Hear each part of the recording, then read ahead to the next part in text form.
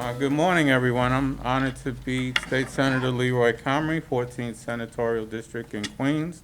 I'm joined by my co-chair partner, Senator Tim Kennedy, Senator Brad Hoylman, Senator John Liu, Senator Arnold Kaplan, and you wave, but you're not a senator, so you threw me off. I'm sorry. Okay.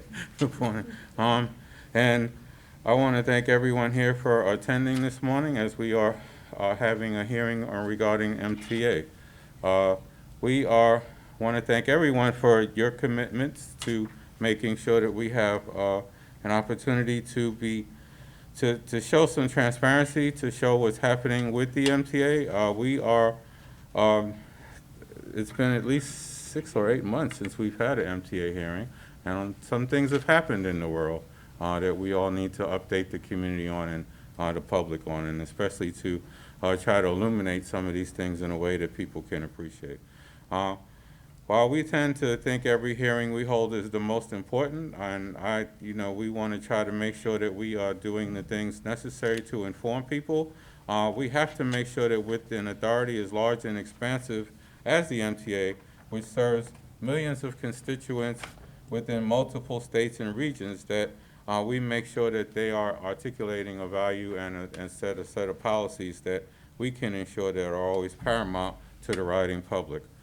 Today, as we dig into the status of the MTA's plans and finances, we want to pay particular attention to ensuring that the authority is spending federal dollars wisely and without haste, and as well as maximizing all opportunities for federal aid. The MTA is not simply a creature of the state serving one city. It's a system of regional and national importance. We have to make sure that the riders, the commuters, the everyday people that the authority was created for are being heard and are being serviced. We want to make clear that what we have to do in today's hearing is to try to have the discussions necessary so that we can get to a state of affairs that the MTA can show the public that it's serious about what its future is, it's serious about meeting the challenges that are ahead of us, and that we can do things to ensure that we are doing whatever we have to do to go after the federal funding necessary so that we can continue to make sure that the MTA can survive, that we do things to enhance subway, bus, commuter fares to incentivize ridership, and that we can make sure that the capital program is being spent in the best way possible. So with that, I'll make that my opening statement, and I'll turn it over to my co-chair, the chair of the Transportation Committee, Senator Tim Kennedy. Thank you, Chairman Comrie, and I want to thank all of you for being here today. I'll tell you what, it's great to be back.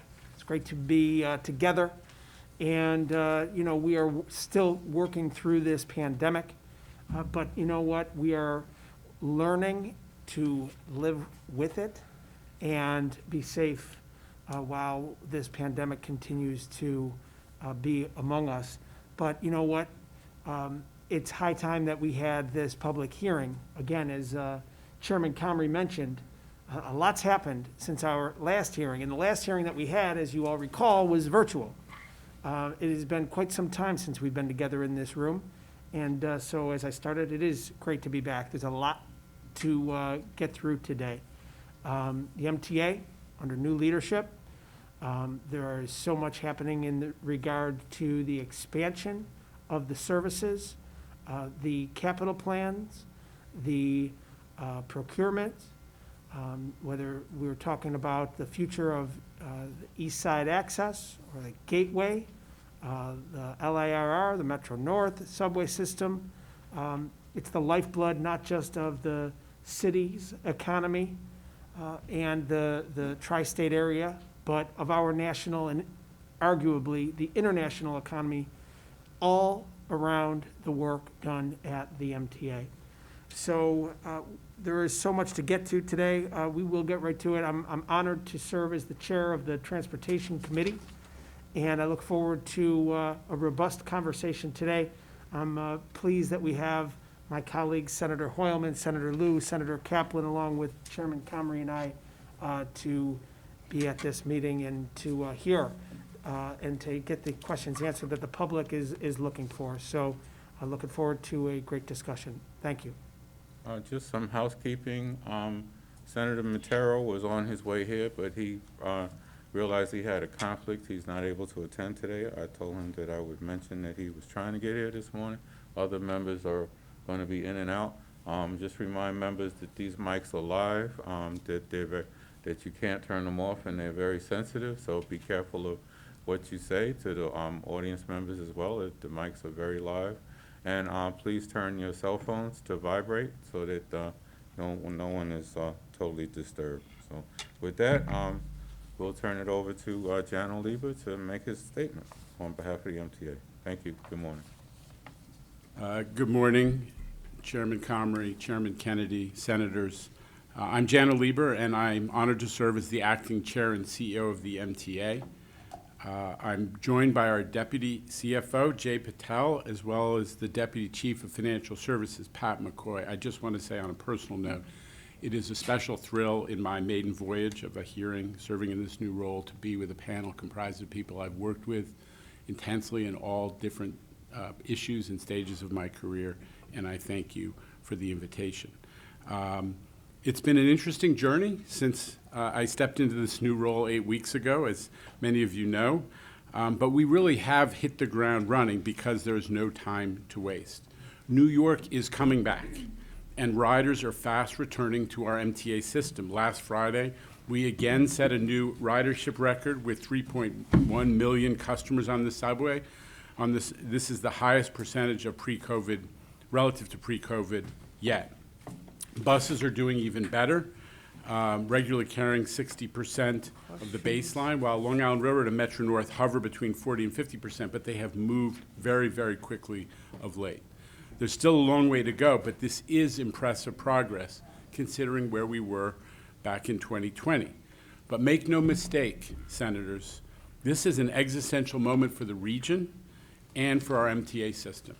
New York, its density, its robust economy, our entire business model is only possible because of mass transit, and our future is somewhat at risk. The MTA is an $18 billion business that has, right now, lost half of its customers. As a result, our long-term budget faces tremendous challenges. Restoring the MTA's economic viability must be a priority if New York is to recover strongly. And for us, that means bringing customers back to mass transit as quickly as possible. In the last 2 months, I've taken aggressive action to address some of the most pressing issues that affect our ability to regain ridership. I revived the Subway Speed Task Force to make sure we're doing everything to improve travel times, and we began looking at commuter railroad travel times as well. Together with my colleague and friend Hank Gutman, the Commissioner of New York City DOT, I unveiled a package of bus initiatives to dramatically speed up bus service, more bus lanes, transit signal prioritization, and significantly more bus lane and busway enforcement. Our agency presidents are also working hard to mitigate staffing shortages and quickly hire new staff so we can move past the level of cancellations of trips that we've experienced this past summer in the wake of the COVID-era hiring freeze. On fares, we at the MTA recognize that commuting patterns have changed, maybe temporarily, maybe permanently, and we need to develop ticketing options attuned to the new realities. Off-peak fares have been extended on the railroads through the end of the year, and we're trying out new promotions to entice customers on weekends. For New York City Transit, we delayed a scheduled fare increase, breaking with the 10-year practice, and recognizing that more must be done for our lower income riders, especially in the wake of COVID. I've worked with New York City to ramp up marketing of the Fair Fares program, which gives low income New Yorkers discounted Metro cards. And actually, we've set a goal to double participation in that program over the next year. You're going to start seeing a lot of marketing and ads on the subways and elsewhere. On resiliency, one of my first actions as chair and CEO was to reactivate a lapsed task force that brought MTA professionals together with city government partners to address flash flooding concerns. That action that I took was before Hurricane Henri dropped a record rainfall in the city. Only to have that record broken just a few weeks later by Hurricane Ida. In the age of climate change, severe weather events like these are not going away, and we need to do everything we can to lessen the impact and to protect our mass transit system, which is itself part of the solution to climate change. It's clear by the flooding this summer that we need to work with the city on long and short-term solutions, and we're quickly developing plans to protect the stations that have been identified as most vulnerable to flash flooding, while also looking ahead to the next capital program and the 20-year needs assessment that will drive it. All of these efforts are going back to our top priority. As I said, it's winning back riders. We've launched a massive Welcome Back campaign. We've shared some of the materials with you this morning. The campaign's dedicated to the goal of winning back riders, and it highlights what we know, that mass transit is the single best way to get around New York City. It's safe, it's affordable, and it's good for the environment, too. You're going to see billboards, bus ads, radio spots, digital advertising. We're getting the message out everywhere to let folks know that we're ready for riders to return. Budget. As you know, our operating budget is heavily dependent on fare box revenue, so we need every rider we can get. Federal aid and borrowing are helping us keep afloat for now. Thank you for the tireless efforts of our hometown hero, Majority Leader Chuck Schumer, and with the support of the entire New York State congressional delegation. More than $14 billion in COVID relief aid was directed to the MTA under the CARES Act, CRISA, and the American Rescue Plan. This funding has allowed us to restore the capital program the revenue from the mansion tax and the internet sales tax. These are the lockbox taxes you gave us for the 2020 to 24 capital program. Restoring them to the capital program after the temporary authorization to use them for operations during the COVID crisis. Now our other obstacle is concluding negotiations with New Jersey and Connecticut so we can resolve how to distribute the COVID relief money that has come to the region. I'm going to jump down a couple of paragraphs in the statement you have, just in the interest of time. So I would say, as I said earlier, there really is no time to waste.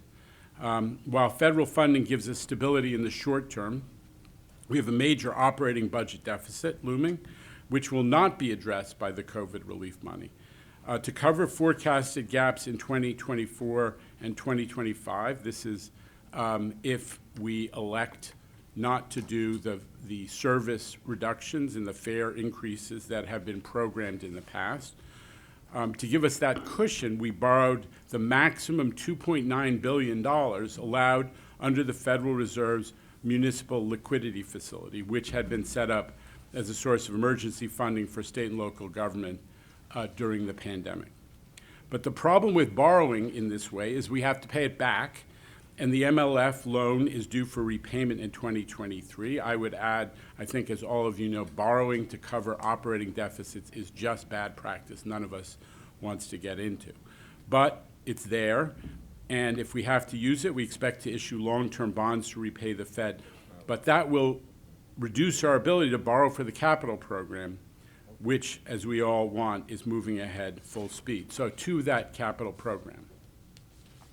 I've outlined before that we're in a good place when it comes to executing the 2020 to 24 capital program.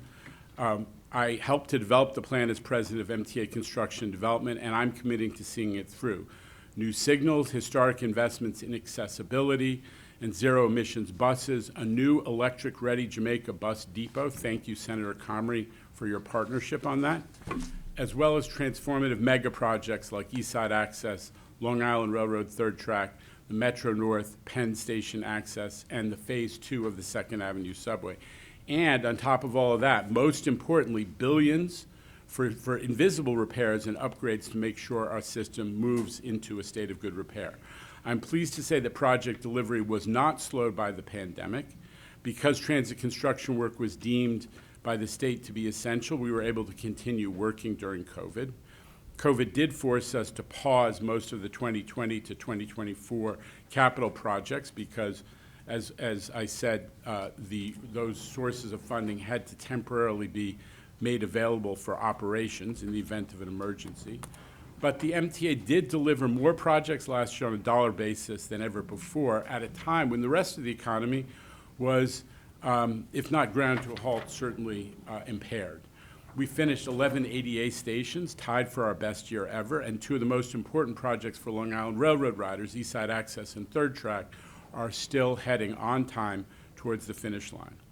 On Metro North Penn Access, the federal environmental review process is now complete. We got the FONSI, the finding of no significant impact, and we're coming down to the finish line on the design build procurements for a team to deliver that project, and we're trying to award that by the end of this year. This will be completely transformative for folks in the East Bronx, connecting those communities that were long transit deserts to jobs, education, and opportunities throughout the region. As you know, the MTA team is also looking forward to the next urgently needed construction mega project, the reconstruction of existing Penn Station in tandem with the Gateway program. But we're already moving forward with major improvements to Penn. At the end of 2020, we opened the Long Island Railroad East End Gateway, that new iconic entrance right on 7th Avenue, the presence on 7th Avenue that has been absent for decades and decades. And we're looking forward to completing a project to double the width and raise the height of that key Long Island Railroad concourse between 7th and 8th Avenue. That project is expected to be done by the end of 2022. Congestion pricing has gotten a lot of attention recently, so let me talk about that quickly before I conclude. Funding for the latter half of the 2020 to 2024 capital program relies heavily on revenue from the Central Business District Tolling Program. That's the bureaucratic term for congestion pricing. A month or two back, there were voices questioning the MTA's commitment to implementing this first-in-the-nation plan, but I've since pulled together with the advocates, our city partners, and local and state officials, federal officials, and gotten everyone on the same page. We came together on a 16-month environmental review timeline, which is actually substantially shorter than other far less extensive projects. And we got the federal government, the Federal Highway Administration, to agree to that timeline after a ton of discussions and negotiations, which, as I said, included the city and the state DOTs as well. We want to tighten the schedule if there are opportunities, but I underscore we need this process to be rigorous because there are serious litigation risks, and we know there are people who are opposed to this who might do that. So, as I always say, shortcuts could be a dead end when it comes to federal environmental review process, so we need to be careful. Currently, we're in the middle of holding a whole mess of public meetings. I think there are 20 over the next few weeks, with residents from the region's 28 counties, which is a population of 22 million residents. One of those hearings is underway as I speak now, and 3 of the meetings will focus on low-income immigrant and communities of color. In addition, we're also creating an environmental justice advisory group, an environmental justice stakeholders working group to make sure that communities that have too often been ignored will have their voices heard in this process. And we're far along. This is important. While all of these negotiations about the bureaucratic mechanics and the hearings and the modeling has been going on, we have been designing and testing the actual systems and the infrastructure that will effectuate congestion pricing, so it'll be ready to be installed once the environmental review process is completed. So in conclusion, we're going to work with you, our leaders in the legislature, and keep you updated every step of the way. Your input is invaluable, and we're anxious to work with you, as I said, to bring back our ridership and everything else that makes the city and the state dynamic and special. So with that, let me offer to take your questions. Thank you. Okay, everyone, we have to take a 5-minute technical break while they fix the live feed. So, because according to law, we have to have the live feed operational. So, we've been joined by Senator Jessica Ramos, Senator Shelley Mayer, and Senator Jim Gorin. But we're going to take a 5-minute technical break. Chair Jano, you finished your opening statement. Did either one of your colleagues have a statement as well? No, we're ready to answer your question, sir. Okay, great. You mentioned that these are new colleagues. You want to introduce them and give them a little background before we fire questions at everyone? Why don't we call on them to introduce themselves? Jay? Sure. I'm the Deputy CFO at the MTA. I recently joined Bob's team as his deputy, Bob Ferran. Prior to that, at the MTA, I was the CFO of New York City Transit. Okay, thank you. My name's Patrick McCoy, and I am the Deputy Chief for Financial Services at the MTA. And in that role, I handle all of our capital markets activities, our capital program funding, our long-term investments, and treasury operations. So, good to be here. Thank you. Thank you. All right, I'm going to turn it over to our chairman, Senator Kennedy, then we'll do it by questions. I normally wait to the last to get you good and tired and beat up so you can answer the questions. So we'll turn it over to Senator Kennedy, and then by the order that people came in, Senator Hoylman, Senator Liu, Senator Ramos, Senator Kaplan. No, sorry, I did that wrong. Senator Kaplan, the head of Yeah, Kaplan, the head of Ramos. Hoylman. Then Shellender, yeah. Hoylman, Liu, Kaplan, Ramos. Anyhow, I'll work it out. Anyhow, we'll start with Senator Kennedy. Let's All right, go. we're going to take another 5-minute break, so Senator. I need more coffee. I need more coffee. So. Senator, we know a thing or two about delays sometimes. Chairman, that's not how you want to start this meeting. Couldn't resist. Well, Chairman, first of all, thank you for your testimony, thank you for your leadership, and congratulations on your appointment as acting chair and CEO of the MTA. To your colleagues that are on both sides of you, congratulations on your elevation there as well. It has been a very difficult 18 months, to say the least. I think that is an understatement. And you know, we've got an extraordinary number of issues to deal with, but I want to go back in time. And, you know, pre-pandemic, we were fighting for and approved the congestion pricing plan, which will feed a $52+ billion capital improvement program. There were many financial obstacles in the way at the time that we were looking at and concerned with. The MTA was toiling over to how to deal with those financial constraints in a different administration in Washington, where we're getting very little help. And then the pandemic hit. And I just couldn't be here today without recognizing the workers at the MTA, the heroes, the thousands upon thousands of individuals who each and every day left their homes and their families and went out into an environment that they were putting their lives at risk.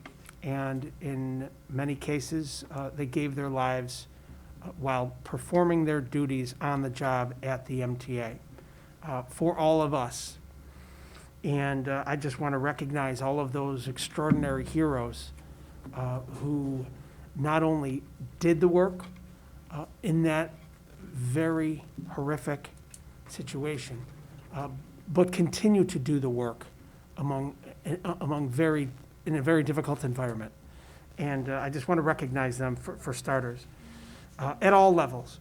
The people, those that are operating the trains, those that are maintaining the trains, and the buses, the subways, the rail lines, every aspect, the tens of thousands of individuals that operate the system each and every day. I want to thank them publicly. So I'll start with that. And now I want to get into a number of issues following up on your testimony, and thank you for your testimony. Getting into the capital plan and getting into the operational. So let's start operationally and the finances, where you are from both a strategic standpoint, financially, operationally, and what assistance with the relief from the federal government allowed you to what the assistance allowed you to do, where we are with that, where we're headed, and just a general update on the finances of the MTA, please. Sure. Thank you, and thank you for your comments. The recognition of the workforce's heroic service during the pandemic really means a lot to everybody at the MTA, and I would add to that also the construction workers who showed up to make sure that we were advancing the capital program, and they did it, and we were able to do that work. So that's another feature of our ecosystem is the unionized building trades workers who help us to execute the capital program on top of our in-house workforce as well. Look, the MTA, as I said, has taken a huge financial hit. With the beginning of COVID, we were losing $200 million a week because of the loss of ridership and also the loss of our subsidies that the legislature and the executive put in place to make the operating budget work. Right now, we're down about 55% of revenue. The projection that we are using, which so far has held more or less accurate, that we updated throughout the course of the last year, is showing that we would get back to roughly 57% of revenue by the end of this year, assuming, again, we're all hoping that the trend continues of ridership coming back. But that's still a pretty severe hit. And on top of that, our board made the decision, I think, as you know, and made a lot of sense, to delay any fare increase. So we had these, for 10 years, we had scheduled fare increases, and that's been put off, and that's another $800 million hit to the budget. And we have other looming hard choices because the only way our budget balances, our operating budget balances, based on the tools that are given to us, is to schedule continued fare increases, but also, service adjustments, theoretically matching, the reduction in ridership. Now, all these things are controversial, and they're not things that I think anyone wants to be stuck with having to do. That being the case, we're going to have to, as partners with all of our stakeholders, especially the legislature, come up with a plan that reacts to where the MTA is financially in what may be, we're not certain, but may be a long-term adjustment to our ridership and revenue picture. That's where we are right now. The ridership trend is positive, but the financial situation, as the controller's report points out, more or less accurately, is serious. And do you believe that the congestion pricing plan will have a positive impact on the? Thank you for the point. We are, the capital plan is in better shape, and here's why. The tools that you gave us in the 2020 to 24 capital program included. We have right now certainty on roughly 23 or 24 billion of the roughly $52 billion capital program. That is enough money because of the delay. The impact on the execution of the 2020 to 24 program was serious because we couldn't move forward because we didn't know if we had money for those projects. But now we're moving, and we have enough money because of the city and state contributions, the bonding of the mansion tax and the internet sales tax, and the federal money. We have enough money to last us a couple of years until congestion pricing is effectuated and it develops a revenue source that can then be bonded as you had envisioned in the capital program. So presuming congestion pricing goes forward, and we're all counting on it and we're working hard at it on the schedule that's been laid out, it's not going to harm the capital program. So there is a future reality that post 2023, when congestion pricing kicks in, that the system will be self-sustaining once again. No, I think the congestion pricing, remember, is on the capital side, so that we're counting on it to fill out the 2020 to 2024 capital program that you and the executive put in place. That's the tremendous benefit of congestion pricing. It's $15 billion out of the $52 billion. With the idea of more people getting out of their cars and getting into the system. Amen.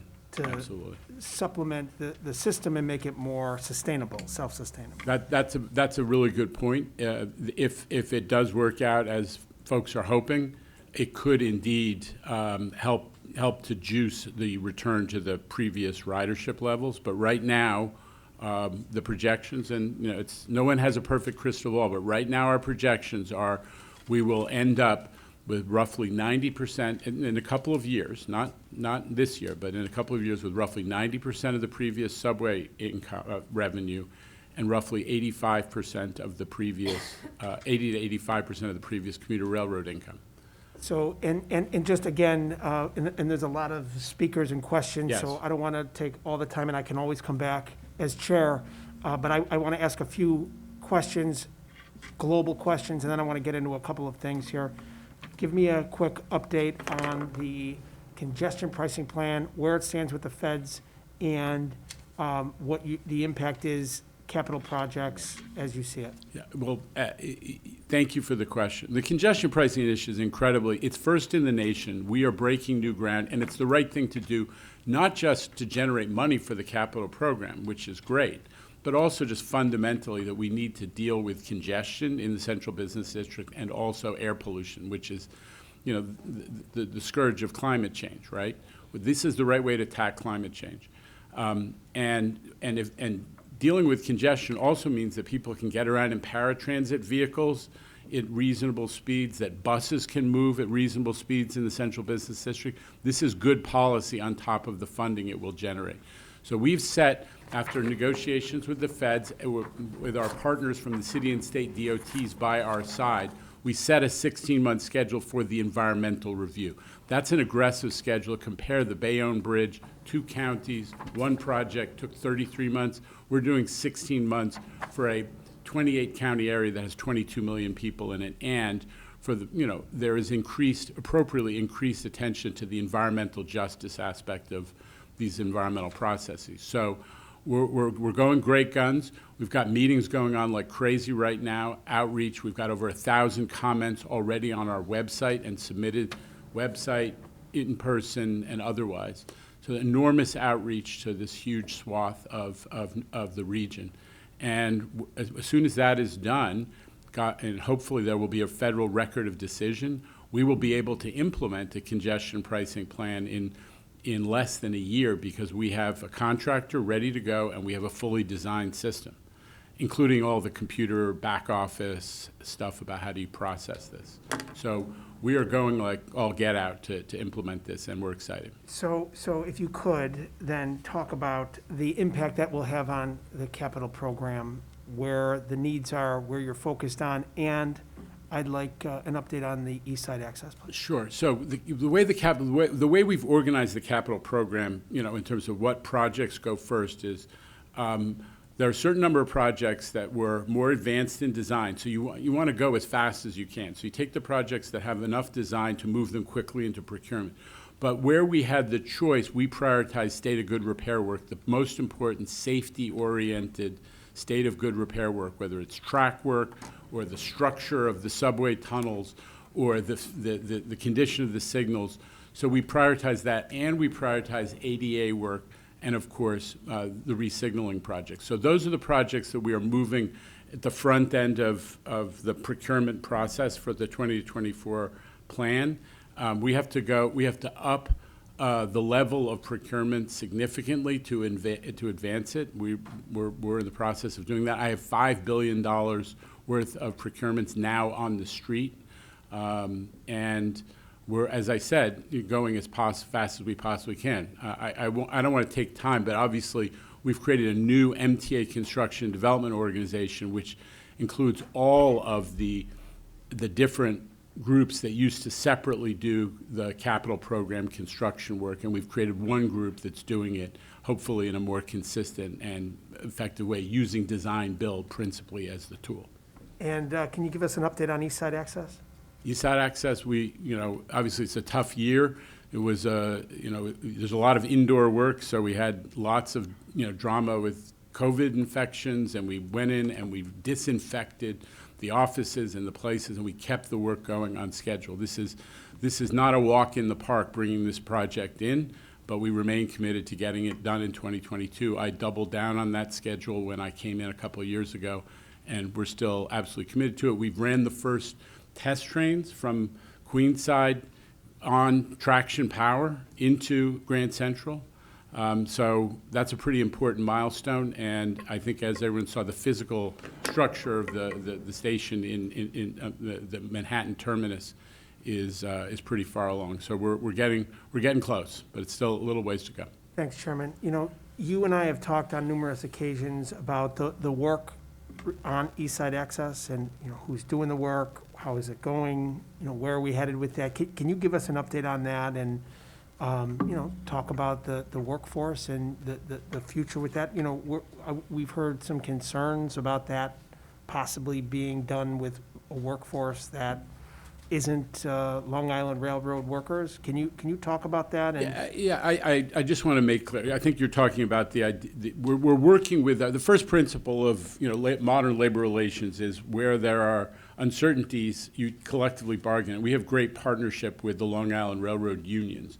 And we're in the process of working out exactly that. We'd like to figure out, you know, there are different unions that might have jurisdiction over different aspects of work, but we're sitting at the table with our partners at the Long Island Railroad unions to resolve those issues and to move forward so that we have, you know, obviously we need to have that partnership so we can bring the service and run the terminal in the best possible way. is there an expectation that the work will be done by the Long Island Railroad workers rather than I think that outside is, contractors? you know, I would say with my friend and partner, Anthony Simon, sitting in the room, that's certainly our goal, and we're working on, you know, some of the mechanics of how do we do that effectively so that it becomes a success for all sides. And then, you know, considering the delays that have happened over the years, can you talk about, you know, how the expectation is that this will be completed in 2022? Look, this is just, you know, you got to put your head down and get through the hard stuff. We have, you know, we have 29 separate, it's really systems right now. So the physical infrastructure, the civil work is done, the tunnels are done. The systems are mostly in. It is this, you know, highly technical work of testing all of the systems and making sure that the connections all work through this incredible 14-mile long facility that we've created with East Side Access. So, you know, I don't want to drag you through the details, but it really is, it's mostly testing. We had the complexity of our friends at JP Morgan Chase decided to build a brand new office building. Their structure came right through the Long Island Railroad concourse. We adjusted to that, we worked with them, and we kept the schedule. I'm happy to talk in some detail about it, but that's really where we are, muscling through the details of how to bring this online, and our partners at the Long Island Railroad getting ready to operate this service. Because we're going to be talking about, you know, a ton of Long Island Railroad customers are going to have much more convenient access to Manhattan, to the highest value office jobs in the country, direct access, saving 40-plus minutes a day so they don't have to go back and forth to Penn Station. Huge benefit for Long Islanders. We just want to get it done and let them start to get that benefit. All right. I have a number of other questions to ask, but I know my colleagues have been very patient in the first questioning, so I will come back. And Chairman? Okay, the members have worked it out for me, so Senator Kaplan is first one up. Thank you, Chairman. I also want to thank, Pull the mic up. thank you, Chairman. I also want to thank all of the workers at MTA, helping all of the residents throughout this pandemic. It has not gone unnoticed. And thank you for your testimony, Mr. Lieber. I'm very concerned about delays and cost overrun on the third track project due to the problems of the Garden City segment of the project. Can you please give us an update about that situation and what you're doing to overcome it? And what is the impact of the project's timing and cost? Okay, so the third track project, as you know, and you've been so much part of it, is really a model project. It is design build. It has been operated with an extremely high level of community interaction and collaboration with communities and constant communication. And we even let the community and people who live on the right-of-way give scorecards or report cards for the contractor's behavior. And we link some of the compensation of the contractor to that. So huge success. We've kept it on schedule all through COVID, and we're very, very proud of that. We want to deliver this project on time. We're determined to deliver on time. What happened with Garden City is really unfortunate. They took the view that some of the infrastructure elements that were in the right-of-way, not outside the right-of-way, that they wanted to move where the contractor had positioned their utility poles, and they're resilient utility poles that are needed to make sure that they don't fall down and break, and interrupt service in storms and otherwise, which is a constant problem on the railroad. They also carry all the communications and infrastructure for the modern world that we all need for modern living. So they were unhappy about where they were. They wanted them the other side of the tracks, which I guess is for some reason they wanted other people who lived on the other side of the tracks to have the pools on their side. A judge who they sued us, they went to court, and the MTA won across the board. And I guess there's some folks in Garden City, and maybe this is politics, I don't know, who are dissatisfied with that outcome, and they've denied a very routine building permit so that we can rebuild the Denton Avenue Bridge, which is, we've done 8 grade crossing eliminations. This has been a huge benefit to Long Island, that we're getting rid of these very dangerous grade crossings in this highly developed area where trains are literally going, 200 trains a day are going 80 miles an hour through this developed area. Thank goodness we're putting up sound barriers to mitigate that. But so getting rid of grade crossings is great, but the Denton Avenue Bridge, which is one of the last things that we got to get done, for some reason they've denied a routine permit, and unfortunately it appears to be linked to their dissatisfaction with this other court outcome, and it has placed at risk the schedule for the project. So as I said recently, we're going to turn ourselves into a pretzel and make schedule. We're not conceding this at all, but I also have to be honest that at some point it could hurt the schedule. And we're hoping that the court will rule promptly that they can't hold up the permit for this any longer. Are you still having conversations with the village and trying to come to some sort of an agreement? Yeah, we're open to it, but there seems to be a lot of rancor developed. It was an issue in a village campaign, and it seems to be it's hard for folks to move forward. Honestly, I can't tell you what the strategy is, other than this is a routine permit. You have to be able. You have to be able to conduct, when there are disputes. You have to be able to continue to conduct routine business rather than shutting down the whole business of government. I'm afraid that's what's happening here. I've been with you at some of those grade crossings. Some of the projects, the build design projects you talked about, I've seen them firsthand for myself, whether it was Westbury, whether it was New Hyde Park, or Mineola. And I've seen the work that has been done, and it's been always on time and on budget. So this really is, the Garden City issue has become a whole thing now for us to make sure that the third track is on its right track, that's moving forward. And as Senator Kennedy did say, I'm actually very happy about the East Side access. I think that is a game changer for Long Island, for our region, for people to be able to come into 42nd Street as opposed to going to Penn Station and really wasting that 40 minutes. So thank you for that update.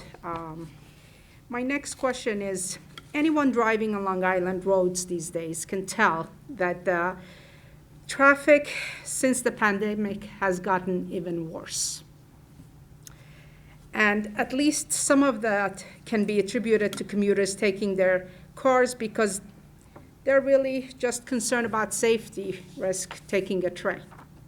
And I know that Long Island Railroad has been tough and has been trying to they have a mask mandate and they've issued tickets.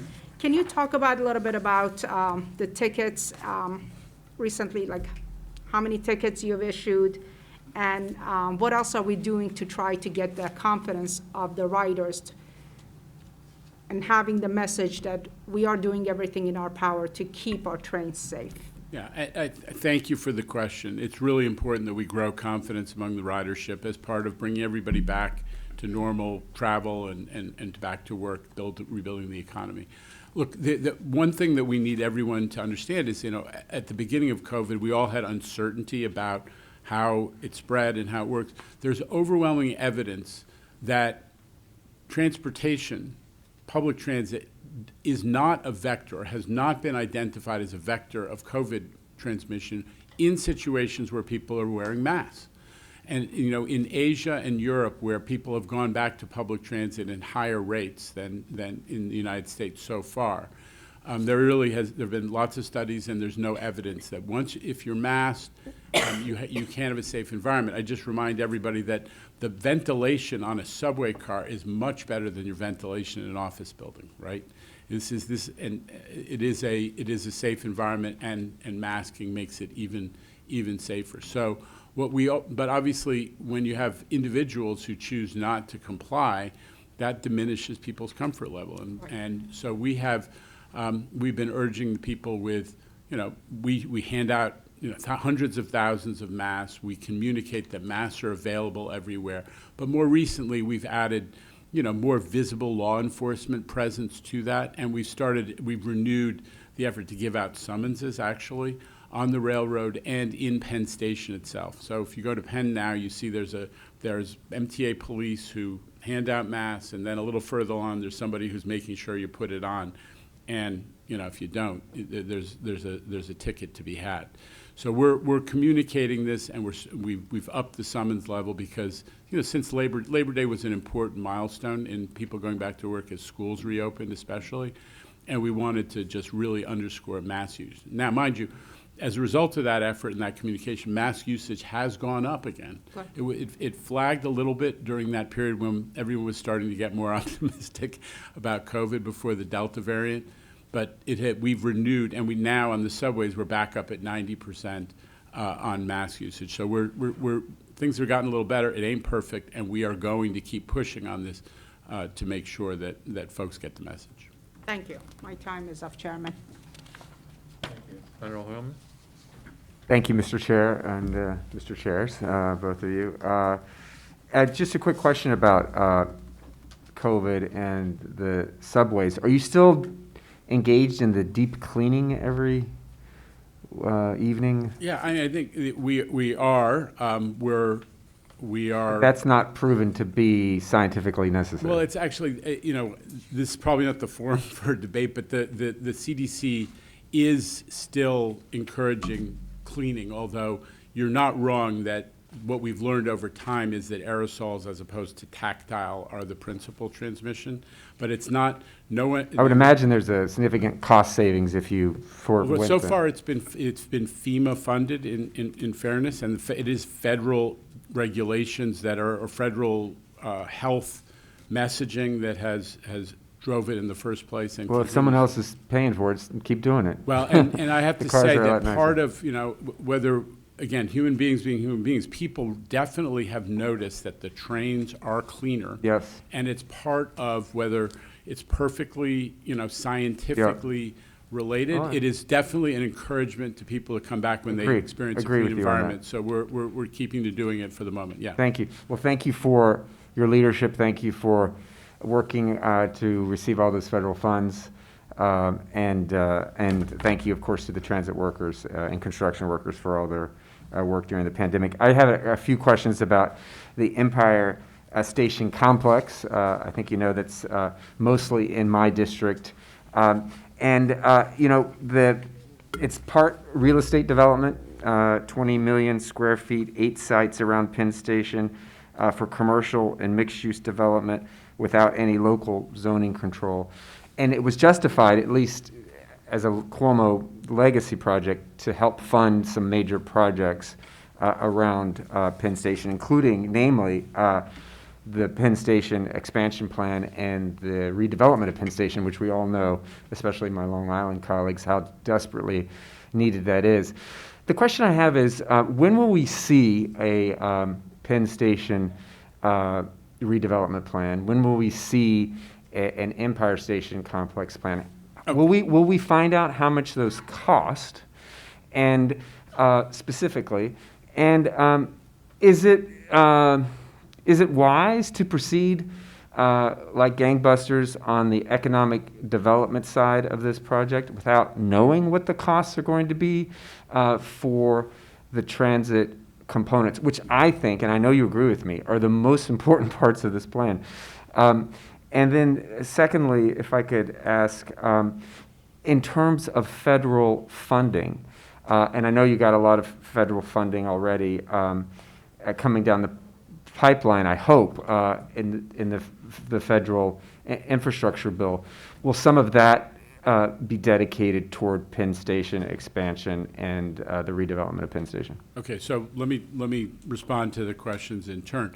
Number one, I think you're right. We need to disentangle the Empire Station complex idea and talk about its parts, because there's some things that, you know, everybody has a different view on some of these different elements. One, I know that you and others are concerned about the so-called GPP, the real estate zoning plan for the areas around Penn Station. And I respectfully refer that to my colleagues at the Empire State Development Corporation who are responsible for that. My focus has been and will remain on the transportation component.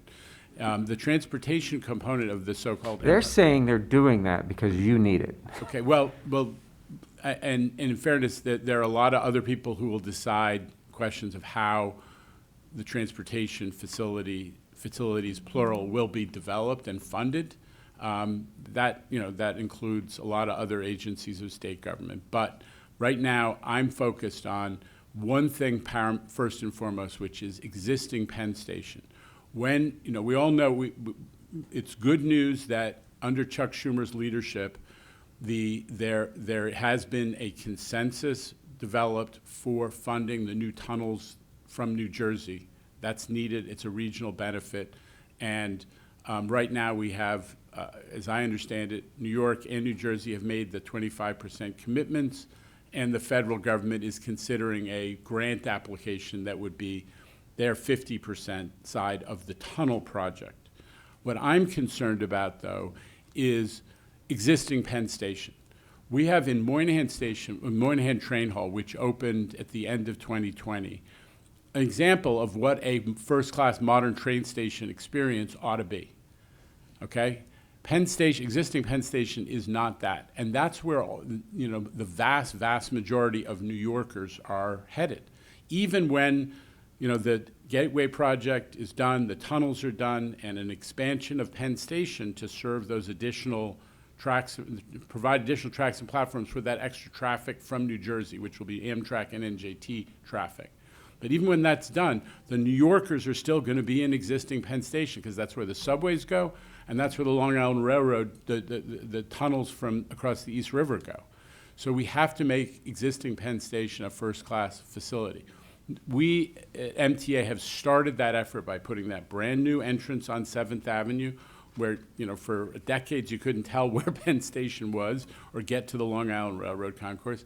And we're doing the widening of that main concourse in Penn Station. So we're investing, all told, close to $1 billion in trying to get Penn Station improved. But we need to go much further. Mm-hmm. That's my focus. And I appreciate that. So do we have a price tag on that yet? Again, ballpark. We're talking about a master plan that we worked on with Amtrak and New Jersey Transit. That is roughly a $6 billion.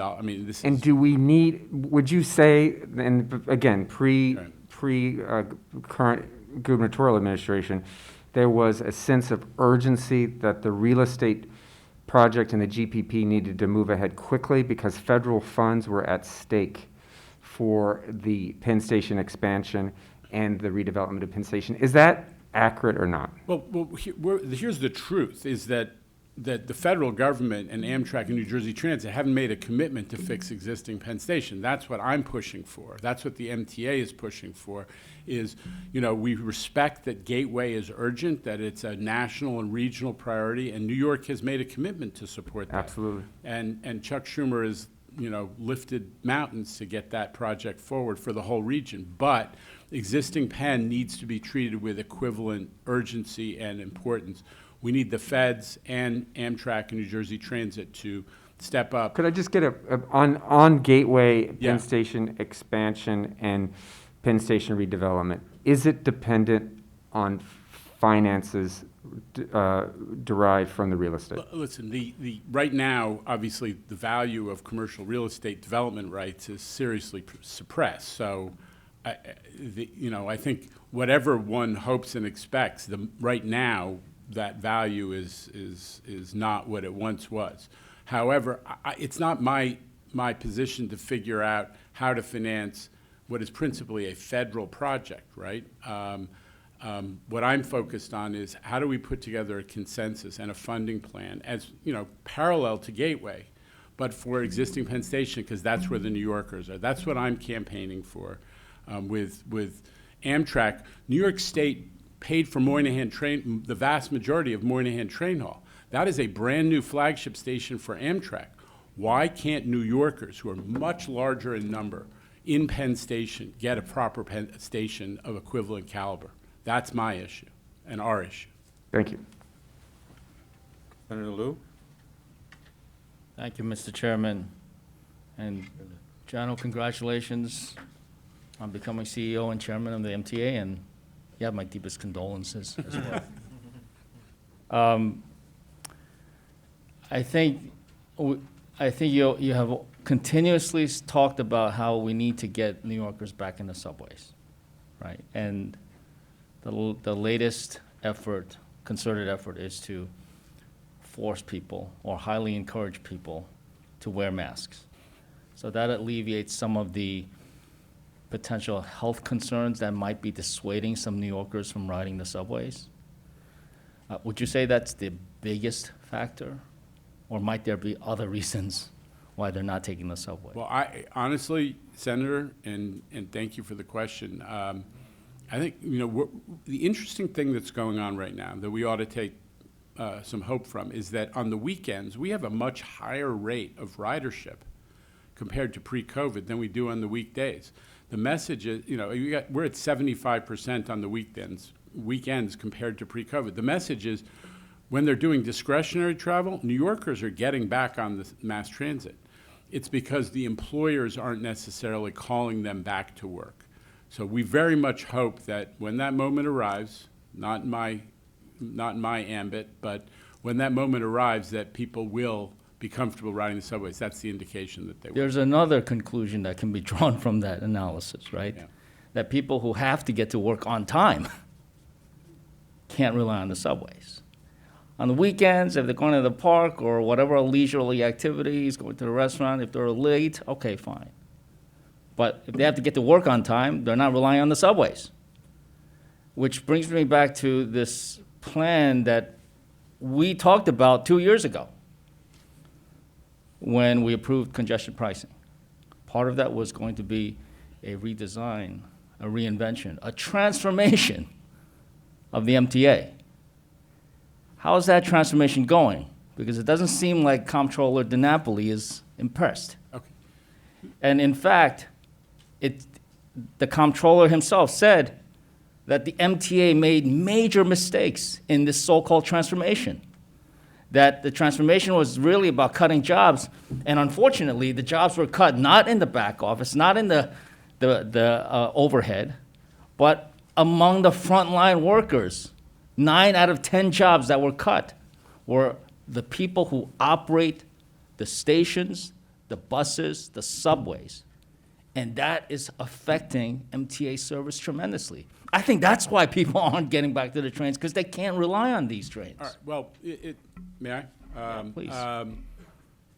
First of all, the issue you're talking about, a serious issue, and I want to get into it, but just broadly speaking, on-time performance of the subway system is up from where it was pre-COVID, which is not to gainsay any of the point you're making, but broadly speaking, we have a subway system that is operating better. And we were all, if you recall, service went up in performance for a while before it got to that 2019 level, which was considered a positive level, and we're even beyond that. The commuter railroads are the best ever they've had the best on-time performance ever. I looked at Metro North yesterday, it was 98%. Okay. So- I mean, look, I think that we're headed in the right direction, but that is not to gainsay the point that you've made, which is that the transformation was conceived as something that was going to accomplish benefits for how the MTA would become more efficient and deliver better service, and it's not clear whether it has delivered that. I think that, you're right in broadly speaking, and that's why I have actually taken action to put transformation as a separate exercise behind us at the MTA. I notified all of the agency presidents and all of the so-called functional chiefs who are in these consolidated overhead groups that we're done with transformation as a separate organization that is going to be, moving the pieces around. And there's some good things that happen from it. We had a consolidation of, but all right. it's I time. mean, Jano, I think if you're saying that the trains are running, the on-time record is even better than pre-COVID, then, that's a pretty strong counterpoint to what I was concluding from the analysis that you first brought up. We'll hear from the advocates about how the transformation is going. Well- Right? As far as other reasons that people might not be taking the trains, could the fare be an issue? And when's the last time the MTA took a look at how much revenue could be maximized based on fares? For example, in the past, the MTA has, and this was long before your time, but the MTA has hemmed and hawed about providing discounts, even the elimination of the two fares for people who live in two-fare zones. They said the MTA deficit would go through the roof. None of it would be sustainable. And actually, what actually happened was after the MetroCard discounts were offered, MTA revenues soared. And after the elimination of the two-fare zones, the MTA budget surplus soared even more. So is it possible that a slight reduction in the fares could actually increase the overall revenues? Look, listen, we all have our, different crystal balls. I know. My Yeah. question is, when is the last time the MTA had some kind of study looking at this? Well, actually, right now, first of all, we did put off the fare increase. That was a big issue. That was a scheduled fare increase that you and we built into the financial plan for the future of the MTA, and we put it Okay. off. But that was just due to political pressure, not due to any analysis. No, I call it what you will. We delayed the fare increase because of COVID. That was the board's decision, and Is there any possibility that reducing the fare could actually increase fare box revenues? well, I think, again, the analysis will have to be done, but it's underway. Yeah, I chartered a group that actually is looking at When is fares. that analysis going to be done? I think that what we're shooting for is being able to take some action by year end. By year-end 2021, or which Yes. year? Yes. Okay. I'd say realistically, by early 2022, Oh. we want to be able to take some action. Here's the important point, Senator Liu, is with Omni coming, we have to look at fares in a slightly different way. One is what you're saying, which is if you change the fare structure, would more people ride? Fair point. The first thing we're doing is, in addition to the fare, getting rid of the planned fare increase, we're also attacking the problem of low-income riders. We think that this is a group that we really need to make sure get a discount. And so what I did is I teamed up with the city, and we've made a commitment that we're going to try to double enrollment in the Fair Fares program. Only a third of low-income New Yorkers That's were where there eligible. could be the highest elasticity. My last question is on the congestion pricing, right? There's still not a clear answer as to how you come up with $1 billion of revenue per year, right? We talked about this a couple of years ago. And so now the reports are, $9 to $23 if you have an Easy Pass. Is that the amount that actually maximizes the revenues from congestion pricing? Where's the analysis that shows how much the MTA can charge to maximize the revenues? Well, what I can tell you is the $9 to $23, that range was developed, as I understand it. I'm happy to follow up with you on the specifics, but as I understand it, that was developed with the purpose in the modeling to generate $1 billion. So we can show you the arithmetic that is based on. The reason there's a range of 9 to 23 is that the amount of exemptions and discounts that are given, which is a decision that will be made by this body called the TMRB, Traffic Mobility Review Board, will determine whether you have to, if you have more discounts and exemptions, the fare will have to be higher for everybody else. Well, I mean, the that- fare, the toll will have to That, be that higher. assumes that there's no elasticity, right? I mean, if you charged, if the toll is too low, you don't have enough revenue. Yeah. If the toll is too high, the revenue also goes down. So Absolutely. where's, you gotta have some kind of analysis. It can't just be based on which discounts, who's getting a discount or an exemption. There's gotta be an analysis, an economic analysis that maximizes the revenue. And that is, let us share with you the arithmetic that led to the announcement that that was the range we were working with, but ultimately, this is the decision of that separate body. I think your point is well taken. Thank you. Thank you, Mr. Chair. Thank you. Senator Ramos? All right, good morning, buenos dias. You know, I support congestion pricing, of course, with the purpose of reducing traffic and helping the environment and raising funds for the MTA. I don't see it as an excuse to keep public transportation so centralized to Manhattan. In fact, I believe that in much in the same way that Singapore and Stockholm, in getting ready for congestion pricing, really laid out a plan for people in the most remote areas to be able to access public transportation in a much easier way. I mean, there's a clear reduction in commuting. More people are, working from home. Services are becoming a lot more localized. And yet I hear you adjusting to a new building, owned by J.P. Morgan Chase, and not the Black, Latino, and Asian communities that desperately need better service. I don't find your vision particularly forward-thinking or progressive by that definition, Mr. Lieber. And so, unfortunately, the MTA has a history of not meeting its capital commitment goals, and I kind of want to pick up a little bit where John left off in terms of congestion pricing, and my understanding is that there's about $3.6 billion out there that were last reported in what you received. But also your budget transparency website has not been updated since November 2020. So how are we letting people know your numbers, and how are you looking at these congestion pricing projections? Well, I can't speak to the status of the website.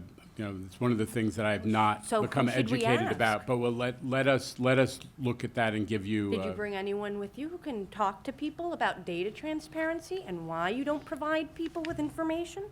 No. That's terrible. So, but I'm happy to follow up with you, and whether a personal conversation or providing information in writing. So, absolutely, it's a fair question. But I have the folks who are with me are the financial professionals. So let us get back to you with full information on the status of our website and the transparency issues. We do have, I'll have to look it up, but we do have a pretty thoroughgoing website that's about the capital, that's about the status of the capital program, and I'm going to have to look at whether it hasn't been updated. So we're happy to do it if that's the case. That hasn't been updated either, unfortunately. All right. Well, I want to ask a few questions with regard to workers. It's not only important to thank workers, it's important to pay workers and respect workers' rights on the job. And I certainly believe that as chair of the Labor Committee in the State Senate. So can you update me on ATU Local 1046 and the fact that they haven't had a contract in the past 3 years? The 1056. 1056, yes. Okay, so this is one of the things that what's happened is that we have, as I understand it, again, I'm new to this aspect of things, not having been involved with the labor relations discussion, but the way that the MTA's deficit, among other things, has been dealt with up to now in the budget plan is to freeze wages. And so we've done the pattern with, I believe, we've come to agreement with 15 unions using the TWU pattern, the TWU Local 100 pattern. But we have not gotten through the negotiations with all the other unions.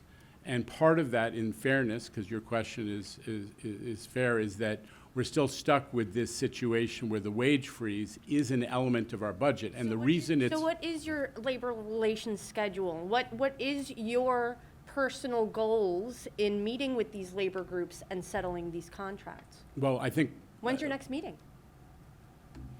Well, I meet with our labor partners. I spoke to Tony Atano yesterday. I talk to our labor partners all the time. The handling of individual labor negotiations has always been handled by the labor relations professionals, and they All right, you're continue going to to give me a engage. canned answer. So I'm going to ask about another workforce, because, the MTA is not required to secure records of compensation for contracted workers.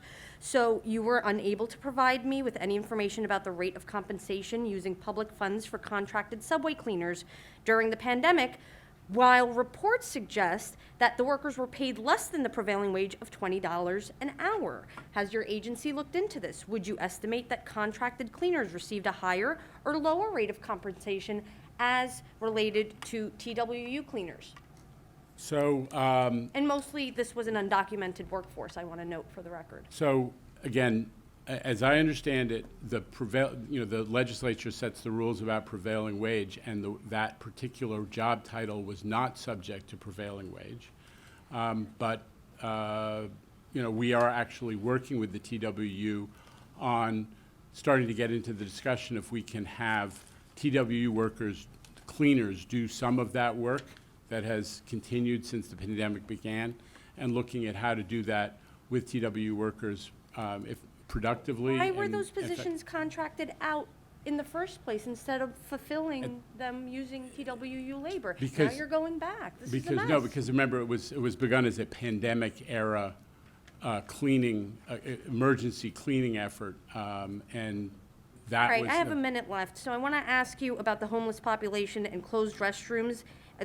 Bathrooms are still closed. Yeah. Cash transactions are understandably put on hold due to COVID, but there's still a lot of hardships.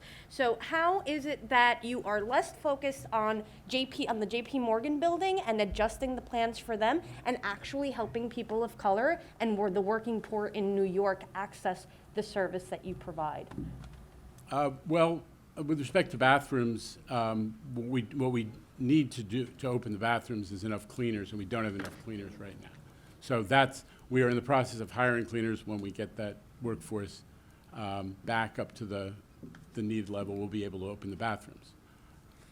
That's really the situation. Yeah. All right, well, thank you.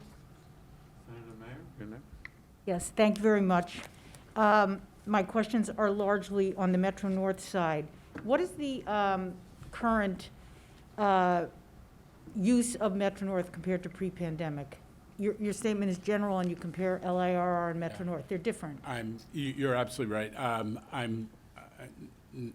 I think we're in the mid 40%, the low to mid 40%, depending on the day, that percentage of pre-COVID ridership. And what is your plan to increase Metro North ridership? You mentioned generally you're looking at fare changes to the point my colleagues have made. Do you have a specific fare reduction to encourage commutation? Well, we've continued off-peak fares right through, so we've not restored the peak ridership. That's a huge, significant benefit to folks who would normally pay peak ridership. So that is an incentive for folks to come back, as is the, we've got a variety of different incentives for weekend ridership. There's a sort of bring a friend program where if you're a monthly rider, you can bring up to 4 people for $1 each. So trying to use our best customers to bring back others. And the other thing is, obviously, as you know, we significantly increased the level of service in the last month or so. So we're ready. As I said, Metro North is 98% on time yesterday. We were ready to But is there a welcome the fare workforce. reduction to encourage commutation? Yeah, the off-peak fares are of like a 30 to 40% reduction from normal peak fares that most people were getting. So it's a significant benefit. Okay. With respect to East Side access, your testimony is sort of general. What is the projected timetable for when East Side access will be complete? Last quarter of 2022. Is that adjusted date from an earlier timetable? I believe it was originally scheduled for earlier than that? Oh, well, when I came in a couple of years ago, and there was a history of pushing the date back on East Side Access every time someone took a look at it. I didn't do that. We doubled down on the commitment to get it done in 2022, and that's what I'm recommitting to today. Is it contingent on the plans with respect to Grand Central? Well, only we're building the terminal in the basement of Grand Central, so it is integrated into Grand Central, yes. So should there be a delay there, would that result in a delay in East Side Access? A delay in what sense, Senator? If there's a delay in your Grand Central project, will there be a additional delay in the East Side Access? East Side, they're integrated. They're, I know, that's why I'm so asking. East Side Access, the work, we should find time to bring you through it. The work in Grand Central Station, in the basement of Grand Central Station, is largely complete. So there's a lot of systems work going on. That's what will determine whether we make the date or not. I don't expect that Grand Central will itself delay the rest of the project. With respect to climate change, I know after Ida, Metro North, certainly the Hudson line was completely shut down, parts of the Harlem and New Haven line as well. What is your specific plan for dealing with projected climate change problems along the track? And to that end, you know, I've had conflict with Metro North regarding clear cutting on your right-of-way, and I'm proposing legislation to greatly limit your ability to clear cut on your right-of-way without respect to the implications for flooding.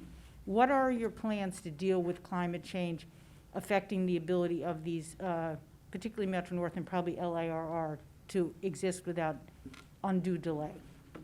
Well, what happened, you know, you probably saw, what happened on the Hudson line was not literally anything on Yes, I saw Metro it. North property. It was that, you know, a cliff that was 200 feet above the Metro North right-of-way collapsed onto the right-of-way. We saw people's patio furniture, backyards were slid into the Metro North right-of-way. So, and I think there's an amazing work done restoring service on the Hudson line. So I think that's a positive story. But to your question about clear cutting, I'm aware that there was, you know, the reason that there's cutting of shrubs and trees and so on is to prevent in the event of those heavy weather events, that trees come down onto the right-of-way and knock over the power line. Respectfully, I'm aware of that. Yeah. But you go beyond that, Yeah. and you have implications for other flooding because you go beyond that. I understand if it impairs the track. Mm-hmm. But in the example I know of, you went beyond that, and it has implications for flooding. So I think that as a railroad, you need to have a much more constructive view of how you're going to do clear cutting and how you're going to deal with climate change. Lastly, I know I referred to East Side Access. I was really talking about Penn Access as well. Oh, I see. So can you clarify the timetable on Penn Access? Yeah, I mean, Penn Access is, if the contract's awarded by the end of this year, it's depending on Amtrak's ability to support the project, because it's taking place on the Amtrak right-of-way. It's a 4 to 5 year project. We're trying to get Amtrak to commit more workers, and that would start in early '22. So it would be finished, you know, '26 or '27, depending, as I said, on the Amtrak support for the project. So that's Penn Access, that's Metro North going into Penn Station Where are you in your conversations with Amtrak? every day. We're at the latter stages of procuring the contract for this, you know, $2 billion project, and the contractors want to know that Amtrak is going to provide the electric traction power workers, the flaggers, and others that will allow them to get the work done while the trains are running for Amtrak. So that's the issue that we're working through right now. When do you expect those will be resolved? And like I said, we're expecting to award the contract at the end of this year. Okay, thank you. Sure. Okay, Senator Gorin? Thank you, Mr. Chair and Mr. Chair, Mr. Lieber. It's good to see you, and I want to echo what everyone has said about the great men and women that have been running our transit systems during this pandemic, and they are heroes, and they continue to be, because I know there's a lot of frustration out there, a lot of anxiety in the world, and every day, whether it's implementing the mandate on masks or whatever, that continue to face difficulties. So we salute them. So the east side access, you say it's supposed to be done by the end of 2022. What is the status of this proposal to create a separate subsidiary of the MTA to operate it? I think I said earlier, that concept is still being discussed with our labor unions through the principle of collective Okay, bargaining. I understand it's being discussed with the labor unions, and we got, great union that you're negotiating, and they represent their men and women well, but I'm also concerned about safety, and I'm concerned about cost. And so I guess my question is, when are you going to submit, or are you going to submit this concept pursuant to public authorities law to the state controller, to the public authorities board, to the legislature as well? Because that has, you have to provide that within 60 days of creating it, and there's a lot of legal issues surrounding this, so when is that going to take place? We will absolutely comply with all those provisions of law if it goes forward, and it'd have to be approved by our board first before those provisions that you're talking about would be activated, but I think you're right. But there is a purpose for these provisions, okay? The purpose is not just so that we get a piece of paper, or the controller gets a piece of paper to look at and say, okay, they're moving forward with this. It's so that we can do our jobs as a legislator, review it, maybe consider whether or not we have to legislate concerning it. We always have that option. But I think even more important than us is having the state controller review this proposal. Would you commit to submitting it to the state controller, and why not do it now? Asking for a review. I'll absolutely do it. Again, I don't know all the law that applies to it, but absolutely, whatever the law requires, we're going to do. Well, the law requires you to submit it to Yeah, him. I think if absolutely. you, under the law, if the MTA board makes a request that he immediately review this proposal, then I believe, he will have an obligation to do it. So that would be my suggestion. What is the purpose of this? Look, it's a fair question, and we have to do a better job explaining. All that we're trying to do is to make sure that we are able to operate the new facility, which is, historically has been owned by the MTA and for, generations before me, does not necessarily become subject to all of the provisions of the Federal Railway Labor Act, which has disadvantageous, we're all worried about cost here. The pension provisions and other provisions of the Federal Railway Labor Act are disadvantageous for Long Island Railroad employees, for all employees. So will the Railroad Act be exempt when the Long Island Railroad employees are going in and out of the station? How does that work? No, but I think that what we're trying to work out with, what we're trying to work out with railroad employees is which work, and as I said before, a lot of the infrastructure work naturally wants to be done by the Long Island Railroad employees, but we're trying to work it out so that they can do the work without creating And I disadvantageous understand financial that, but it consequences. appears that you're looking to save money by having this new entity be exempt from the Federal Railroad Act, which, as you know, is a safety law. Well, no- So in will fa- the Long Island Railroad employees, when they go through the tunnel, no longer have to comply with that law? I mean, that doesn't make any sense. No, we're getting our terminology. I mean, the Federal Railway Labor Act has, it with respect to the pension provisions and other provisions, which can be disadvantageous to the employee and to the MTA financially. With respect to safety rules of the federal government and the FRA, all of those will govern the operation of this railroad, irrespective of the technical status. I still have a lot of questions on this, but I want to move on. Thank you very much. Quickly, what is your definition of a transit desert? It's a good question. I think it's an area that doesn't have adequate access to mass transit. Okay. But the question is, like, what would be the exact definition of that? Place like the East Bronx, which they really don't have access either to commuter rail or to subway in many areas. In Co-op City, they're going an hour and a half to get to a job in Midtown. That would be a transit. What about the Oyster Bay line of the Long Island Railroad? Communities such as Oyster Bay, other communities within it, and the city of Glen Cove, which have this massive expansion, very infrequent trains. Would you consider that to meet the definition of a transit desert? Again, I don't know whether definition, but if we should look at the adequacy of service for the population, we What's your should. proposals on improving service there, increasing the number of trains for commuters especially? Something I'm happy to look at. I haven't looked at it to date in the few weeks I've been Okay, here. well, I would suggest that you do look at it. And in terms of the capital program, when are we finally going to see a date and a plan for electrifying the Port Jefferson line all the way to Port Jefferson? It's a big issue for the people in my district. I haven't heard any sort of plan for anything, even remotely soon on that. So I think there's a study underway right now as part of the capital program, but the bigger issue is all of the major new capital investments are now being evaluated on a neutral basis. It's called the comparative evaluation that we've got underway to plan into the next capital program. And they're competed against each other to see what the transportation benefits I are. understand. I would just suggest that we have a big wish list plan, because you called Senator Schumer a hero, and he is our hero. And in the event we get lots of infrastructure money, I think we have to make electrifying that line a priority. And one final question before I'm out of time. How much of the $1 billion approximately for the first year are you going to allocate to the Long Island Railroad under congestion pricing, assuming it moves forward and those numbers are the numbers?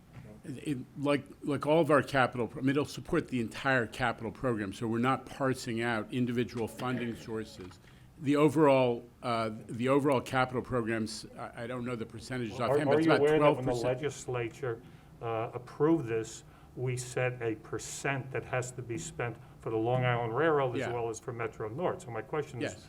how much of that $1 billion is going to go to the Long Island Railroad? We are absolutely going to comply with that Okay, provision of the thank you. law, absolutely. Thank you It's very much. 10%, I believe, if I recall correctly, yeah. Thank you. We're going to entertain a second round. I just want to, before we start the second round of questioning, just buttress something that Senator Gorin said in vis-a-vis the bus transformation plan. As you and I have talked about individually, I think that Senator Gorin is talking about Oyster Bay in Suffolk County.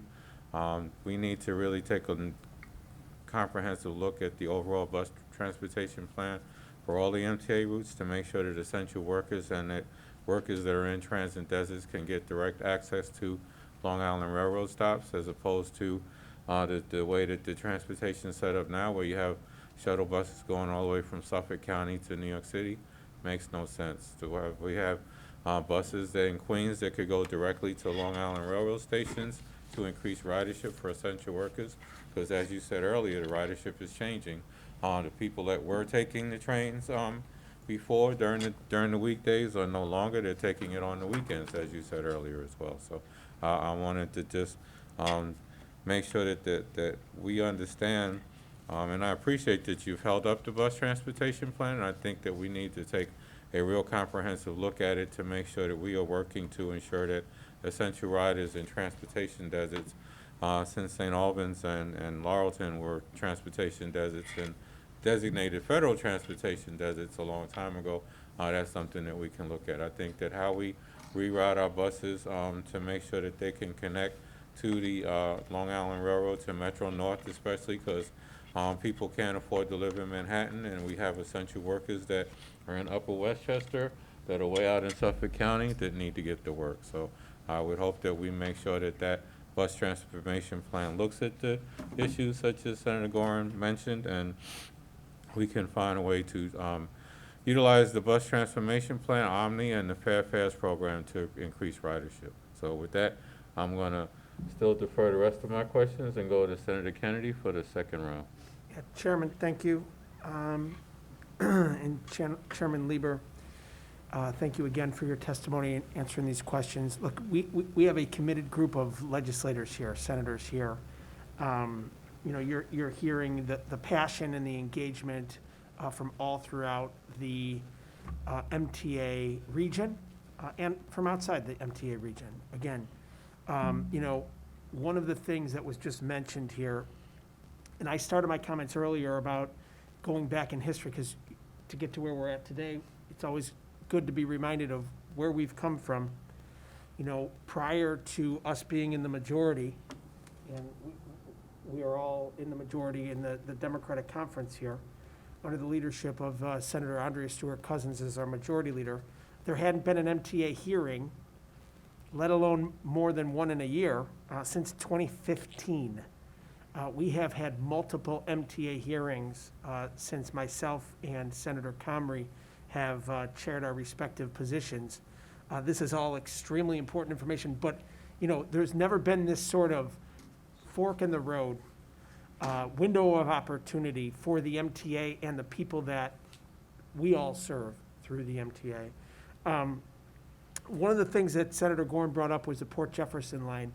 When we, as a Democratic majority, were putting together the congestion pricing plan that we ultimately advanced to the governor, that was tweaked, I would say, and ultimately put through, there were a number of capital investments that were a part and parcel to, you know, the concerns of each respective district. And, you know, again, there are 8 of us here today, but there are many others that have other issues. But that Port Jefferson line and electrifying it was a major piece of what Senator Gorn has been advocating for in the last 3 years. So I would just respectfully request that be prioritized in his district moving forward.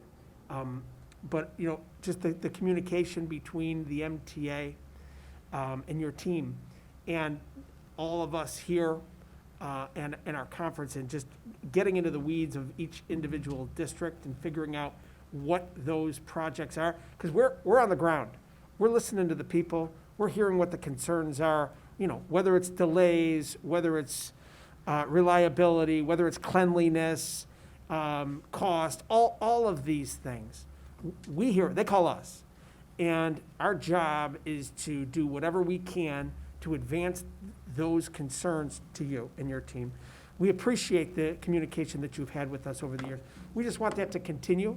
In the last year and a half has been, again, very difficult. We've hit some speed bumps. We want to get back on the horse and run hard here. So I just wanted to say that, to reiterate my concern for these capital projects in all these districts, because it's very important. I want to go back to the East Side Access. In the 1920 adopted budget, we authorized a L-train style outside working group to review that East Side Access and the costs. Was that group ever convened? And if so, can you talk about any report or recommendations? And if so, what was adopted out of that? Are you aware?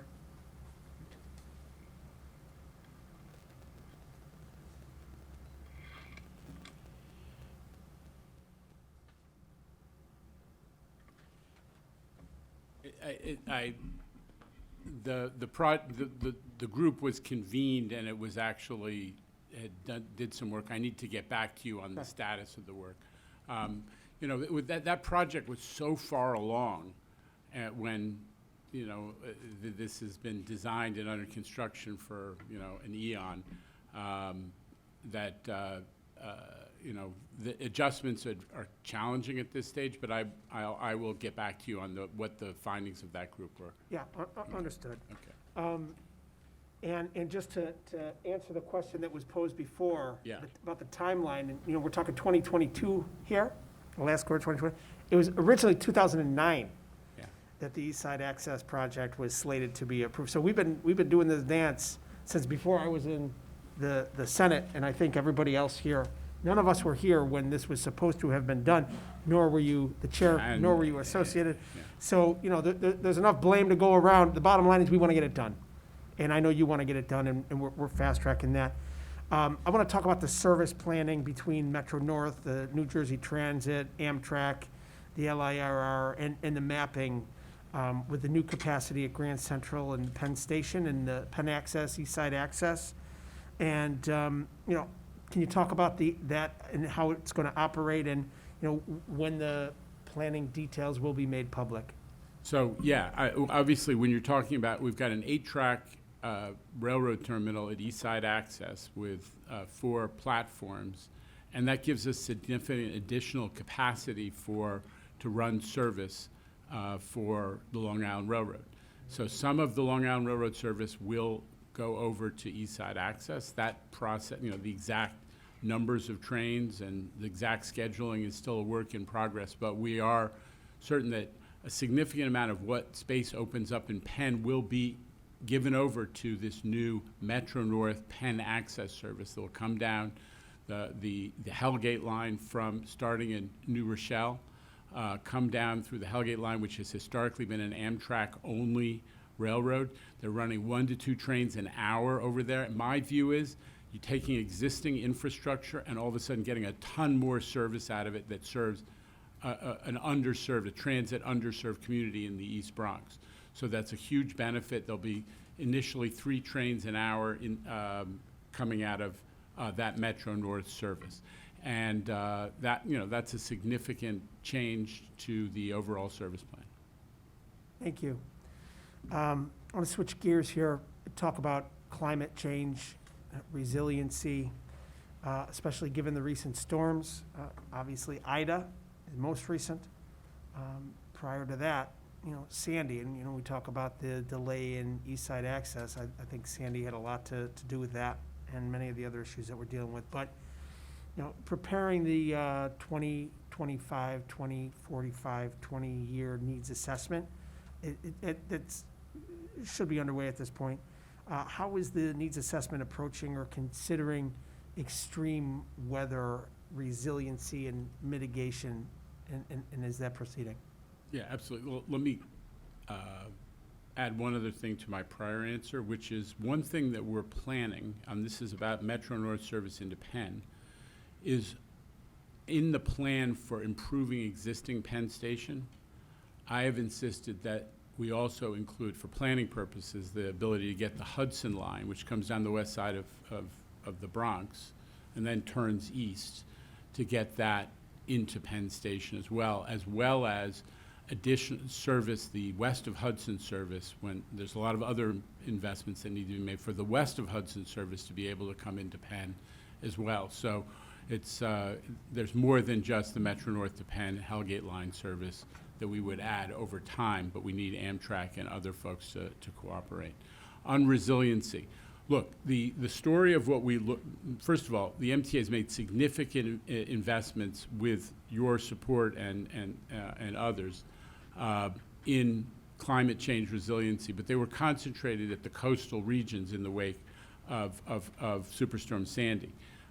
Those really paid off even in the Ida event. The tunnels, the underwater tunnels did not have issues. The pumping capacity was fantastic. All the investments we made paid off.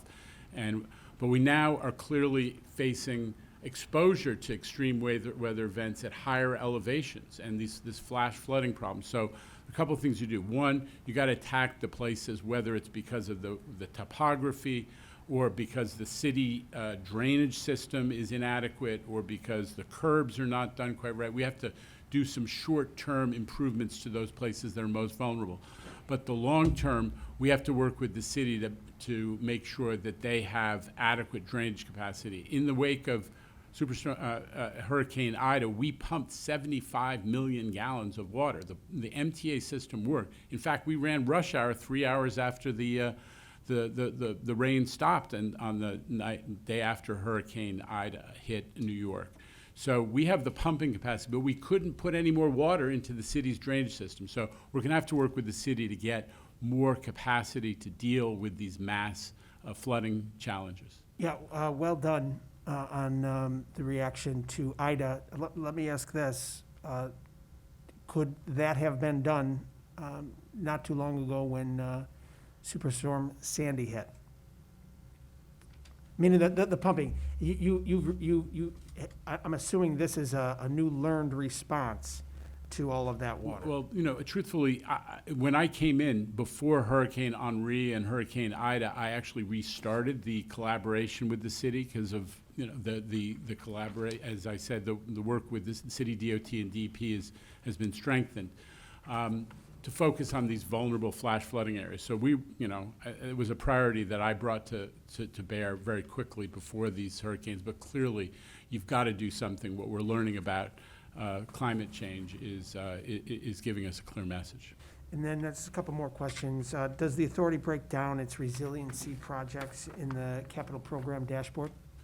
Again, my response to Senator Ramos, I don't know the dashboard backwards and forwards, but we definitely do with respect to the Sandy projects, and I'll just have to check whether its resiliency projects more broadly are categorized that way. Yeah, the Sandy project certainly, but, we want the more global,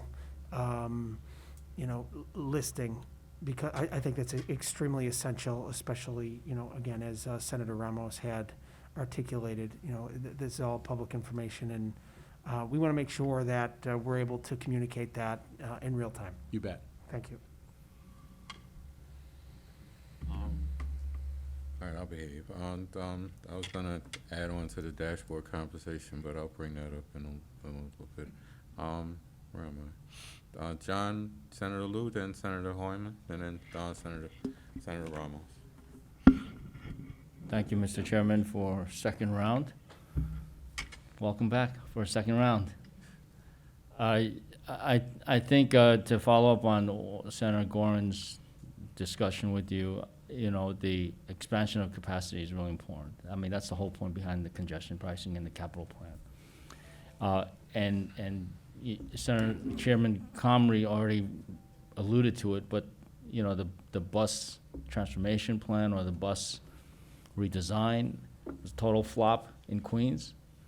And I think the major flaw, obviously you can have winners and losers when you change bus routes. But I think the major flaw is that the MTA insists on it being what they call a revenue neutral plan, which is ridiculous because Queens residents rely on buses much more than other boroughs. So it can't be a revenue neutral plan.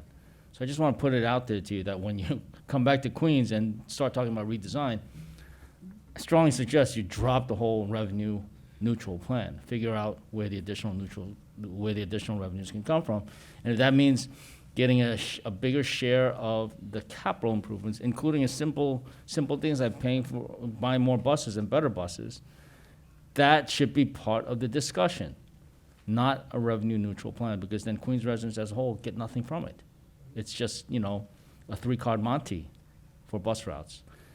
With regard to the congestion pricing plan itself, and, we're obviously years delayed. It's almost nonsensical to talk about a 2024 capital plan when the earliest anything's gonna happen is 2023, right? So, am I being realistic here, or am I being too pessimistic? Well, I think the good news is congestion pricing is coming, right? We all made a commitment to this. It's good policy, and it funds a huge piece of the MTA capital program. There was obviously a delay that was imposed because the prior federal administration wouldn't act on it. So Yeah, and I'm not saying we baked that in, and we figured out a plan that you and I are talking about to make sure that the congestion pricing money comes in time to support those elements of the program. And I take Senator Garin's point. In that it was planned to do. 2019, Yeah. we talked about how the 2015 to 2019 plan was largely not yet fulfilled. Yeah. And to have a historically large $53 billion plan for 2020 to 2024, that might be unrealistic. But You said that it was realistic, but now we're, 2 years delayed. Okay. At Well, least 2 years delayed. So does it still make sense to call it a 2024? capital plan? Absolutely, and here's why, and you all should take credit for this, but the The 15 to 19 plan, just so history doesn't, we don't forget the history, didn't actually come into being until a year and a half or closer to 2 years of that time period.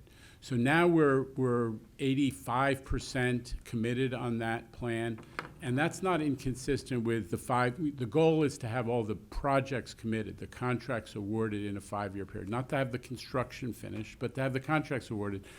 And the reason for doing that is, you know well, because of your career as a business person, which is the market would not be able to deal if we threw all the contracts on the market all at once. We do it in a methodical way with getting the design ready, the procurement and so on. So Okay. the projects, the capital program is being executed as planned, even though with taking account of the delay that Trump Earlier you imposed. said earlier this morning, you said that 23 out of the $53 billion has been accounted for, and, I mean. Committed.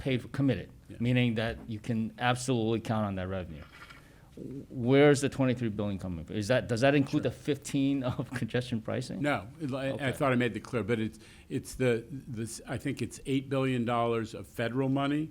It's the $10 billion from the lockbox, the mansion tax, and the internet sales tax, and it's the $6 billion split between the city and the state. That's where that comes from. Congestion pricing is of the remainder of the $52 billion plan. There's congestion pricing. There's the $10 billion of the MTA bonds, which are supposed to be the last money in, and there's the federal government's commitment to the Second Avenue subway, which is pending in Washington. That's the Okay, balance. but the city and state, the $6 billion from the city and state are not actually in their budgets yet, Well, right? I think that we have a commitment, and I'm going to defer to my colleagues on, because we do believe that that's money good. Right. You're correct. Well, the state has put in the first contribution to its $3 billion commitment in its state fiscal year '24, and the city is going to commit its funding in lockstep with that. So we can commit against that, commit projects against both of those fund sources, the city and the state, knowing when that time frame is. So does the MTA generally feel that a capital commitment 3 years out from the state is actually totally reliable? Well, That's what you're saying. I think conversations with representatives from the state division of the budget would suggest that it's money good, and we can count on that The money. $8 billion from the federal, does that rely on the infrastructure plan No. passing No. Congress? No. No. That's already No, that- from a prior That's from the, program. that's from the formula money that we get from Congress on a recurring basis. Okay. And then my final question to you is, the MTA's rating has been downgraded, right? That wasn't anticipated when we passed congestion pricing. What do you think is the cost impact of that downgrading? So It's going to come from the congestion pricing bonds, and it's going to affect the additional $10 billion that the MTA has to borrow. Well, no, the impacts of the COVID pandemic have had a negative impact on our transportation revenue credit. We were downgraded 7 times from the onset of COVID. And, but what I would say is our ratings have stabilized, and we continue now and we're effectively relying on our payroll mobility tax credit, which is AA+ across the board from 3 rating agencies. And that's really going to be the credit that gets us into this next phase of borrowing. We won't be relying on the transportation revenue bonds. Now, your reference to the Central Business District tolling program, we will be creating a new credit, most likely, secured by those toll revenues. And that will come in the future. We haven't created that credit yet, but that credit will come and we'll get it rated. And we're anticipating strong credit ratings from that and a new credit as well. How do you do that? How do you know it's going to be based on the payroll mobility as opposed to the transportation bonds that are at the bottom of the barrel? Stable, but No, at the bottom of the range. Central Business District tolling will be its own credit. It won't be tied to the transportation revenue credit. It will be a dedicated credit with a pledge of those toll revenues and potentially other revenues that are in the lockbox itself. So you're basically saying that the downgrade in the MTA's rating has not had any cost impact? No, I didn't say that. That was my question. What's the- been the cost impact? The cost impact was that when we first saw the impact of COVID and those initial downgrades on the transportation revenue bonds, our credit spread increased about 350 basis points over our normal trading levels. And we suffered the impacts of that during 2020.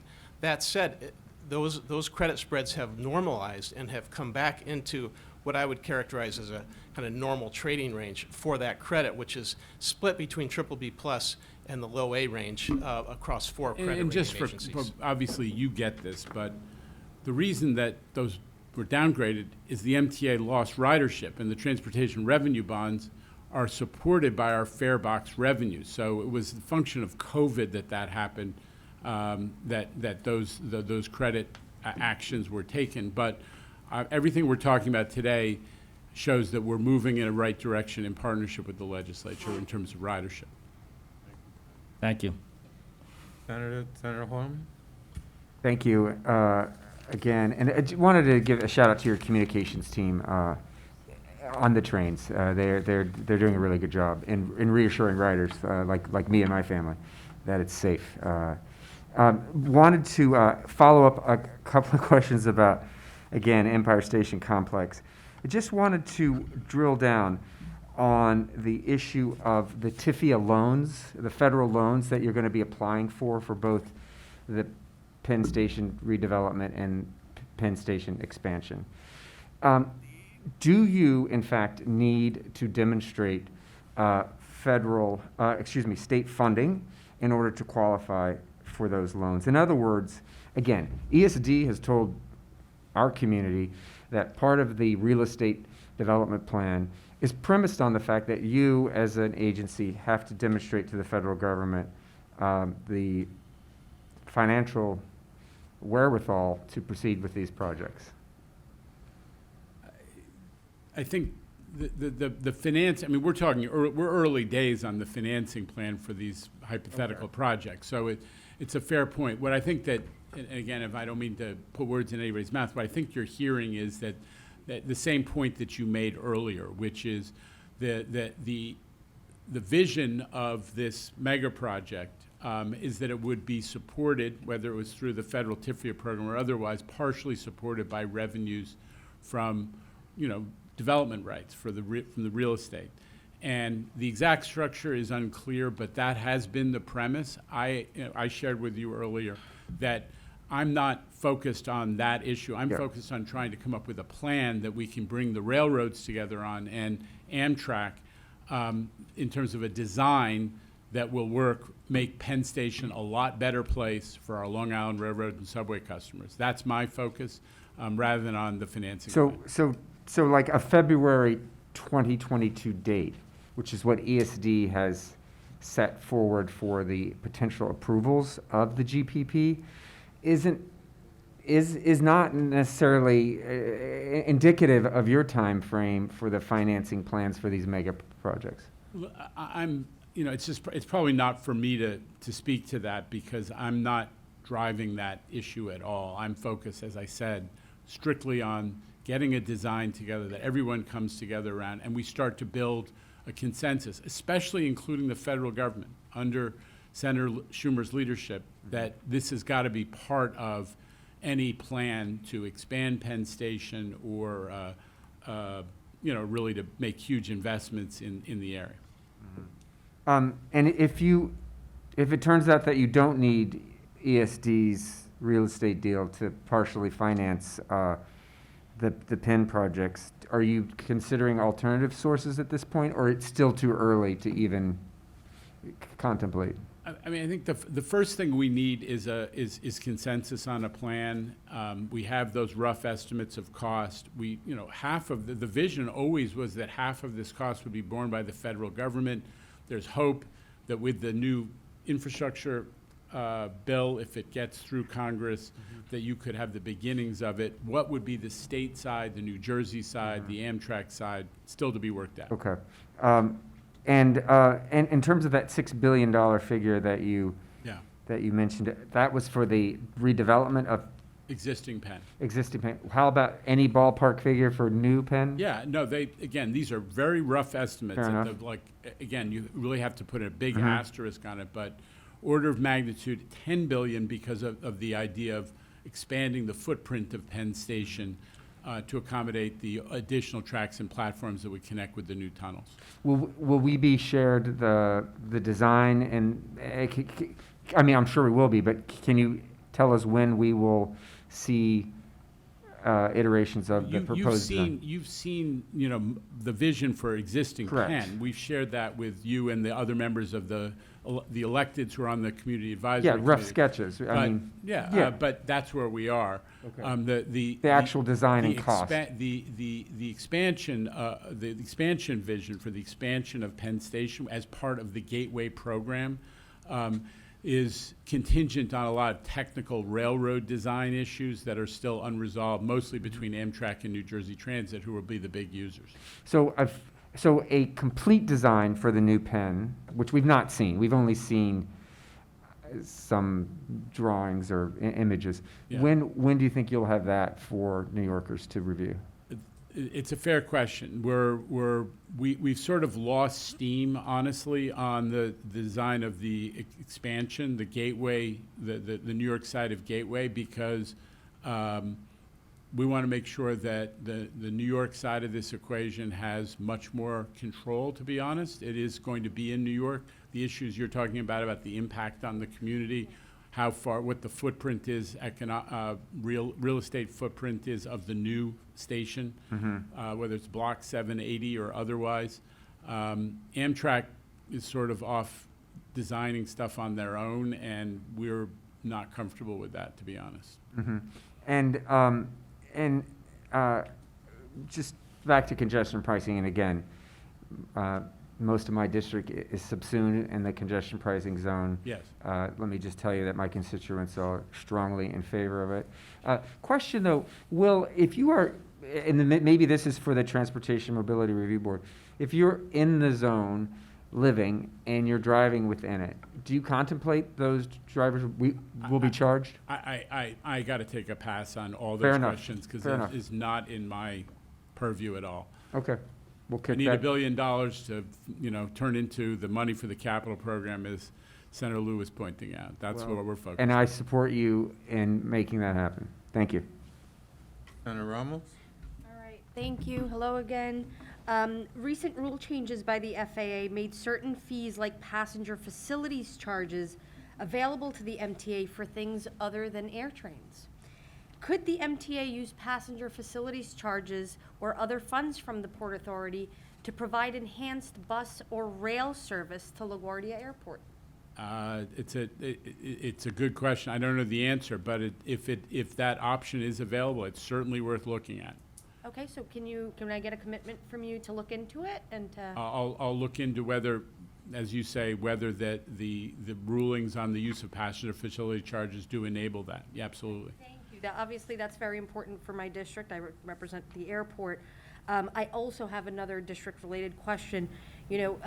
Before your tenure, I had been working with the MTA on a project to make sure that our retail spaces are being used. I mean, there's so much vacant retail space in the MTA. It's such a waste. And really, as the kind of unofficial capital of street vending in Jackson Heights, we would love to use these spaces and had been working with you and the Street Vendor Project to give the street vendors access to the space at the 74th Street Station in Jackson Heights. Is this something that we can start back up? And obviously, we had spoken to Pat Foy, not McCoy, about renovations to those spaces in order for food preparation to be appropriate and the like. Can you address Sure, that? I'll absolutely look into it, and happy to have that discussion. Okay. And my other question is about a story that broke in August about 5 Long Island Railroad workers who were running a conspiracy. They were clocking in for overtime, but actually not showing up for those shifts. And I'm wondering how you're cracking down on those no-show jobs and how you're managing those type of issues? I'm going to look, Jay, would you answer that? Because I think she's ahead of me in knowledge. That's okay. So What we've done at the MTA is started looking at our timekeeping practices. We've installed Chronos clocks at every location where employees enter in facilities. So we expect all our employees to swipe in and out.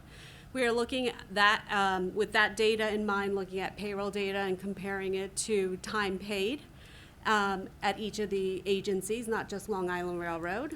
And the other thing that we're also doing is monitoring overtime on a high earners report. So we're doing audits on a monthly basis of high earners. So we look at the top 100, do random samples, pick out timesheets. And so we're doing all those things on a monthly basis and looking at it with each of our controller's office, payroll, timekeeping groups, as well as audit at the MTA. Okay, thank you.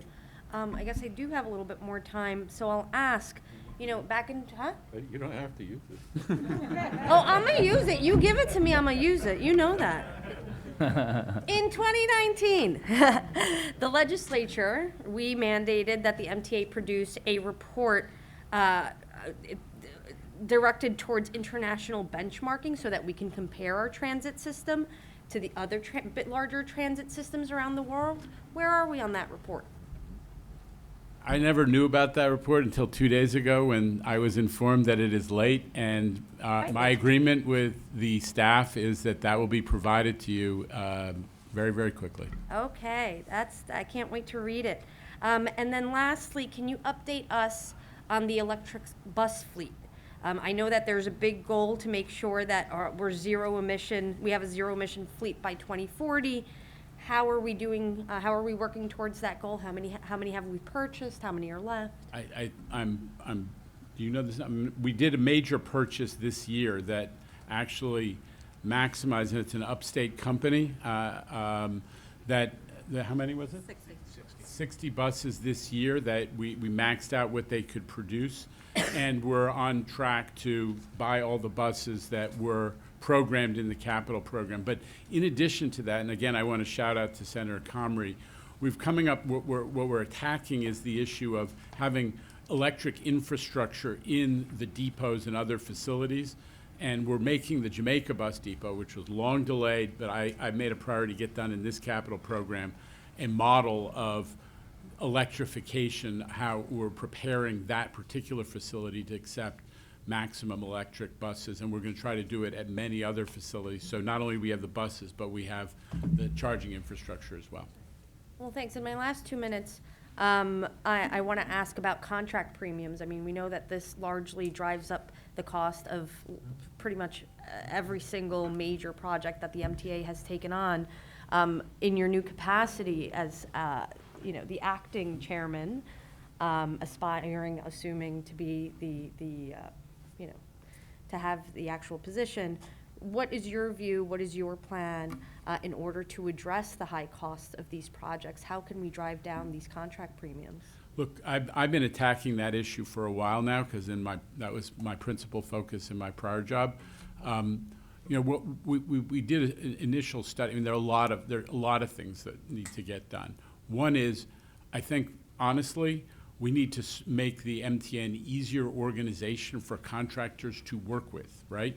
One of the realities is that just the paperwork associated with doing an MTA procurement drives contractors away. So we made it possible for them to do electronic bidding during COVID.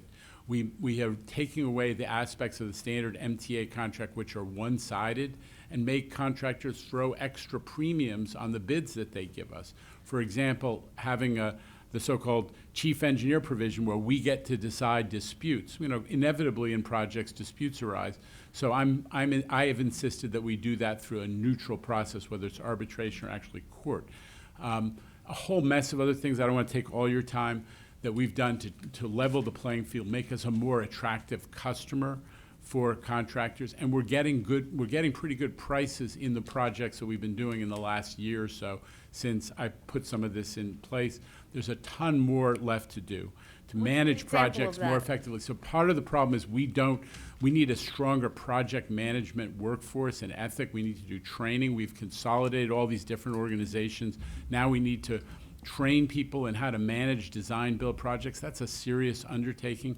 I won't take all your time, but this is This is a mission that I'm passionate about and we're continuing to push on. But what's a good example of one of those projects that have Well, taken when off over when the we past year? did, I think, I'll check the number, but when we did 8 ADA stations, I think it was it was during COVID, so it was probably last spring, we got bids that were well below both the number that had been placed in the capital budget and numbers that had been placed in the engine, so-called internal estimates of what the cost ought to be.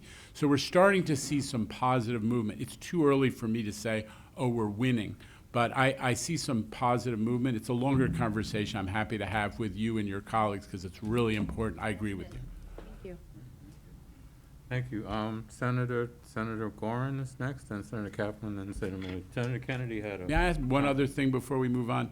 Okay. Important part of this is growing the diversity of our contracting workforce. The MTA has just done $1 billion in the last fiscal year in MWB procurements. I mean, nobody else has done that. We are 30% of the whole state MWBE contracting mechanism, and we also hit $500 million in the small business mentoring program. So we're trying to help small businesses, which are mostly run by women and minorities, and to help them grow to become participants of our contracting ecosystem so they can take more of the work. That is a story of success that we continue to celebrate and push forward. I would love to see that breakdown, and Sure. particularly as it pertains to prime and subprime contracting. Okay, Yeah, we'll do.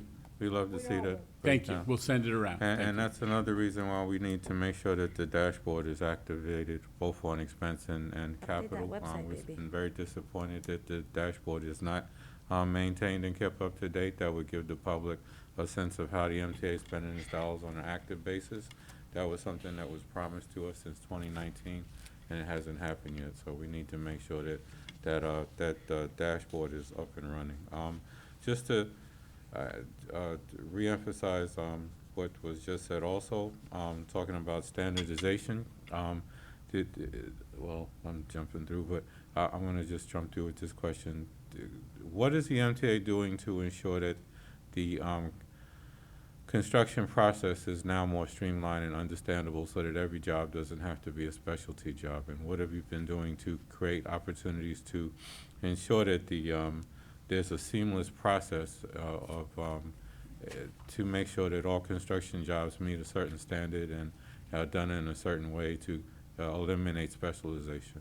So it's a good question. The MTA, in my judgment, has a history of over-customizing its specifications. Right.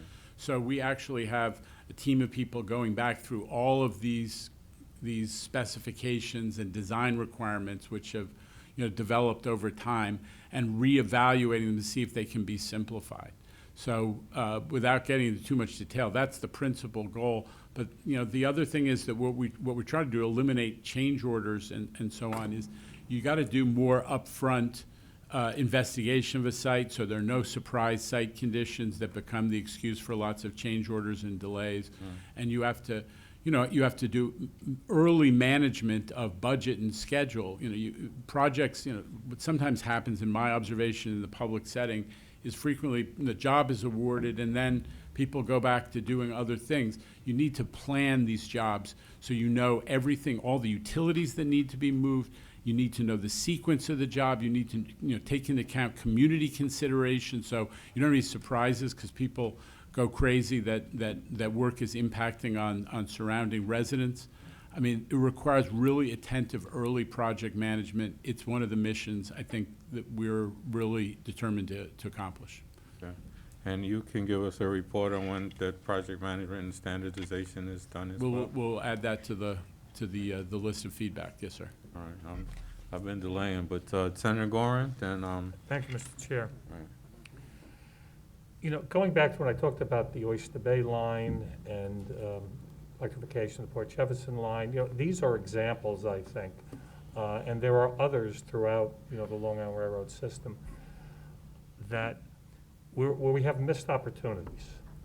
And in terms of not doing capital programs on a timely basis, and the result of that is more cars on the road.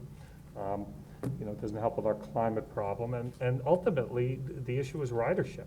I think bringing back ridership will happen if we look at these lines and figure out a way we could actually make them so somebody can walk out of their house, probably drive their car because we don't have buses in most places, but then get to work on a timely basis. And I understand it's your job to be realistic with revenues and capital especially, and that's important. We want you to do that. But unless I'm missing something, it seems to me that we are on the verge of receiving a tremendous amount of infrastructure money for these purposes from the federal government. Again, thanks to Senator Schumer. So my question is there a sort of wish list plan, maybe we even call it a Schumer capital program, that could then take advantage of this additional money beyond everything we've already discussed today, the existing projects?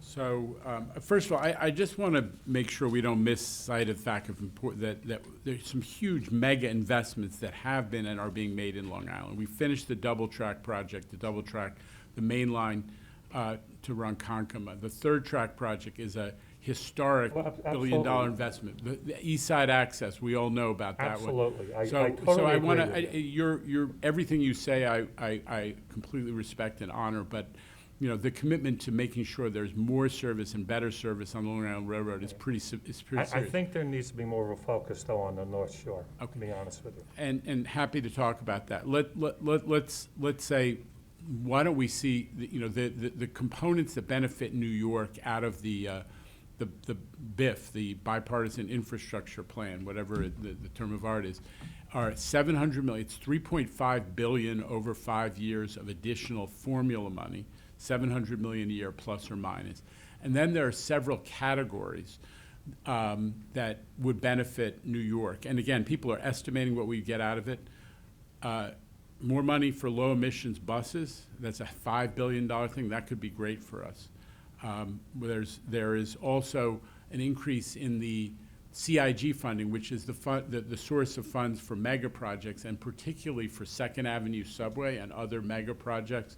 That could be really important. So there are a couple of categories, and ADA access, that's another category. So these are huge benefits to New York, but I just don't want to give the impression that every dollar is somehow being made available for a new expansion project. We ought to together. But I think there's going to be money. There's going to that be we money, should but think about they using. have to be put through, and this is, we're all trying to be responsible. There is a comparative evaluation process that we're going to run, and then that will inform the 20-year needs assessment and what we propose to you as consideration for the next capital plan. That's the place that takes place. Okay. I appreciate that. And going back to East Side Access and this proposal to consider creating a subsidiary entity, I again want to emphasize, I think it's important to immediately submit it to the legislature so we can review it, and to the state controller, because if you want to have it done by the end of 2022, and you're going to wait until maybe October of next year to issue, give the 60-day statutory period, and there are real issues, then I think, we have a real problem, because without seeing the specifics of it, I think there are a lot of questions that need to be answered. For example, the issue of Homeland Security.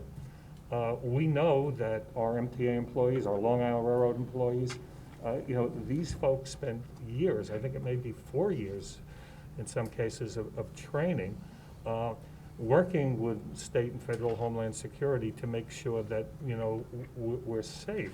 How are we going to, replicate that with the East Side Access with new employees? And the other, so I guess I have a question about that. And then my final question is, if we're creating this subsidiary, how many management positions do you expect to create? And will these be new positions? Will these be people that'll be transferred over from the MTA, and then maybe we'd have a cost savings there? Yeah, the answer to your question is I don't expect there to be net increase in positions. This, we're just being honest. We have to be responsible for protecting the MTA from the negative financial impact of some historic federal labor procedures, and we're prepared, we're working with our labor partners, and every job we're going to put in there realistically is going to be unionized. So there's really no union, non-union issue here. It's really a question of working out the jurisdictional issues and coming together through the collective bargaining process with our labor partners. And I appreciate that, and, especially since our, the men and women, they have stood up during this pandemic, and I know the union itself has made a lot of, concessions when the pandemic came down to cooperate and make sure the system was working. But I also think there are safety issues and there are cost issues that need to be reviewed, especially by the state controller. Thank you. Thank you. Senator Kaplan and ending up with Senator May. So I want to thank you for the information you gave regarding MWBEs, and that's really good to hear. And the small businesses, those are really important for all of us in every part of the state, and for them to be beneficiaries of some of these contracts. And really also good news on the electrifying the bus fleet. One question that I had, you touched on it, the transformation plan. You said that you vaguely touched on it and said you're going to scrap it. So I want to know if the authority is still considering potential service reduction or right sizing. And if it is, what will the public's role be? How will you go about asking the public for their input on any of these plans? And what would be the timetable so that people can make adjustments to their daily lives? So what the legislature, remember, it was enacted into law some years ago. So the MTA, I've shared with you some of my reservations about the transformation and the actions I'm taking to kind of wind it down, or frankly put an end to transformation as a separate organization and a separate activity. Because I think we now have the moment when we have to stop that, which has been a little divisive, and start to figure out how do we get more out of our existing employees and these new consolidated organizations. So delivering more for the public and saving money. So that's my goal, is to shift this away from an externalized transformation process and a separate organization to something that is focused on how do we make these overhead organizations, which have now been consolidated, deliver better for the operating agencies. Delivering service is our goal. The reason that these overhead organizations exist is to make it possible for the railroads and New York City Transit and bridges and tunnels to deliver service to the public. So that ought to be the focus of transformation. That's why I'm taking the actions that I am. There's really nothing, there's really, whether it was a good or bad idea when it was passed into law a couple of years ago, I think everybody agrees now that that moment of disruption ought to be put behind us, and we should get on with the business of delivering. But we've consolidated the construction development organization. I think we're making it better. We have consolidated customer service, and I am raising it up, so it's a direct report to me. There's no reason that customer service should be buried down in communications or something. That's a value that I want to prioritize, and I'm lifting it up. So there are a couple good things that came out of transformation, but we're gonna move on starting now. Thank you. Senator Mayer? Just to follow up on this concept, customer service being lifted up, what exactly do you mean? Well, the customer service was spread throughout the different Yes, I know. organizations all over, and there wasn't one. It didn't have the power to reach into the senior levels of the organization in the same way. I think you've seen the quality of customer service and customer communications dramatically upgraded. We are a good social media organization now. Sarah Meyer, who runs that, has created a good social media group. We actually, if you saw the communication about masking and how to wear a mask, we have a good quality communications operation. They need to have the influence in terms of where they sit in the structure to influence everything we do, because it's about customer service. So I'm what- prioritizing. So specifically, what did you do? Well, I'm reorganizing where they sit organizationally so they report directly to me instead of going through. Did it happen yet? Well, it's happening on a daily basis. I've not, in fairness, I haven't rolled out my new org chart, but it's happening every day. They're included in the senior councils of all our decision-making process. Will there be other changes in the new org chart? Sorry? Will there be other changes in your new org chart? And I'll share it with you when I finalize it and share it first with my team, but obviously, I've been in this job a couple weeks, and then we're gonna share it first with the team, and obviously, we will share it with all of you as our principal stakeholder. When should we anticipate that? I think within a month or two. Okay, thank you. And then the other thing is on the Hellgate Penn access. Can you commit to meeting with the legislators who represent both the Westchester and Bronx portion of that district? Because we have not been briefed on why it will take so long to have this access, which is a benefit to both Westchester and the Bronx and all of New York City. I'm thrilled to meet. I spent a lot of time with, County Executive Latimer and other, the mayor of New Rochelle and a lot of other officials, but I'm understood. happy to meet with everybody. This is a great project for Westchester, for folks in the Bronx. Don't forget, there are people who live in the Bronx who would jump on opportunities for jobs in Westchester, even in Understood, and that's- Connecticut, and we want to get this going, absolutely. But we have a 7-year timeline, which is a problem for those of us who are anxious for this, so I'd like to be briefed on it. Sure, absolutely. Thank you, Mr. Chairman. Thank you. Okay, my turn.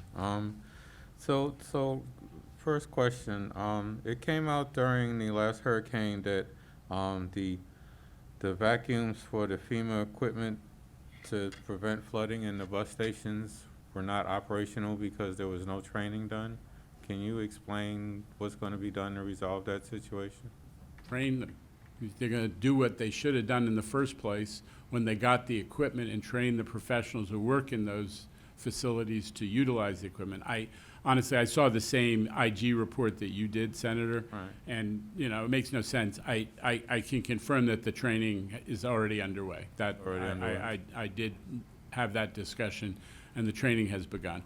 And all of the other, okay, so just in a general question, can you just give us a overview of what you learned from the last flooding as far as the ability of the system to respond to it? Granted that there was an extraordinary flooding, but clearly the ability of the personnel to be responsive, the ability of the personnel to be fully trained on that type of level of a rain event that we can say that turned into a flash flood event, and what were your outtakes from that? No, I appreciate the question. One thing, I insist on, I am glass half full. I freely, forgive the liquid analogy, but I'm glass half full in this. The MTA system, when the region was basically shut down by this incredible rain experience, MTA ran service the morning 3 hours after the rain stopped. And that's because of our pumping capacity, which does 14 million gallons on a normal day, but did 75 million gallons in the days around that event. And because we had pre-positioned a ton of equipment, pumping, we have additional pumping trains, we have additional pumping capacity, we pre-positioned it, we had the tree cutters out, we knew, we had really thought through, and we had also deployed where we had it, that infrastructure that allows you to plug the vents and make sure that everything is, that to the extent you can prevent it. What we can't prevent is when the street drainage infrastructure is overwhelmed and it just goes, because gravity does its thing, and the water goes anywhere it can go down, and that comes into our subway stations especially. What we're going to do is, where there is a known exposure because of that special vulnerability, we're going to do things like not just being able to plug the vents and so on, but raise the entrance up, deal with the curbs. A lot of this is that the curbs have been eroded and so on. So there are actions we can take, but the bigger issue is working with our city partners about drainage capacity. I am told that the city's drainage system is basically configured that can accept about 1.5 inches of rain in an hour.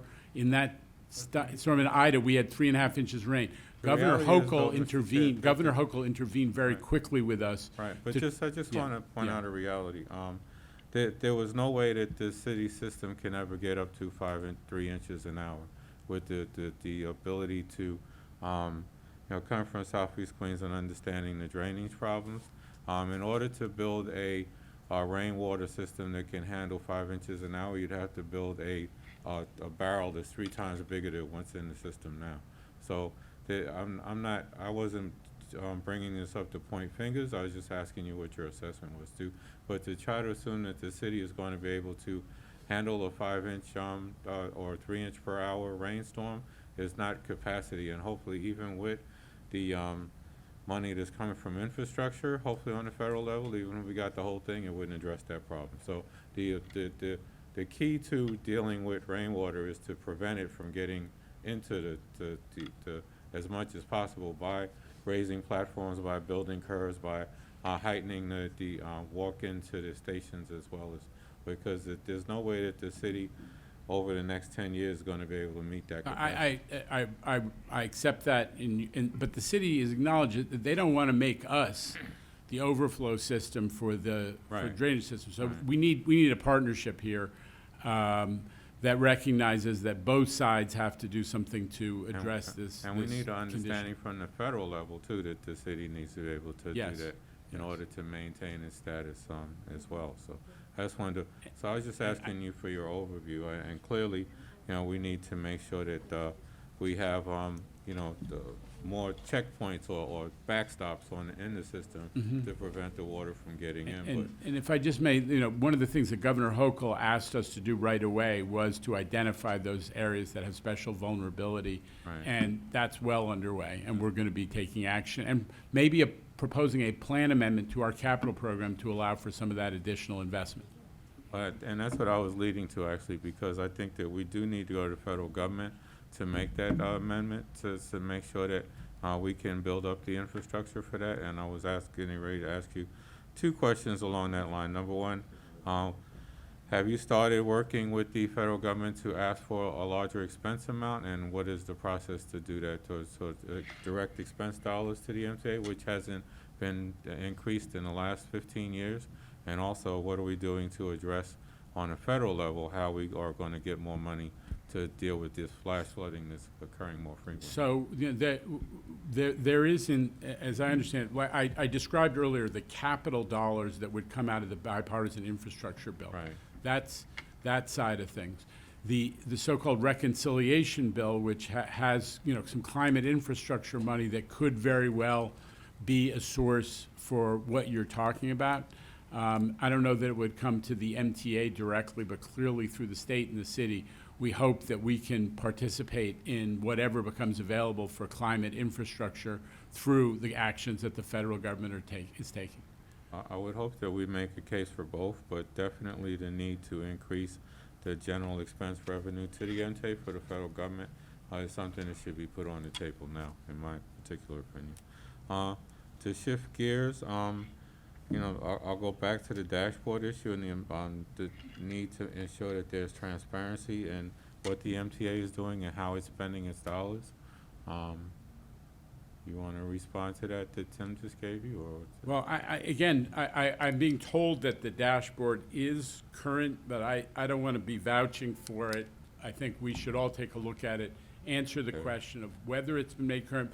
If it has just been made current and there was a delay, obviously we got to deal with that too. So, Well, I would hope that we get it cleared up, because Yeah. from where our analysts have told us that the information there is old, and that we should have at least regular monthly updates to the dashboard capital program and to the expense capital program. So I would hope that we can commit to getting that updated in this age of all right, technology.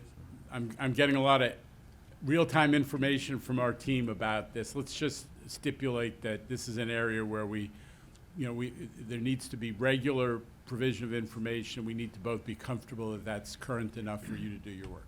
And so that we agree that those changes will be forthcoming, so great. I can't, the issue on the transformation program, where we lost over almost 3,000 maintenance jobs and only 270 administrative positions, and right now we have a shortage of transit crews and maintenance workers. I would submit that, number one, if we're going to have a $1 billion capital program over the next 10 years, I think it's imperative that we have a maintenance staff and a worker staff that can be able to, number one, provide the service, number two, do the capital construction necessary in-house. And I would appeal to you that we immediately do hiring for all those areas so that we can have enough people to do all this work that we're getting these federal dollars for, especially if a lot of federal dollars haven't been spent yet, so that we don't have to contract out to Texas or Wichita to try to come in and figure out how to do work in our system to catch up. So I think we have a lot of unemployed New Yorkers that could come in and get these jobs, especially in the capital construction side, working and joining the unions. I'm sure they would have welcomed 1,000 more workers to be able to do all of the work necessary, as opposed to going outside to do it. I think that having an in-house workforce that is capable of doing this major work so that we can keep up with the schedule is critical. So I would appeal to you and ask everyone to join in this effort so that we can fully staff up to meet the challenges ahead, as opposed to trying to go to outside people to come in to look at a complicated system, and hopefully that system will be structured and developed so that it's simpler to plug and play as opposed to come up with specialized work for every part of the system. So I would hope that we could see, number one, hiring so that we don't have to go back to retirees who are trying to enjoy their retirement life, and we could do the hiring necessary to staff up right away. So if I may, I just want to, Sure. I agree with you, because, what we did during COVID, we prioritized in-house work. That was, we had a labor force that we could get work done, and I think they're an important part of a successful capital program. So I think you and I are very much on the same page. We are, the issue of crew shortages, let's just be clear. That wasn't created because, and I happen to agree with you about the transformation job issues, but they didn't they didn't fire anybody who was there, and they didn't actually eliminate the jobs of the crews that we need.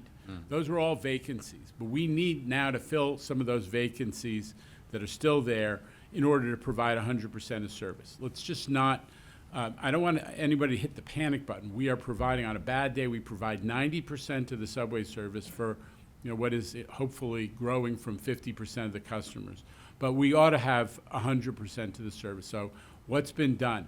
Not just, hiring retirees is a totally responsible action given the urgency of solving this problem, because it takes 6+ months to train a new train operator, even with the compressed schedules we're using. We've grown the training classes. We've added trainers. We're adding new locations. We're giving people incentives not to use their vacation time. We are attacking this issue like all get out. I think hiring, inviting retirees to come back, they can get right on the job in a matter of weeks, was a responsible thing to do. It's already netted us 40 train operators just from one letter in the snail mail. And we hope it's going to grow so we can meet the needs of service as the city comes back to life. I agree with the temporary hiring of retirees, but from my understanding of your workforce, you have another 30 to 40% of the people that are ready for retirement in the next 5 years. So I think that it's important that we do hiring now for new people to meet that need as well. Because if you're going to have another 200 people a year retiring over the next 5 years, it's important that, especially after the pandemic, where we have so many people that would want a good union-paying job, that we open up the hiring doors now. Agreed. Since the governor's doing it at other levels, I think it's critical that we do it at the MTA. And on the capital side too, if we're going to be spending $1 billion a year in capital, we should have a workforce in-house to make that happen. So I won't bang on that anymore at this particular point, but I think that's important for our entire state. Cash transactions have to be returned. We have too many people around the city that are struggling to just pay their bills. To do cash transactions in the booths makes sense, and it's a service that we need to provide to our essential workers that are struggling to maintain their weekly incomes. And a lot of times they don't have the money. So if they can do cash transactions still on the Long Island Railroad, at the booths there, and then on the cars, they could do cash transactions in the train station booths that are enclosed already, and they don't have to go face to face with anyone. So I would hope that we can get that back online as quickly as possible. You talked about the FEMA cleaning and the timeline. Is there a deadline for the FEMA cleaning money to clean it Well, up? they're talking about, it's still uncertain, but they're talking about phasing it out. We hope that it continues so that we can continue to do that cleaning without putting additional burden on the budget. But in the meantime, as I said, we are working with the union to look at whether we could accomplish some of that same cleaning equally efficiently, so that's a partnership that's to do a pilot on that right now. We can return that, and I would hope that we also talk to the federal government about maintaining that permanently as well, because the increase in cleanliness is obvious to our consumers, and I think that we need to keep that standard and maintain that standard. So if we can help on a federal level to lobby to make that a standard, I think it would help the long-term customer satisfaction with the MTA. The members talked about the issue of reducing fares and including free transfers, one-seat pricing. You talked about the Fair Fares program. We would like to see some commitment to when that study would be released and how we could do that. We talked about the Atlantic Ticket, which is a successful program, moving into the Freedom Ticket, hopefully, once the East Side Access is completed, and I hope that we can see that study happen sometime soon. Has it been started yet, or? Yeah, as I said, there's a staff task force that I formed. It's working on it. We have to obviously engage with our board, who has ultimate say on fare issues, so that'll start to happen in the next couple of months. And we're hoping to have some thoughts on an action plan, as I said, in early '22. But, in all candor, we also need to be mindful of the fiscal cliff that the MTA is facing. Our decision to delay the 2021 scheduled fare increase, if it goes on, and, I'm respectful of the sense of this group that keeping fares down is a value, but if that goes on, that's $850 million hit to the operating budget over the duration of this, 5-year period, and brings us even more into fiscal crisis. So you are stakeholders in this entire enterprise, and we need to start to address how are we going to you give us a requirement to have a statutorily balanced budget, but we only have tools available to us: fare increase, service reductions, and wage freezes and furloughs and so on. Those are the tools that are available to our board when they try to develop a 5-year financial plan. If we're going to deal with this, we need partnership with the legislature and the executive and so on to figure out some long-term recurring source of revenues to soften the MTA's financial picture. I agree with that, but I also agree with the concept that Senator Ramos said, and that we found has worked in other states, that lowering fares increases ridership because you get more essential workers back utilizing the trains. And because, as we have already stated earlier, and I'm sure will be spoken on later, the ridership, the customer is changing throughout the MTA system. So I think we need to take an overall look at that, going back to what I said earlier about the bus, changing the bus routes and looking at how the buses can be more incorporated throughout the MTA. I think we could increase ridership by at least 15 to 30%, changing the way that we reconfigure the bus and subway routes. The bus routes throughout the Metro North Long Island Railroad and throughout Queens as well. So I think we need to take a comprehensive look at that so that we can, not depend on the old traditional MTA or Long Island Railroad Metro North rider, but the new rider that's coming in that needs to get into the city to provide essential services. And as you said earlier, the rider that's utilizing it on a leisurely basis, because a lot of those folks want to come in and enjoy theater, they want to enjoy the nightlife, they want to be able to go out on the weekend. So I think all of that falls into it.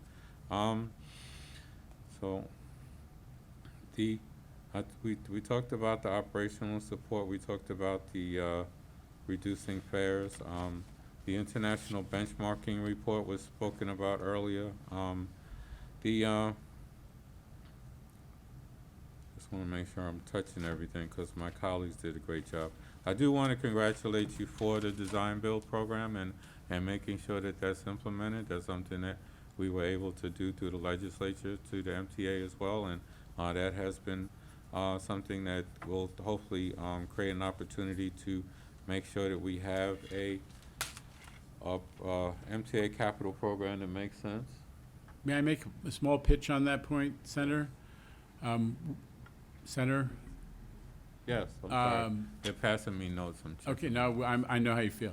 But one point is design build has been a success, but it is also, it's a more complicated for, you know, in terms of contractors, and in some ways you have smaller group of contractors who can do these design build projects where in effect the contractor's taking risk on the design. The contractor's responsible for getting the design right. That's a good thing on the big projects. I don't want it to limit competition on smaller projects. So what we may be proposing to you is to raise that $25 million threshold where the legislature said you got to use design build for all projects over 25 million, up a couple notches. We will come back to you with that idea as, you know, closer to the session, the new session. But we've had great success in some cases using what we call A+B, which is where we have a fully designed project. We use price, but also schedule as a competitive criterion, and that has yielded significant savings for us where we were able to use it. So I'd like to talk to you about that in time. Okay. You should know other agencies are asking the same thing, so that's going to be an issue that we definitely will want to take up in the new year. Great. There's a question on accessibility of train stations and elevators. Can you give us an update on where we are with the percentage that have been done? You alluded to 8 that was done during COVID, but is that? Oh, no, we've actually finished 11 during 2020. It was tied for the highest number of stations finished in a year, and we're starting, we've got 14 new ones underway in the last, you know, during COVID, and we're cranking. We're the 14th Street complex, and we've got a bunch new. We're actually considered a P3, where, again, diversifying the type of contractors you could get into this. We don't, you know, we're doing so many different elevator stations and so much ADA work, we need to diversify the pool of contractors. So we are trying to, we are going 100 miles an hour on ADA. It is a huge priority. Along with the city, we have a new program. It's called, you know, Zoning for Accessibility, changing the zoning rules. I work closely with the Department of City Planning to do that. It's a priority. It's going to stay a priority, and we'll keep you posted. Have you been able to standardize those design plans too, so that they're not specialty designs for every elevator again? Yeah, the definitely standardizing the elevators. The challenge is when you're putting, you know, elevators into old historic stations, which is generally what our system is.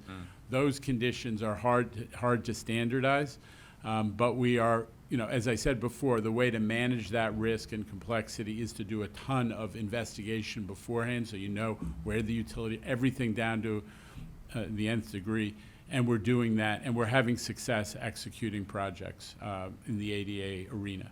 Great, and I know the Long Island Railroad has a lot of ADA projects that they're trying to standardize. Do you have an update on the progress on, because I know they were trying to do one big contract for? I think there are 8, and someone correct me if I'm right, I think there are 8 ADA stations in the capital program for Long Island Railroad, and we're moving forward with all of them, I'm pretty sure. Great. 7, I was wrong. 7, okay, well, as long as Laurelton is in that 7. We'll get back to that, yes. Okay. I see Will shaking his head no, but we'll talk. Okay. All right, just respect to the paratransit, what is the status of the e-hail pilot? Is it fully funded, and if not, what do you recommend we get the funds to ensure that it becomes a permanent program? Well, the big picture on paratransit, and it's not generally understood, is that 70% of our rides now are going through the e-hail and the private, the broker service, which is how these for-hire vehicles. So, you know, as opposed to sort of popular impression, it's not all the accessorized vans. We're 70% of our population, and again, a good sign, paratransit is the highest proportion relative to COVID. So we're at 75% in ridership of where we were pre-COVID. That's a good sign. That means people with disabilities or who rely on paratransit are getting around to do what they need to do. We're proud of that. The e-hail is part of this broader group of 70. We've got a brand new group of private vehicle operators. It includes significantly the second largest MWBE contract in New York State history, a company called Sentry out of the Bronx, right across from public housing.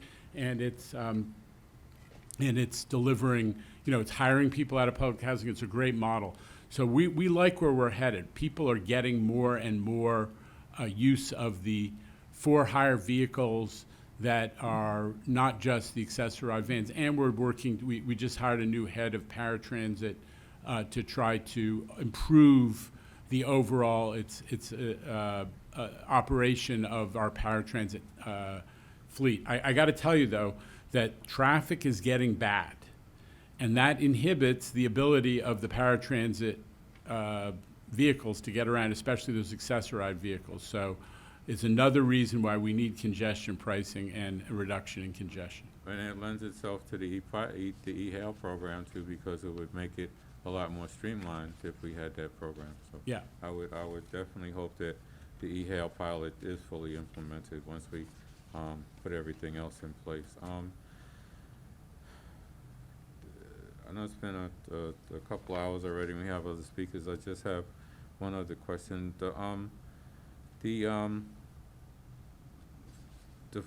The mansion tax, the internet sales tax, have those taxes been consistent over the last 18 months? Pat? Yes, Senator. Those tax receipts are coming into the Central Business District tolling capital lockbox, and we've actually been using those revenues on capital projects in the 20 to 24 program.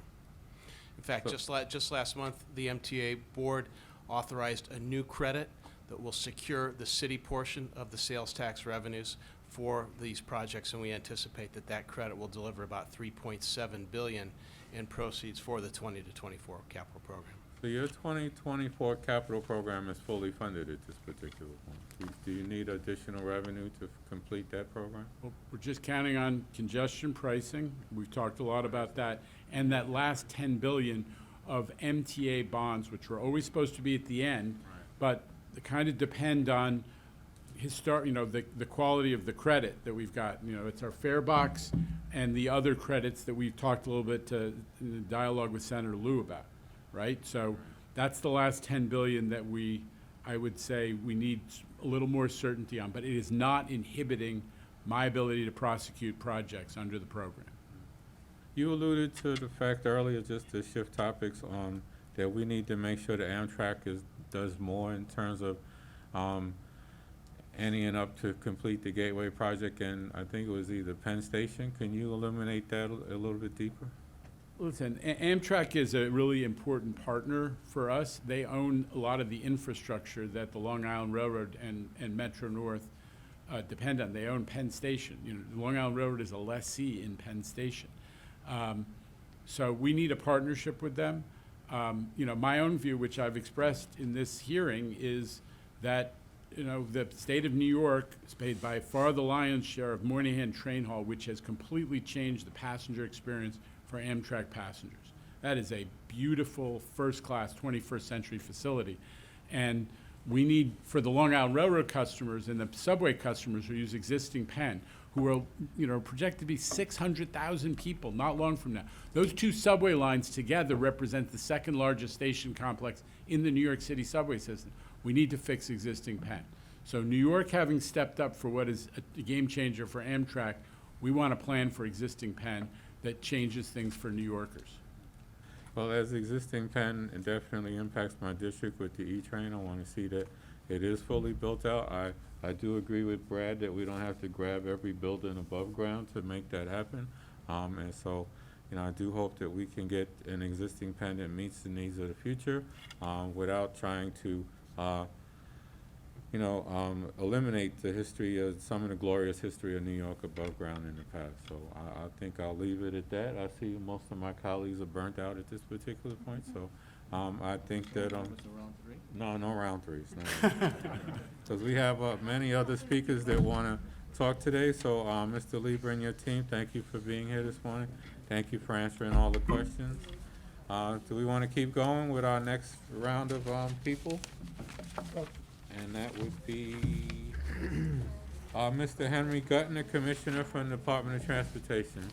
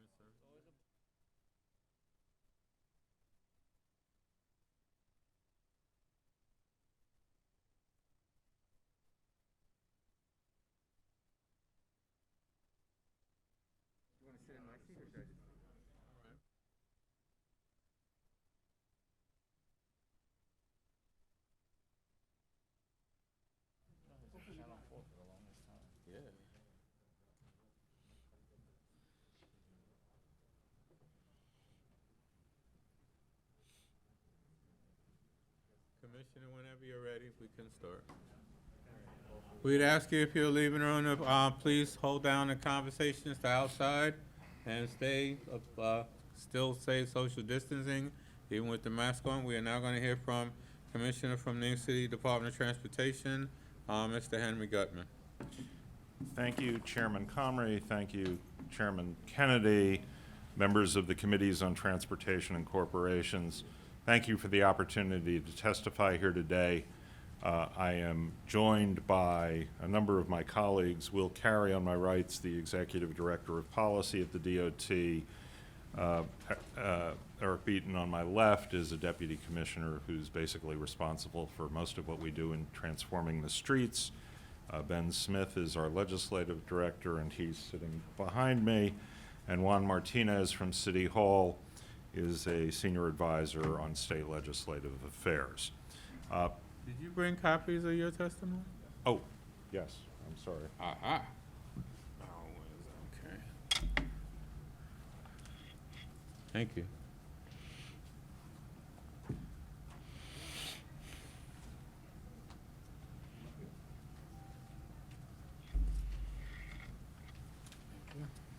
You can start. Okay, thank you. First of all, on a personal note, the last time I was with a number of you, it was on the steps of Barrow Hall in Queens, where I had the opportunity to thank you and your colleagues for your strong financial support for the New York City transportation system and the Department of Transportation. Let me reiterate that today in the presence of more members of the committee. Thank you. We appreciate your support. On behalf of the mayor and the city, I'm glad to say that we are excited and hopeful to be in a new era of partnership with the MTA under the leadership of Governor Hochul, MTA Chair and CEO Janno Lieber, New York City Transit President Craig Cipriano, and the rest of the MTA team. I'm also glad to say that on the federal front, we are in a new era. We've been fortunate to see significant federal assistance to the MTA during the pandemic, and we're on the cusp of substantially more should President Biden's, let me say when President Biden's American Jobs Plan becomes law. We now have an excellent partner in Secretary Buttigieg and his Deputy Secretary, my predecessor, Polly Trottenberg. And of course, as others have said, Senator Schumer has been an absolute hero here, and I would add the rest of our congressional delegation. At this time of multiple, simultaneous, urgent challenges facing New York City, from COVID to the climate emergency, the reliability of the MTA system is more important than ever. As you're all well aware, for too long, the divisive politics between the previous gubernatorial administration and City Hall have made it difficult for the city and the MTA to work together as effectively as we all would have hoped. Time and effort was wasted on spats in the press, trust was eroded, making it difficult for staff to work together towards our common and very important goals. Today is a new day, and that's the message today. That's why I'm here. I look forward to working together with the MTA for the benefit of all New Yorkers, I've known Jano Lieber for many years. He is a friend. He is also, and more importantly for these purposes, an exceptional public servant with a no-nonsense outlook and a focus on problem solving.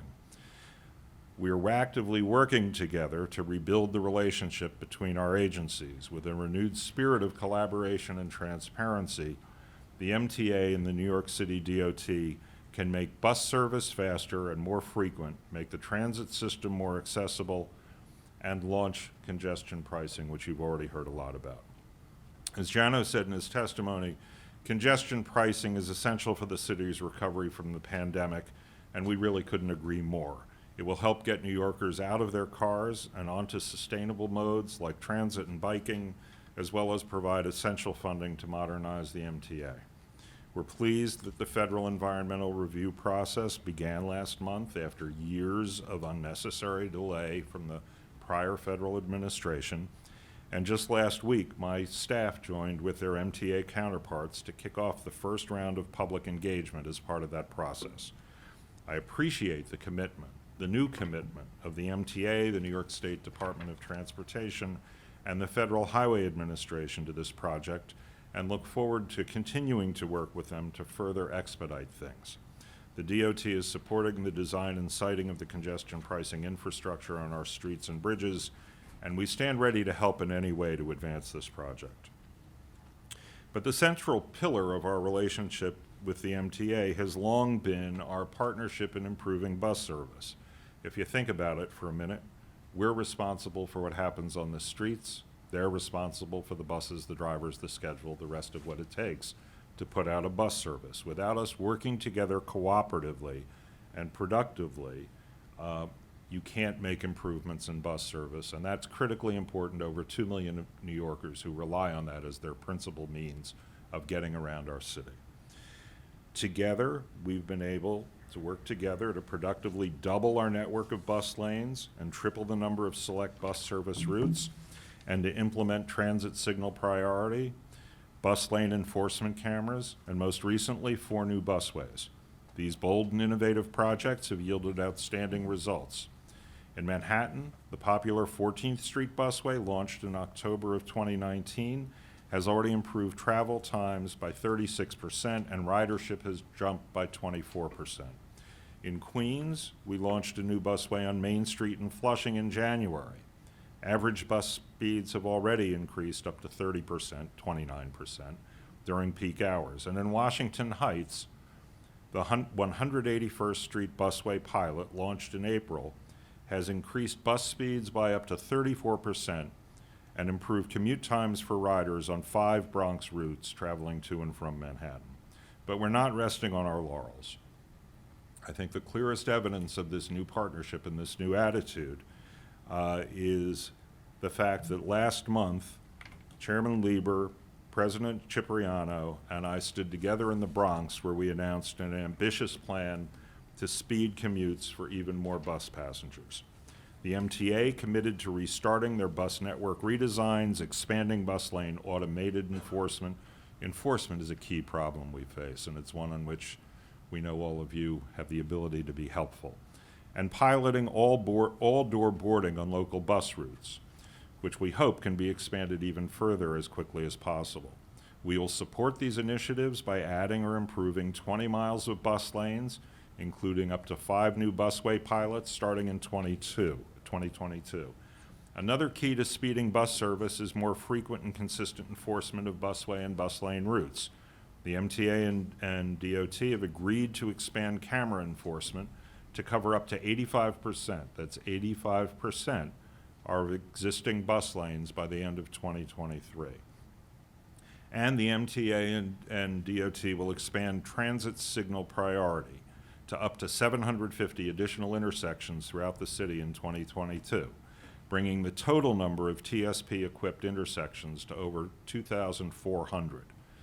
For those not familiar with the term, TSP helps buses spend less time at red lights by allowing a bus approaching an intersection to get a shortened red light or an extended green light in real time. That is, if you make up time by reducing traffic on the road and then lose it waiting for red lights, it's sort of a Pyrrhic victory. Each of our agencies is committed to doing our part in working together for a transit system that's accessible to all. The MTA is making strides to improve seating options on its fully ADA accessible bus fleet. The DOT will pursue new projects to improve the accessibility of bus stops across the city, and we've targeted and committed to accessibility improvements for 25 bus stops in 2022, with more to come. This will involve filling in grass strips, which are hard for the disabled to navigate, fixing sidewalks, and adding pedestrian ramps.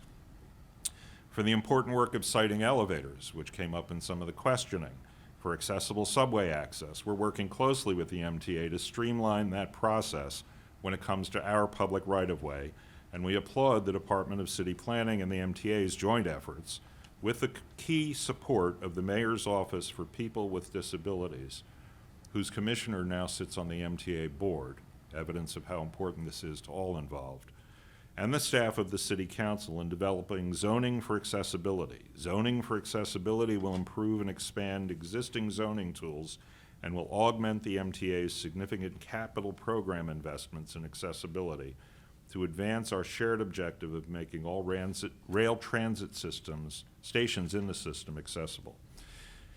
When it comes to resiliency, another issue on which you spent a fair amount of time with Chair Lieber, the city is renewing and formalizing, again, the mayor made a big announcement on this earlier in the week, a partnership between our agencies, such as DOT and DEP and the MTA, on the Flash Flood Task Force. The task force will examine the steps both the city and the MTA can take to improve or harden our infrastructure to address both the flooding of below-ground parts of the MTA system as well as street flooding that will impede buses and other vehicles. And I think the questioning of Chairman Comrie about the scope of that problem brings into sharp contrast how tough this job is and how selective and creative we have to be in coming up with solutions in real time for what is now our new reality based on climate change.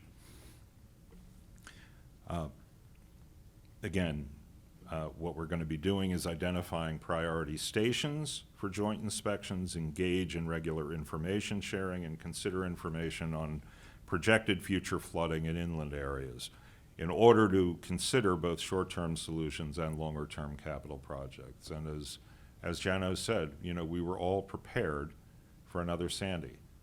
We had made substantial preparations for dealing with flooding due to storm surge in low-lying floodplain areas. What the system wasn't ready for was what actually happened, which was an unprecedented, but now to be expected and planned for, level of rain that just overwhelmed the system, including in high-level areas and places that never thought they had a problem with flooding. That is clearly one of the major challenges we face, and it's a challenge that can't be met without all of these agencies working seamlessly together. Finally, during the Obama administration, the DOT and the MTA had success securing planning and capital grants to build bus infrastructure, including bus lanes, busways, enhanced bus stations, bus stop accessibility projects, and more. With President Biden's American Jobs Plan, we expect and look forward to competing for increased funds to build new bus projects and improve existing ones built by our in-house crews. We also hope to secure a major grant to upgrade the Woodhaven BRT corridor, and we will support the MTA in any way we can as they compete for grant funds to complete critical projects, including the elevator and accessible projects at over 50 subway stations, Phase 2 of the 2nd Avenue subway, and more. In conclusion, we are excited to reinvigorate our strong working relationship with the MTA, happy to turn the page from the endless political squabbles into a new chapter of partnership to achieve a transportation network for the city and the region that supports New York's recovery in a manner that's sustainable, accessible, and equitable. And as I tell my team in internal meetings probably more often than they'd like to hear, this is a moment right now when we can actually get things done. We have the cooperation between the state and the city. We have a federal government that believes in infrastructure, believes in spending on all these things that are so important for us. And if we don't take full advantage of it, shame on us. So before thanking the committee and opening up for any questions, I do want to say a word about our first responders in the New York City TOT, who, just like their colleagues at the MTA during the pandemic, performed heroic work, often without recognition, but without whose efforts the city would not have gotten to this point where we are now planning for and implementing what we hope will be a fully a Build Back Better, totally robust recovery.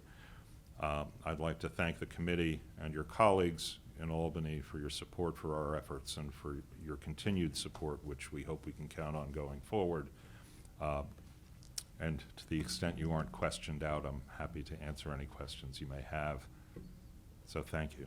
Thank you. Senator Kennedy, then Senator Lou have requested to ask questions. Yeah, thank you. Commissioner, first of all, thank you very much. It's great to see you again, and appreciate the kind words about our work in the transportation space and delivering, and we certainly have delivered. This Democratic Conference has delivered historic levels of funding at all levels across the entire state of New York, and New York City was the #1 beneficiary of the increased road and bridge funding that we put forward, and the new city touring roads program funded at $100 million. So thank you for your work. Thank you for your leadership. We are all excited about your predecessor, Polly Trottenberg, being in the position that she's in to advance our collective cause here in New York City and across New York State. I want to talk to you about the congestion pricing. The DOT, and you alluded to it, and, we talked at length earlier with the MTA leadership about congestion pricing. It's worth reiterating because it's this important. It was this conference that was able to get it done, historic, first in the nation, and we did what others failed to do in the past, and that was put the congestion pricing plan forward. So we're excited about it, but we're also not there yet, and we're concerned about the implementation, when it's going to happen, and everything else. What is your take on the timeline for implementing it? I know recently Mayor de Blasio expressed some reservations about the estimated timeline and the accuracy for congestion price line. Do you believe it can be up and running by the start of 2023? And, what do you believe the estimated timeline, given what you know? Sure. As to the time to implement, once we get through the federal environmental review, I defer to my friend, Chair Lieber, although we are consulting and working together, looking for ways that we can, creative ways we can expedite the implementation once we get out of the federal project and get the green light to go ahead with that. Look, I think all of us share the mayor's frustration that we aren't further along now. All of us do. I mean, part of that was the prior federal administration refusing to move.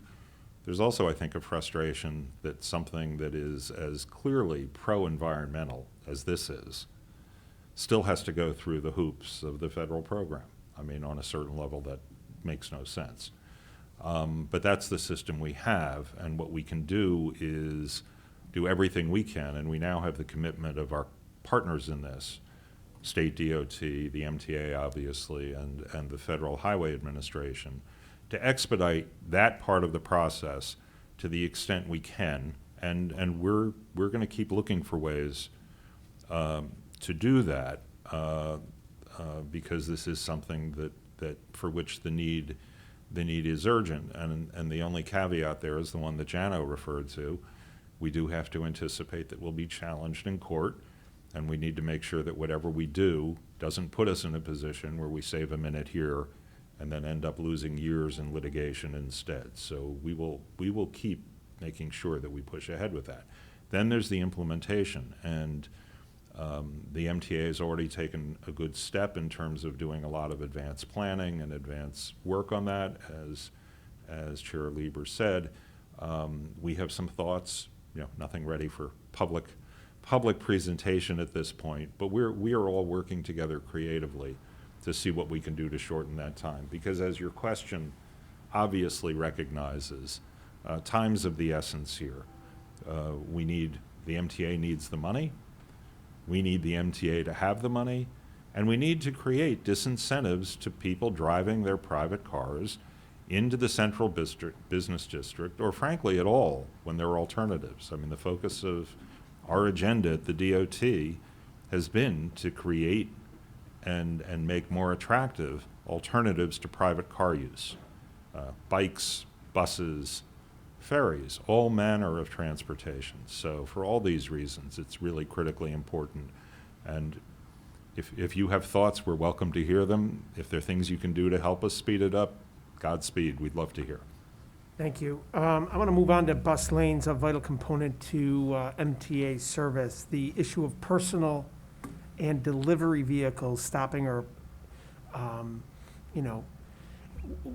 working in these bus lanes. It's becoming an epidemic.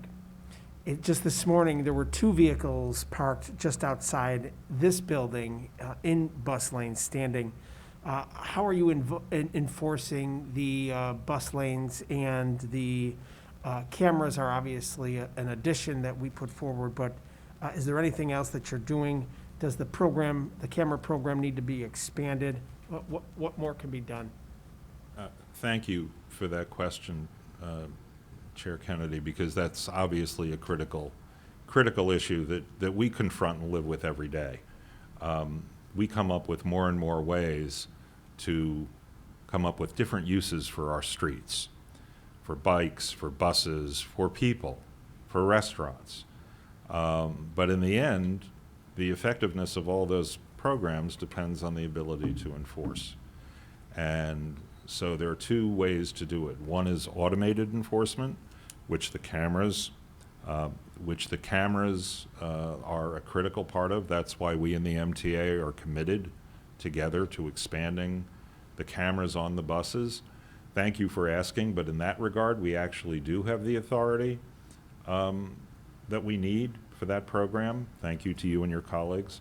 But the other alternative is police enforcement, and we are trying to work with our colleagues at the police department to find ways to at least do some targeted enforcement efforts. But obviously, it's a big city; they've got a lot to do and a lot to deal with, and so there are issues about that. If I may move from buses, this does bring us though to another area where we really do need your help on enforcement, and that's the speed cameras. Because, I mean, while I have the Transportation Committee here, let me say, there has been a second, and many people have heard me say this before, it's part of my standard, anytime anybody asks me about anything, I will volunteer this. There's a second pandemic. It's reckless driving and speeding. And it's not just in New York, it's all across the country.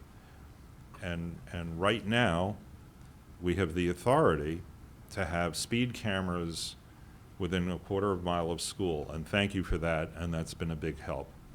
But we're only allowed to operate them during hours, I think Monday through Friday, and ending at 7 o'clock at night. And as you can imagine, a tremendous amount of the reckless and dangerous behavior that kills people,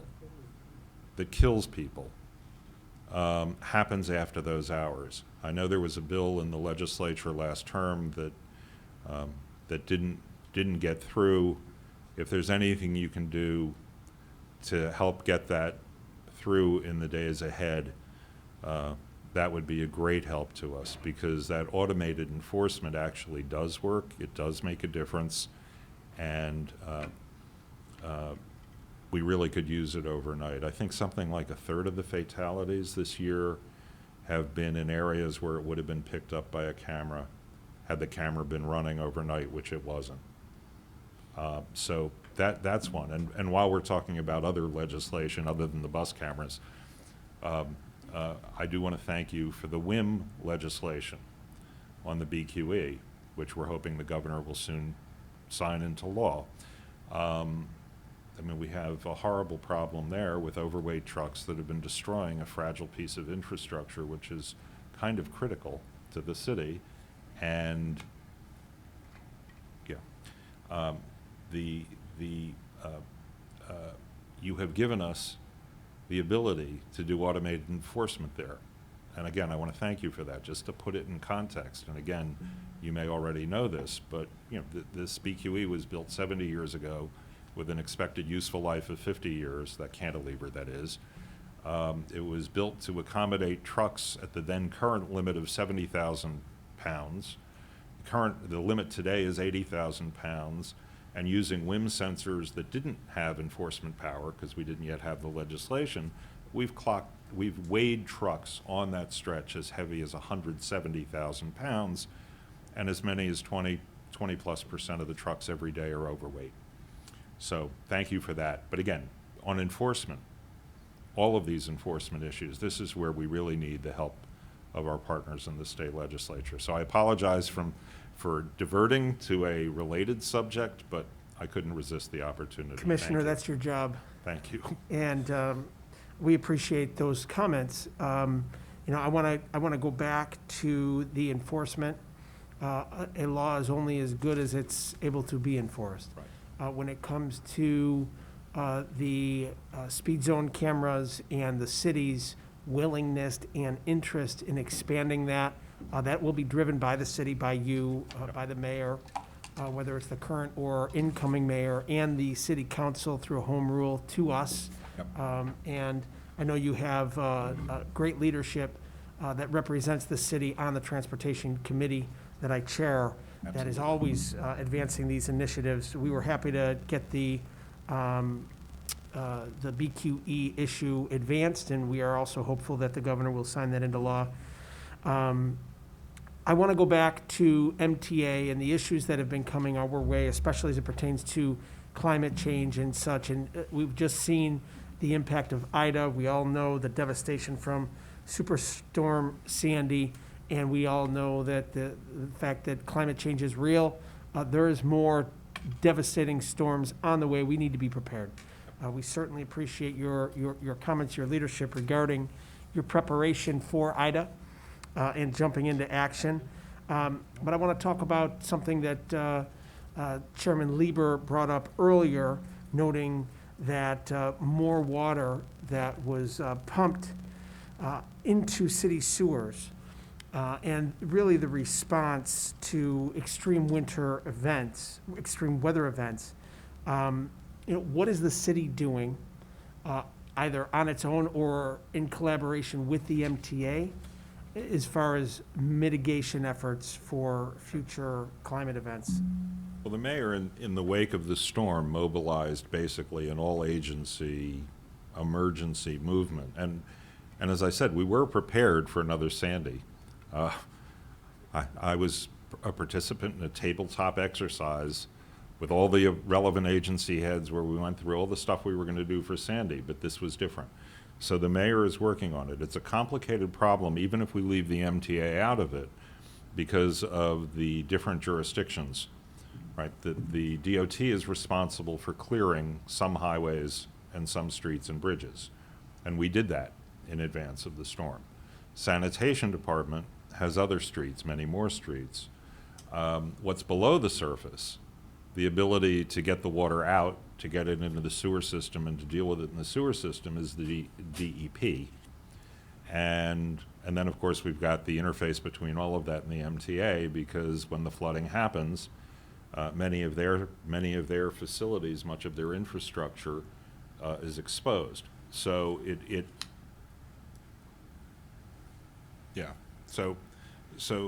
what we're trying to do, I mean, other than reactivating that task force, as Jano said, with the MTA to focus on the joint issues, is we're trying to prioritize the areas that we now know are most vulnerable.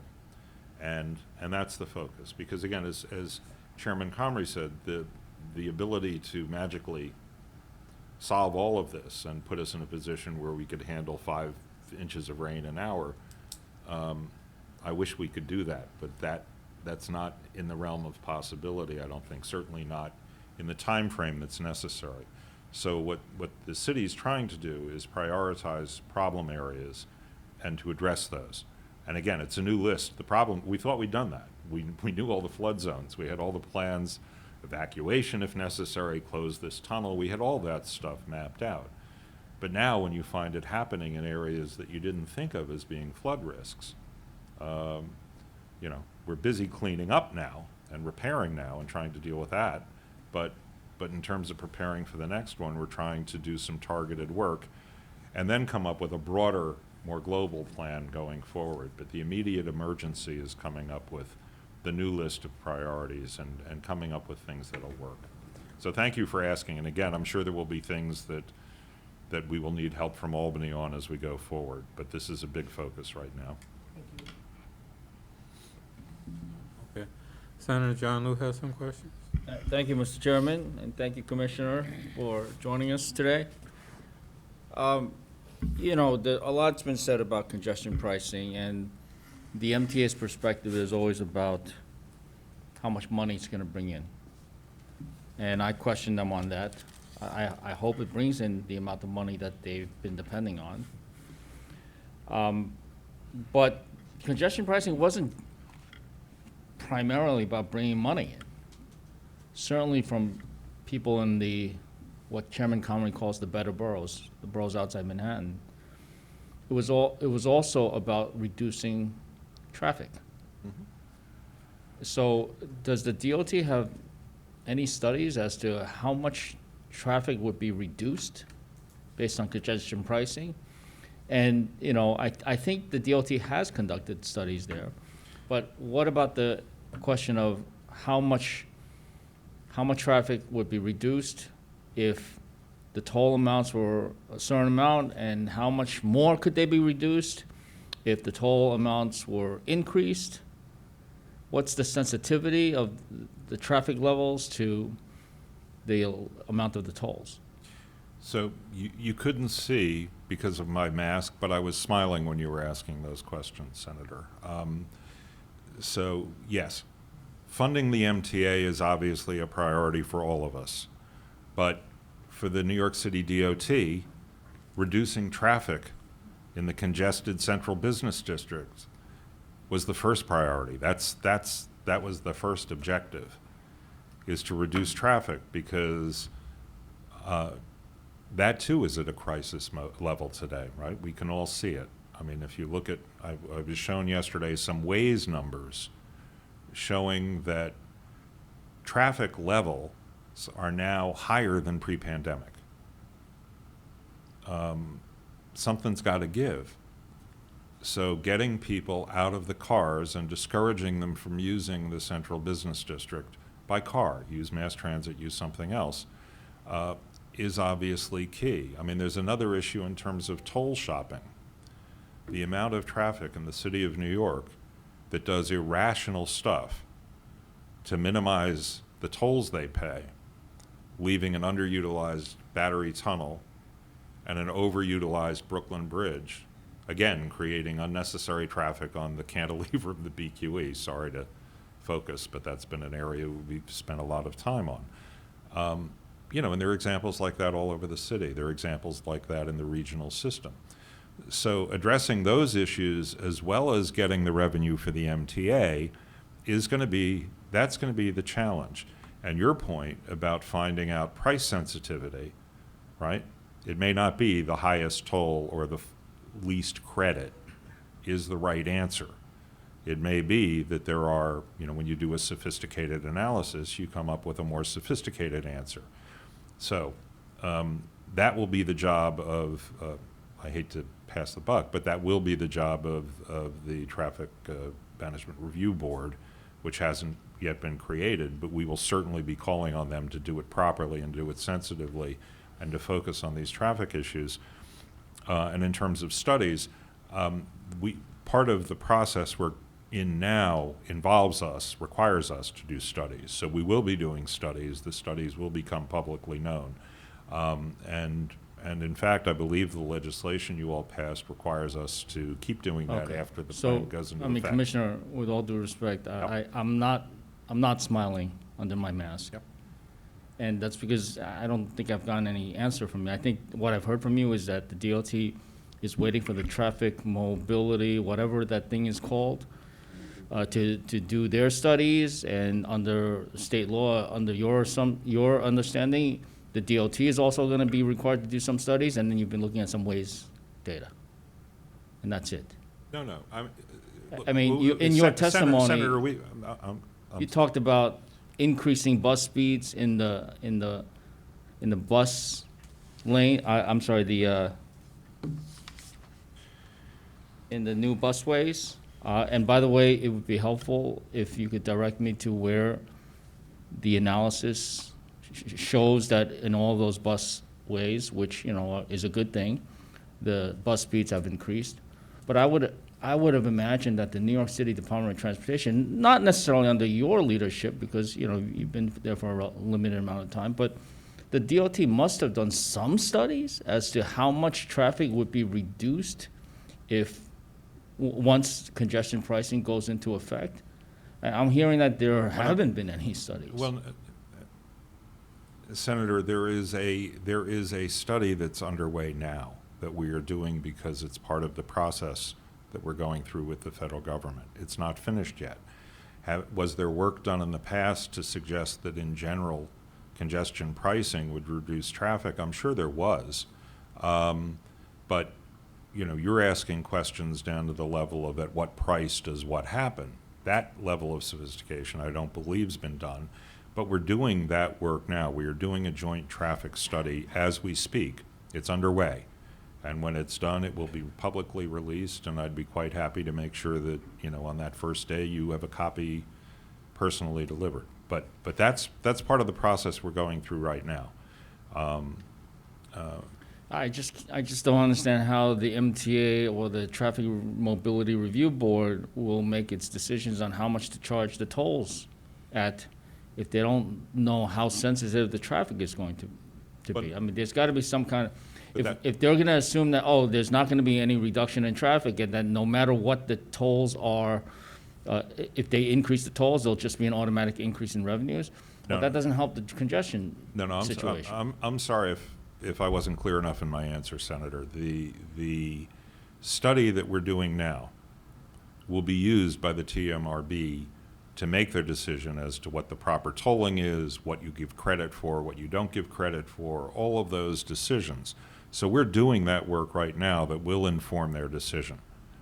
Okay, but that work's going on now. So again, happy to provide it to you as soon as it's done, but it's being done as we speak.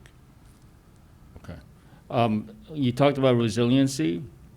I will remind you that my constituents are still suffering from Superstorm Isaias. Yes. All right. You know when Isaias took place, right? Yes, and Senator, you were good enough to raise that with me before, I guess during the technical difficulty break before, and I said I would follow up and find out what was going on, and I did. So I'd be happy to provide the answer here. DDC is the party that's going to do that repair work on the sidewalks. They're the lead on it. The work is starting within the next couple of weeks and will be completed this fall. Now, what I found out was that there were delays in the procurement process. Some of them involved the fact that federal money was involved. Some of them involved complications in getting the contract through the controller's office and registered, a process that you know way better than I do, so I won't. They have 30 days to get it done, so Well, it's been it took multiple. 14 months. All I'm told is it took multiple, well, I do know that within our agency, that's been a common source of frustration, that it takes us a long time to get procurement contracts approved by the controller, which is how I came to be familiar with a process called deeming. So it is a recurring theme. I don't know the particulars with the controller's office now, but we'd be happy to find that out. But it has been cleared. The contract was registered, I think, within the last week. DDC has a schedule to proceed, and I'm told that they communicated that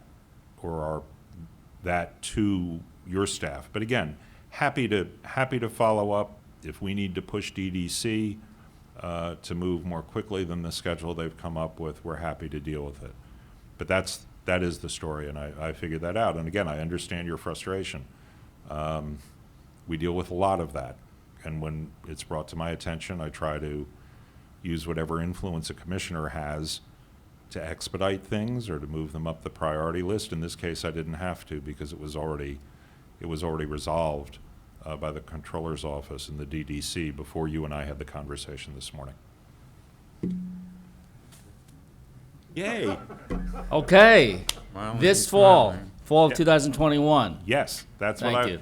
That's what I've been told, and if they tell me something and it turns out not to be true, that's not a happy event.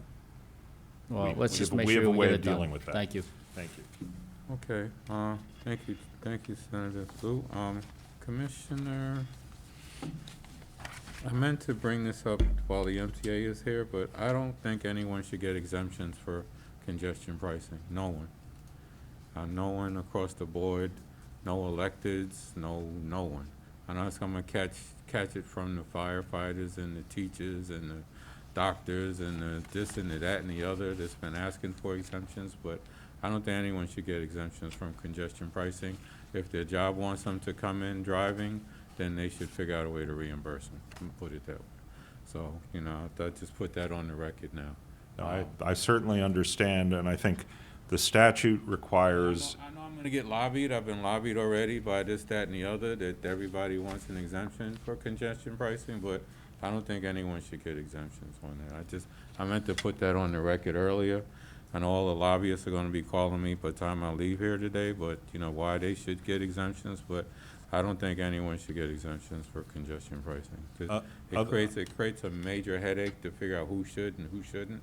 I think just going across the board with nobody makes the most sense. I think the statute calls for the disabled, for the handicap, but other than that, was there anything else in the statute that requires it? I don't think. Just emergency vehicles, Commissioner. Okay, so Right, well, I emergency mean, vehicles, those- obviously, when right. they're on duty. Right. But private, Right. I certainly Right. hear you and understand the sentiment. Emergency vehicles and ambulances coming from Queens to go to Manhattan, because unfortunately we are underbedded and we don't have the major hospitals in Queens, so, those should be the only exemptions. Other than that, everybody else should have to pay and get reimbursed by their job or some other mechanism. Excellent. So I just want to put that out there. I meant to put it out to the MTA as well. But I do have some beefs with DOT, and they're particular to my district. I'm sorry to have to bring them up here, but, It's okay. I don't have an opportunity. But we have over 35 speed cameras in a 4-mile radius in my district. It's ridiculous. We have 7 speed cameras along Farmers Boulevard, between the Conduit and Liberty Avenue. We have 9 speed cameras along Merrick Boulevard corridor, and it's just, we have speed cameras on side streets, we have speed cameras on one-way streets. There's got to be some way to work with a community to lessen the amount of speed cameras that are on side streets and back streets in our district, and not giving us an opportunity to have feedback or communication about it is disrespectful to our community. So, I understand the need to put in speed cameras, and, as you said earlier about the fact that there are a lot of people that have perished because of speeding in the area, but to turn it into a revenue, and to not put up proper signage is unfair to the drivers that are trying to do the right thing. That did get trapped by a speed camera on a one-way street, on a side street, with no notice at all and no signage is unfair. And that's a problem for me. So a couple of points, Senator, and I understand. I hear your concern, understand it. You're not the first elected official to share such a view based on complaints from constituents, and I am always happy to sit down with the appropriate people from my team, with you and whoever else from your staff, from your community, et cetera, you'd like us to have the conversation with. But let me share a few things. First, we place the speed cameras based on the data that is crash data, fatality data, serious injury data. We don't just randomly place them. And if your office or the local council member's office or whatever hasn't been sufficiently alerted to that, we can address that issue. But it's based on data. We don't just place them randomly around the city. Well, I think that we should get a report of that data before the cameras are installed. Yeah, at least we're that happy. We're happy to share it. Absolutely, Senator. We're happy to share, or Chairman, excuse me. We're happy to share the fact basis, the data basis for installing the cameras. And once they're installed, or they should, I mean, we should get a notification prior to the installation so that we can let people know. Yeah. Especially since they're not putting signage up that there's a camera. Well, look, I happen to believe in signage and notice because what we want to do, we do not do this as a revenue raiser. As I said, I think I was at an event on Conduit where we lowered the speed limit. And one of the reporters asked a question about, oh, you're just trying to raise revenue. And the answer is no, we aren't. My dream scenario is that we get 0 from these cameras because everybody obeys the speed limit, nobody violates the law. You know, and I think they do get like a 9 or 10 mile per hour bumper above the speed limit before they get a summons. But, you know, and they get warnings, there are all those things. So, you know, we do this to save lives and not to raise revenue. The revenue, truly, if there was no revenue, that would be the happiest day in my existence as commissioner. Notice, absolutely. I mean, do we want to deter people from speeding? It's sort of like, you know, driving on a highway where people are inclined to speed, and you see a police car on the divider on the grass median up ahead. Everybody hits their brakes, right? There doesn't even have to be an officer in the car. They hit their brakes because it delivers the message. That would be fine. I don't think anybody in my community wants to speed, but they want to know where they are so that they can at least have some pre-knowledge of it and before they pass it for the first time. Sure, So, I think that nobody in my community wants to speed other than some young, stupid kids that have, gotten in a car. But to not know that the camera's there until after you've gotten the first ticket, is not fair either. So yeah, and I think we issue warnings for the first time. We don't issue a fine the first time, but my daughter's getting fined, so Uh-oh. there's no warnings. My daughter's getting fined. I guess here's what it is. The first 60, Deputy Commissioner Beaton passed me a note. The first 60 days after the camera's in, it's only warnings, not tickets. It's not personalized to the driver. I guess the other thing is, and again, it depends on which streets in your district, but often the people speeding aren't your constituents.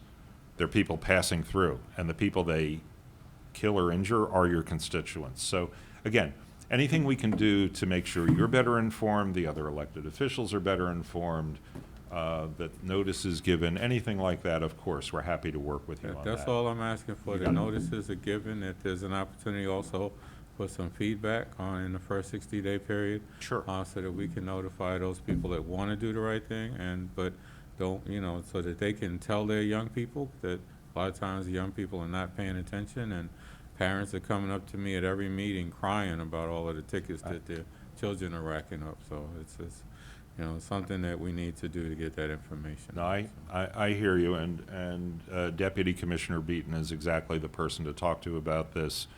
And if your staff doesn't have his contact information, I'll make sure we do today. Good, thank you. And then, I have another complaint. The Merrick Boulevard busway corridor is a disgrace. To do the corridor without removing all of the obstacles from the auto dealers and the people that are working on cars that are still double parking in those stops is a disgrace to the community. It's not done. A busway has not been created anywhere else in the city where we're still allowing that type of obstacles to sit and blocking traffic. So, while we all want to see a better Merrick Boulevard corridor, what has been done there, and now they're talking about giving people penalties for having to spend a half hour and 40 minutes trying to get down Merrick Boulevard, it is a disgrace. So with the fact that the city implemented this without having a real plan to deal with all of those long-term parking of unattended vehicles. It's not like they're working on these cars every day. Some have been parked there so long they got layers of dust on them. You have hit on a problem that is very frustrating for us and that we would like to address. Well, I would, I took a tour with Councilmember Miller, and he showed me lots of, and I forget whether it was Merrick. My memory is it was Archer, but it could have been. it was both. It was both. I was going to go to Archer next, but we'll talk about Merrick. Yeah, no, and we are working. I mean, we make these rules. We divide up these streets. We have no enforcement power. We don't have a police force. We don't have. We are working with the police department to try and get them to do something about towing, and that's a challenge. And Well, you could put up no standing anytime signs on that corridor especially between Baisley, from Merrick and from Baisley to Liberty, to prevent all this parking of these cars by these auto repair rehab dealers. no, if there aren't such signs there now, we'd be happy to do that. The problem is still enforcement. I mean, they run these businesses, don't have places for the cars, and they just leave them there, and then we have to figure out how to get someone to tow them. But we're happy to work with you on that. I agree that's a problem. And in the meantime, we should delay any speed camera, bus lane enforcement until that's resolved. It's unfair for people to be stuck on that corridor. And my other concern with that corridor is that we have so many small businesses, minority businesses, and you want to keep that corridor open all night. It's got to be rush hours. We have to be able to allow our small businesses to have people to stop in after rush hour times. On that? The issue of having it run from 8 a.m. to 10 p.m. is unfair to those small businesses that are existing No, there now. on that one, Senator, I hope I can make you smile under your mask, because the complaint about the 24/7 bus lane enforcement was raised by some of your colleagues, and I believe we got a letter. I think you may have been one of the signatories, and we've changed that. I mean, we do listen and we do try and respond. And let me tell you what we did. We changed the hours from 24/7 to 5 days a week, from 6 a.m. to 7 p.m., 13 hours. Now, that was, one of your colleagues was very unhappy that we didn't do more, but I'm happy to have the opportunity to explain to you why we did that. We looked at the ridership numbers, and and again, I'd be happy to share them with your office. When you see the ridership numbers, you see that they sort of drop off a cliff before 6 a.m. and after 7 p.m. Right. And so we thought, okay, that's bus traffic rush hour. That's the time when you really do need to protect the lane for the speed of the buses. In the after hours, when there are fewer riders, and probably fewer drivers too, it's less important. So we've made that change. Again, we can change it again. If that doesn't work, I mean, you should keep in touch with us. Let's give that a chance. My request would be, could we please give that a chance, see if that helps address the problem. If not, our doors are open. We're happy to listen, and we can do modifications of the hours. And that's true in general. I mean, we start with 24/7. It's simple, it's clean, it's easier to enforce. But in situations where that doesn't make sense, we're happy to revisit it, and as we did here. In that respect, we need to revisit Archer and Jamaica. No one's happy with what's done there. My staff has looked at it. I've talked to most of the businesses that are on the Jamaica Avenue. They're going crazy about the problems that are associated with it. So I would, as opposed to drilling down into it now, I think that we need to have another meeting to discuss it. I'd be happy to pursue that offline with you or with your staff and with whoever you'd like. Not just me, but with the electeds in Sure. Southeast Queens and the community board. 'Cause Sure, but if everybody's unhappy, then there's a problem. yeah, I mean, I find the everybody's unhappy part a little puzzling, though, because the background of this, and I was personally involved in this, so I can tell you, this doesn't predate my tenure. A local council member wanted us to do the busway on Archer, the DOT team, based on its analysis of the data, thought that Jamaica was the better choice. When he took me on the tour of the district, we weren't just looking at the cars out on the streets, but we were also exploring that issue Yeah, no. and looking at the busways. And when we got to the end, to that junction, which has got to be one of the major transit hubs in the city of New York, you've got Yeah. the Long Island Railroad, you've got major office complexes, staff from members of Congress came and joined us, everybody was there. My staff was there also. And your staff was there too. And I said to the council member, why do we have to choose? This is such an important transit hub. Why doesn't it make sense to improve bus service on both of those streets? I remember I asked him, who told you you could only have one? No, And so we came up with, right there on the spot, the conclusion that what made sense was to do two. And that's how it happened. And you know, there are about 250,000 bus riders every day on those two streets, and if we can improve their transit times by 25 or 30%, as has been the record elsewhere, you know, that seemed like a good thing to do. Again, we're happy to hear the issues. If there are things we can do to help in hours or things like that, we're happy to do it. But that's how we got there. No, I don't disagree. Let me be clear. I don't disagree with the need to do both streets. Yeah. I just know that there are a lot of things that need to be tweaked. I'm not saying throw it out. I'm saying we need to tweak it. So that it makes sense for the businesses, that there's a clear opportunity for deliveries and pickups, the pickups and drop-offs, that the folks that work downtown and drop their kids off in the local schools, that it can all make sense. So right now, it's a problem for everyone. I think with the proper tweaking, you know, I'm not going to date myself, but we've tried it before back in the 70s that I read about. So, you know, we can try to work on it again. Go. Happy to have that conversation anytime.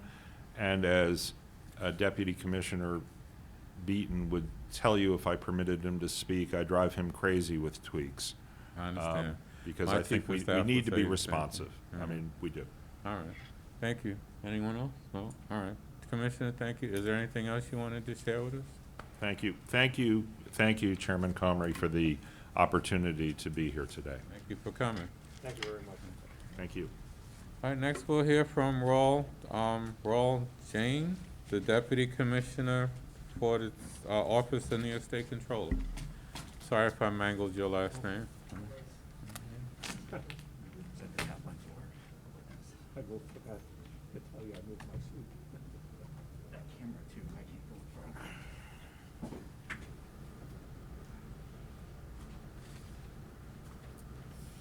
Whenever you're ready, sir. All right. Chairs, Senator Timothy Kennedy and Senator Leroy Conroy, and distinguished committee members. Thank you for providing me with the opportunity to testify today. I'm here on behalf of New York State Comptroller Thomas DiNapoli. My name is Rahul Jain, and I'm the State Deputy Comptroller for New York City, a division that provides state oversight of New York City's fiscal issues. Can you speak into the mic? Yeah, sorry, apologies. Let me move that along. That's better. Thank you. The MTA, already in a state of fiscal crisis, is approaching its biggest challenge yet. On July 21st, 2021, the MTA released its mid-year update to its 2021 budget and a 4-year financial plan, known as the July Plan.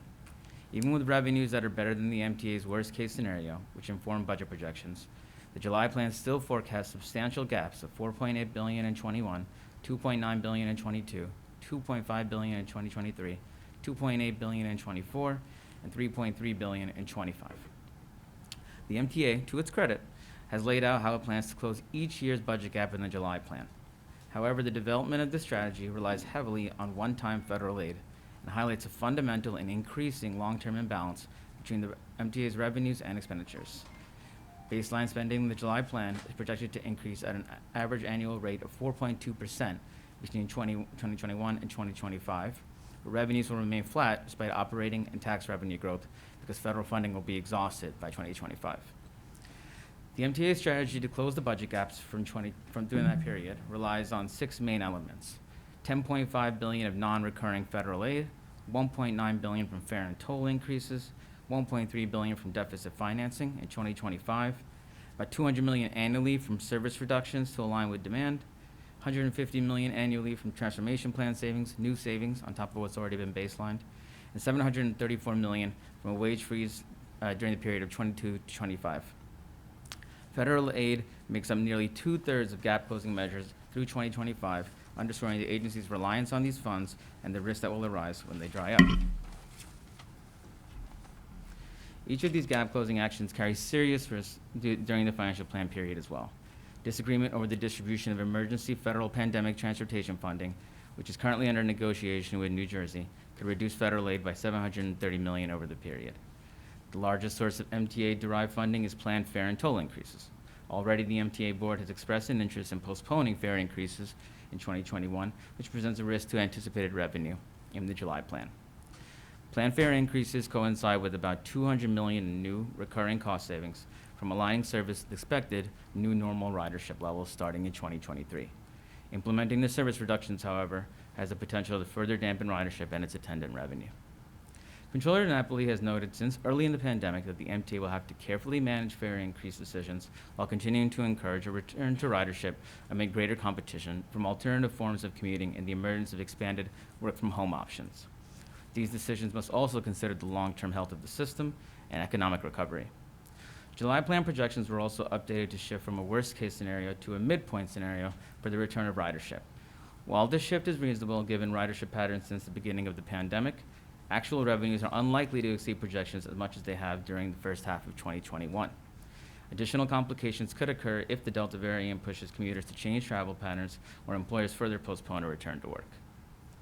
To illustrate the scope of this uncertainty, Comptroller Napoli's office estimates that fare revenue in 2022 could be $300 million higher than projected if workers telecommute an average 1.5 days a week starting next spring. But it could be $500 million lower than planned if workers telecommute an average of 3 to 4 days a week. The July plan also includes $150 million in recurring future savings from the MTA's transformation plan associated with cuts to administrative staff. Earlier this year, in its February 2021 financial plan, the MTA included $325 million in recurring savings beginning in 2022 from the planned elimination of 2,725 positions. A look at the data, however, reveals that most of these eliminated positions were not administrative, as recommended during the development of the transformation plan, but resulted from operational and maintenance vacancies that opened up during the pandemic, and that these vacancies are having a direct impact on service. Of those positions, 2,295, about 84%, were maintenance and operations, and 1,840 of those were hourly employees, not managers or supervisors. To mitigate the impact to operations, the MTA will have to replace some of these new positions. Given this, it is unclear whether the MTA will be able to generate the new planned savings from administrative cuts or whether baseline savings from operational and maintenance vacancies will continue after the MTA begins hiring again. The July plan also relies on negotiations with and management of the MTA workforce. There's no guarantee the agency's collective bargaining units that still lack contracts will agree to new contracts that call for only 2 years of wage increases, or that the next round of collective bargaining will align with MTA expectations. Though these and other more perennial risks to the July plan, including overtime costs, could increase budget gaps by at least $347 million in 22, $496 million in 2023, $400 million in 2024, and $309 million in 25. Difficult to quantify risks I've noted earlier could also compound the gaps further. Despite these significant implementation efforts, and in light of their associated risks, the MTA is still only able to balance the 2025 budget, as of right now in the plan, with the use of deficit financing.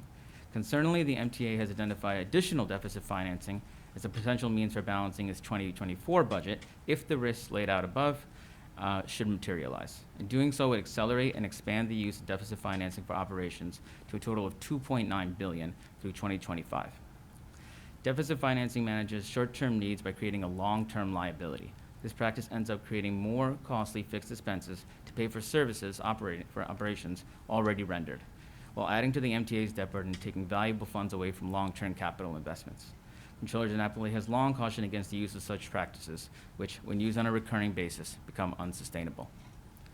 This planned reliance on debt to manage operations, even if held to a one-time action, comes as the MTA's debt burden already continues to be a significant area of concern. The MTA expects the burden to stay relatively high at around 20% of total revenue for the duration of the financial plan period. The MTA plans to delay the issuance of debt to manage debt service levels, which could slow the pace of capital commitments further and lead to deteriorating service and potentially safety deteriorating safety of the system. The MTA has also continued a pre-pandemic practice of structuring some bond sales to defer the payment of principal, effectively reducing short-term debt service by placing the burden on future MTA budgets. In addition, congestion pricing is expected to generate $15 billion for the MTA's 2020 to 2024 capital program, but the starting date of the program is still unknown, although it is assumed to be in 2023. The timely implementation of the congestion pricing program could bring more riders to the system and reduce ever-increasing traffic congestion. One potential positive for the agency comes from the federal infrastructure bill, H.R. 3684, now being considered in Congress. If passed, the MTA could receive more federal support than its capital plan currently anticipates.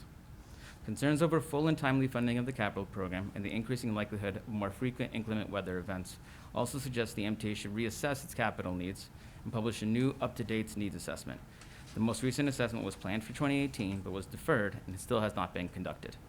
Prioritization of the capital program requires an accurate analysis of the areas that are not in a state of good repair in order to keep the system operating effectively and protect it against future emergencies.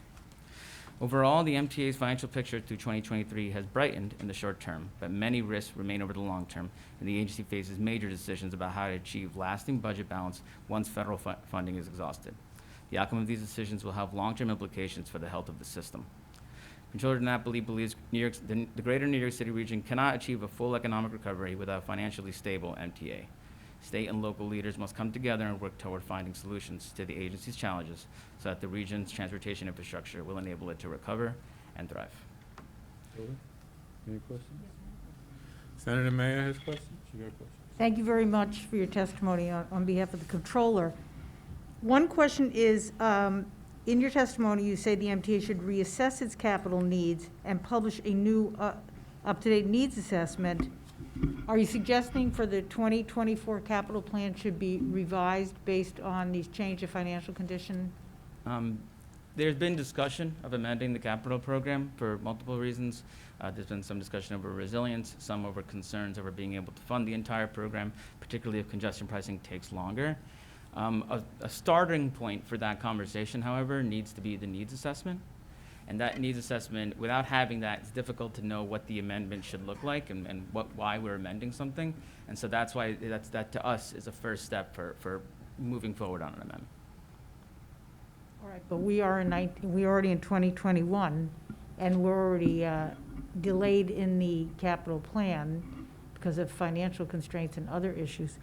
So the second question is, while you are critical, and understandably so, of the finances and the management in some respects, although indirectly, of the MTA, does the Comptroller have constructive recommendations with respect to fares, increases, decreases, and the need to increase ridership, particularly on the commuter rails? Coming out of the Great Recession, the commitment to raising fares on a regular basis was an important step for the agency to be fiscally sustainable and coming out of there. That type of fare raising with regularity helps riders understand what's oncoming, and it also allows them to understand where the money's going. What I think right now we're facing is the idea that the federal money allows us a little bit of breathing room, a little bit of time to see how the return for ridership goes, okay? And the expectation at this point is that we follow the numbers, and I think Senator Liu earlier mentioned what does it look like, what's the elasticity, those types of questions. Without having the data behind that detail, it's difficult to make a decision on when the right timing is for fare increases. We do think that eventually the MTA does need to come back to that, the regular fare increases, but the timing is still up for debate, especially with all the uncertainty going on. Are you suggesting that the MTA made a mistake in deferring the scheduled fare increase? Well, currently, the financial plan calls for a fare increase in November of 2021. If they were to do the increase then, the funding, the $1.9 billion in funding that they expect over the financial plan, that will that should show up in the plan. It should show up as revenues. If they defer that, however, there's going to be a gap. There's going to be less than $1.9 billion, and I think that's the question. How do you fill in that gap, whether it be through savings or revenues, in order to actually, maintain balance over time. I understand, but the way you framed it, is it in a vacuum as if we weren't recovering from COVID, where we need people to go back on and accept public transit, which is a fundamental factor in part of how much it costs. So I would just respectfully say that it appears to me there needs to be a fuller discussion of how you attract people back before you make a judgment that a fare increase is going to automatically increase revenue. We can't even know that at this point. But that being said, thank you. Thank you for your testimony. Thank you. Senator Gorin? Thank you very much, Mr. Chair, and thank you for all the good news. Although I recognize the role of the State Controller's Office is to do exactly what you're doing, and we appreciate pointing out all the issues we have to address. I was struck by you talking about the people who are now working from home and no longer, commuting into the city or commuting within the city. And that was something that Mr. Lieber, referenced before. And it seems to me that the MTA doesn't have any real handle of how long and how extensive and how big a problem that may be. And, and it's probably not something that they can totally figure out on their own. And I think that is a big issue because, I can tell you the train stations in my district, it used to be you would go by at 7 o'clock in the morning and you couldn't find a place to park to take the Long Island Railroad. Now you can go there, 10 o'clock, 11 o'clock, and some of them are, not even half full. And I think a lot of this has to do with people now working remotely.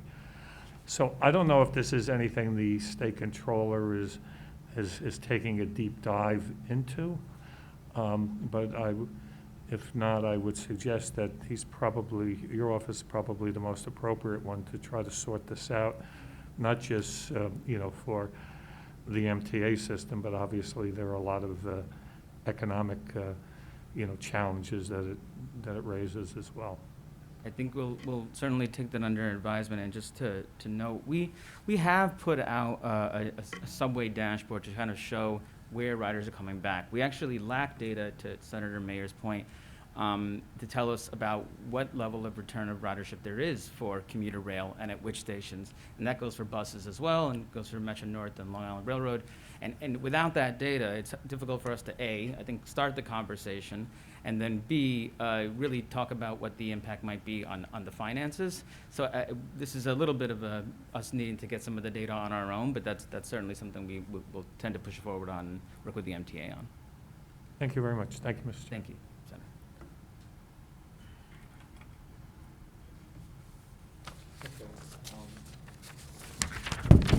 Question, so have you looked at other cities and then how they've done fare reduction plans to increase ridership?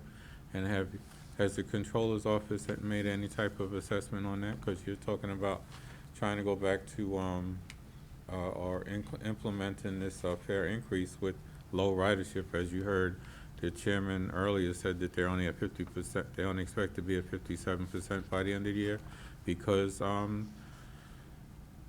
the people that are now working or are expected to be working in downtown core has changed. Have you looked at alternate plans to figure out the way to increase revenue by fare reduction, So as they have in other cities?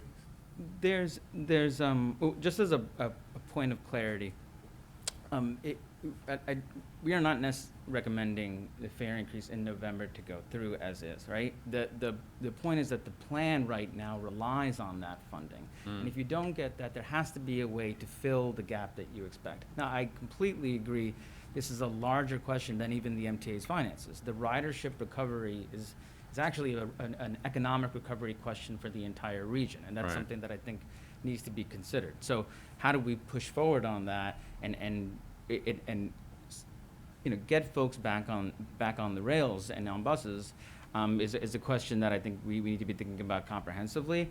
In terms of what you're asking, looking across the board, I think, one, there's a benchmarking study that others have mentioned that looking international systems, and I do think international systems in some ways are in a way better comparison to New York City system because of the scope, size, and magnitude. So that might, seeing some of that information might help us understand this question better.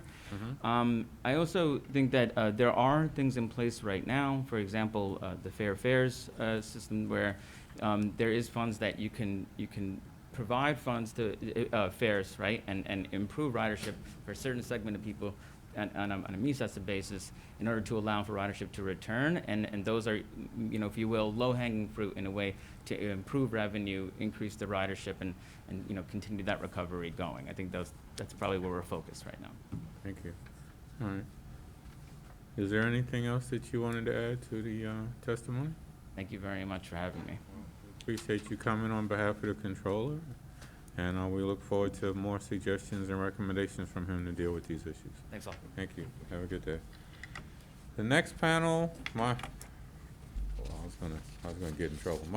The next panel coming up is consisted of labor, which President of the Amalgamated Transit Union, Mark Henry, Local 1056. Anthony Simon, General Chairman of the Sheet Metal Air, Rail, and Transportation Union, SMART, and Ed Valenti, Chairman of the Association of Community Rail Employees, otherwise known as ACRE. Come on down.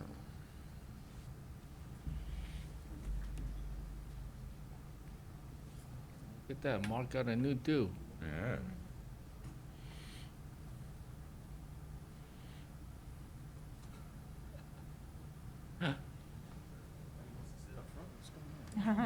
What's that, Guess, a wanna- COVID do? Yeah, I get COVID protocol. Y'all wanna go one at a time? That's fine. That's fine. COVID do? It's overdue. Senator Kennedy, how are you? Take the middle seat. You want to go first, or you, how are you on? Yeah.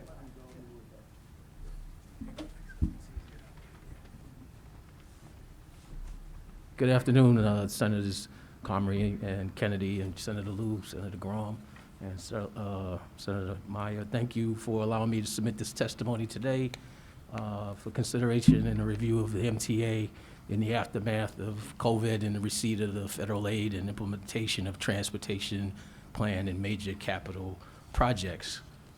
Been introduced already. So my name is Mark Henry. I'm the president and business agent for Local 1056 in Queens. Plus, I chair the conference board for the state of New York for the ATU. I'm really here today on behalf of those 4 locals in New York City that deal with the MTA directly. My local 1056, 726 out in Staten Island, and 1179 in Queens, and 1181 that services parts of Brooklyn. Our members have been impacted by COVID directly. Our members were on the front line for the agency during COVID. We were all classified as essential employees and continue to work as such. In doing so, we helped move the city and help the state keep their revenues coming in, the ones that did come in.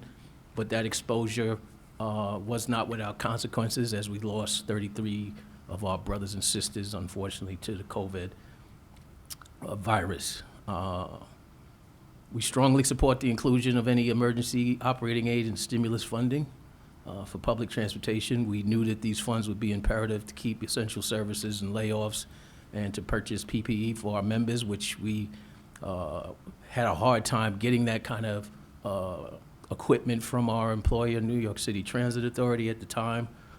We now know that they've been awarded quite a few funding streams from the federal government, state, and city levels, and that's kind of detailed in my report. We want to thank Senator Schumer and the congressional team for their work in making that happen. Given the significant financial support that the MTA has received, we believe it's imperative that the MTA use that funding wisely and address several critical issues that are facing public transportation workforce. The uncertainty of the pandemic also limited our ability to finalize our contract for our members, which was one of the things that we had conversations with the MTA, and they kind of verbally said that they would finalize our contract if we did come across with some federal money from the federal government, and we lobbied our international union to do that on behalf of the MTA, and we did come through with that funding. For decades, we've been in a pattern bargaining situation through dealing with the MTA. They usually negotiate with TWU first and then come to the ATU second, and we normally are consistent with our pattern bargaining. But unfortunately, at this, due to this considered financial crisis that the MTA is going through, they have kind of reneged on that promise that they did present to us. And realistically, our contracts have very little impact on the MTA operating budget. And given that all our members during the pandemic and continue to do so, they fully deserve to be compensated just as the members of Local 100. One of our major issues is that all transit authorities are grappling with is a driver shortage, which is one of the things that needs to be addressed. The driver shortage is coming.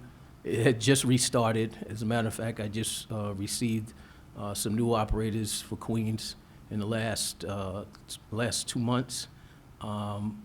But it's woefully inadequate for the times. We did have historically, we have a high turnover rate at this time due to generationally, people decide to stay with the authority for a number of years, and then they move on or retire after they've completed their service, 25, 55 years. But the authority, for whatever reason, due to their, well, they basically are blaming the pandemic as a reason for not hiring. They did miss, that was a great misstep in regards to making sure that the service levels are maintained and throughout the boroughs of Queens and Staten Island and Brooklyn. They have to work to find other reasons or find the reasons why the newer generations are not being drawn into careers in public transit, and they have to figure out how they can bring those or entice those individuals to come to work here. We also believe that they should ensure that the MTA makes it a priority to restore the service across lines across the system and continue to add new lines to meet the needs of the riding public. We believe that the TA must also make changes to make sure that the equipment that we drive here in the bus division is safe, and we believe they actively must be exploring all types of various bus equipment that includes, proper protection for the operator due to the spread of the virus and how it's impacted our members. We also believe that there should be proper ventilation of equipment through workspaces, make sure that proper MERV filters are being used in locations where we work to make sure that we are safe at the workplace as well.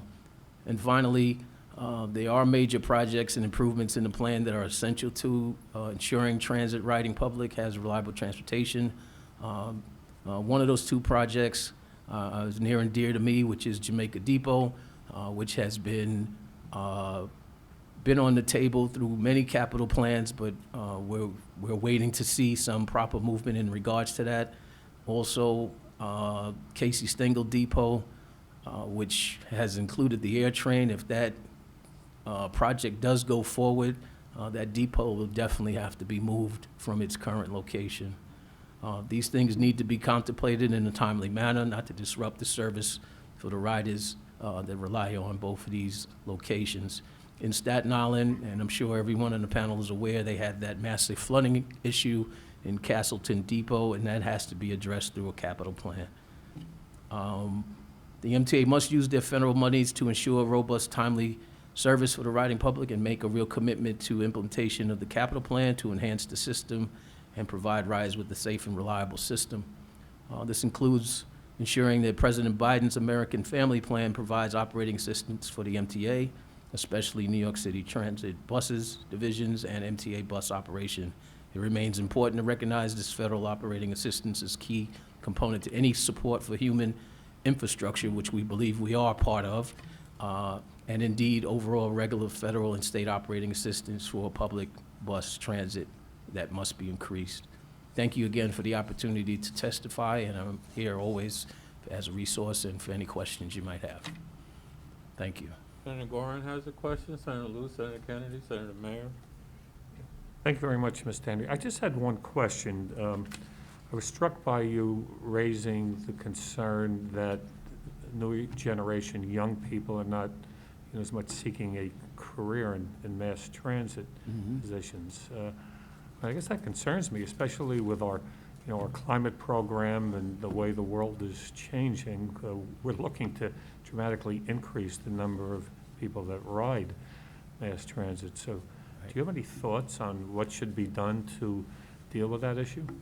I believe that an outreach is definitely necessary, especially in your high schools, to kind of plant the seed, so to speak, that these jobs are available. They are career making. They're not the greatest jobs in the world, but they're good jobs, and they come with good benefits and a pension and the like. And I think they need to be exposed to that. Years ago, we used to have a program where we would bring the kids to the locations to kind of introduce them to public transit and see basically what we do during the course of a day or whatever. I think that probably would help, but again, that has to be the outreach of the Transit Authority to make that happen. I mean, I'll do it on the union level, because we always have certain programs that we go into the high schools or whatever and tell them about the maintenance or stuff of that nature, but it has to be more outreach, has to come out of the agency itself. If the trend continues, that's going to be a big problem. It is a big problem. I think everybody on the panel knows that the school bus shortage is That's the big next, issue of COVID is now. very prevalent, not just here in New York State, but across the nation. So, thank you very much. You're welcome.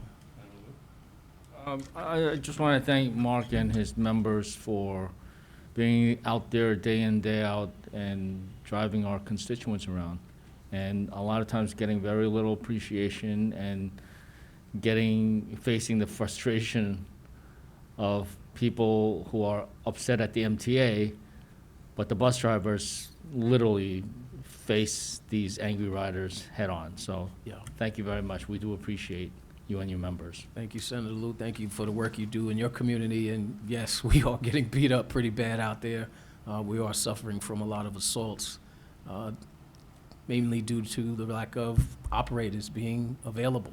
So it's across the board, and any help we can get from the legislature be greatly appreciated.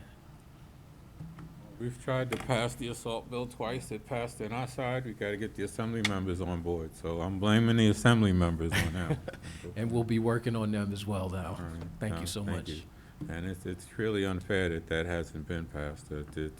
There's no reason why we should allow the public to treat an assault on a city worker, a bus driver, train operator, when there's not a harsher penalty for that. So Thank I you. will work with the unions and try to get our assembly members on board. Thank you so much. Senator Mayor, then Senator Kennedy. Yeah, first of all, Mr. Henry, thank you for what you and your members have done and continue to do. And I want to echo the chairman's views on that assault bill. For all of us in our conference, I think it is a priority that bill pass both houses, so we're with you. Secondly, I just want to convey my condolences. 33 members of your union died from COVID Yes, as essential workers during the worst part of COVID, I assume. correct. And I just, I think, on behalf of our conference, not only our condolences, but our commitment to make things better for your members who are really out there. To that end, two things. One is, how would you characterize your union's relationship with the MTA leadership at this moment? At this moment, it's contentious. I think every union leader in the city has pretty much hit a wall with the current leadership on a lot of different levels. I think we've been extending an olive branch to see if we can help in any sort of manner, and it's been rebuffed by the current leadership that's in place. I know that our members are very frustrated by not having a collective bargaining agreement at this stage of the game, so it makes things a lot tenser in conversations with the leadership. But, you know, we're trying to work with them, and it's not being accepted. It's kind of being, it's gotten to the point where it's their way or no way, and we're not in a good position right now. Well, you were here, I don't know if you were here for Mr. Lieber's testimony where he was working with his union leaders of the various locals and suggesting that you were sort of all on the same page. I take it you don't think that's the case? I disagree with that, only, you know, not only for the contract, but even in certain things, even dealing with COVID in the beginnings of it, we ran into a lot of issues in regards to that. And even in regards to the testing and vaccination program coming down the street, you know, it's in our face as we speak. We're having issues in regards to that as well. So I don't share the gentleman's sentiments. Okay.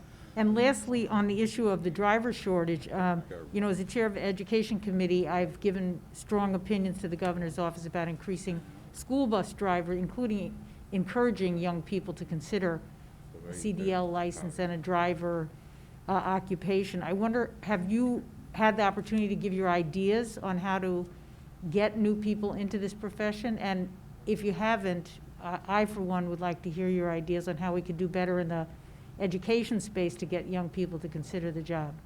So I also sit on the Central Labor Council, and Yes. we do like a Future in Focus, where we kind of go do the outreach, like I was explaining to Senator Grom. That's pretty much the best way, is try to get people engaged at a younger stage of their lives as a possibility, and I kind of preach the union way. Like, it's not as bad as you think it is, and it's very helpful to you in your future.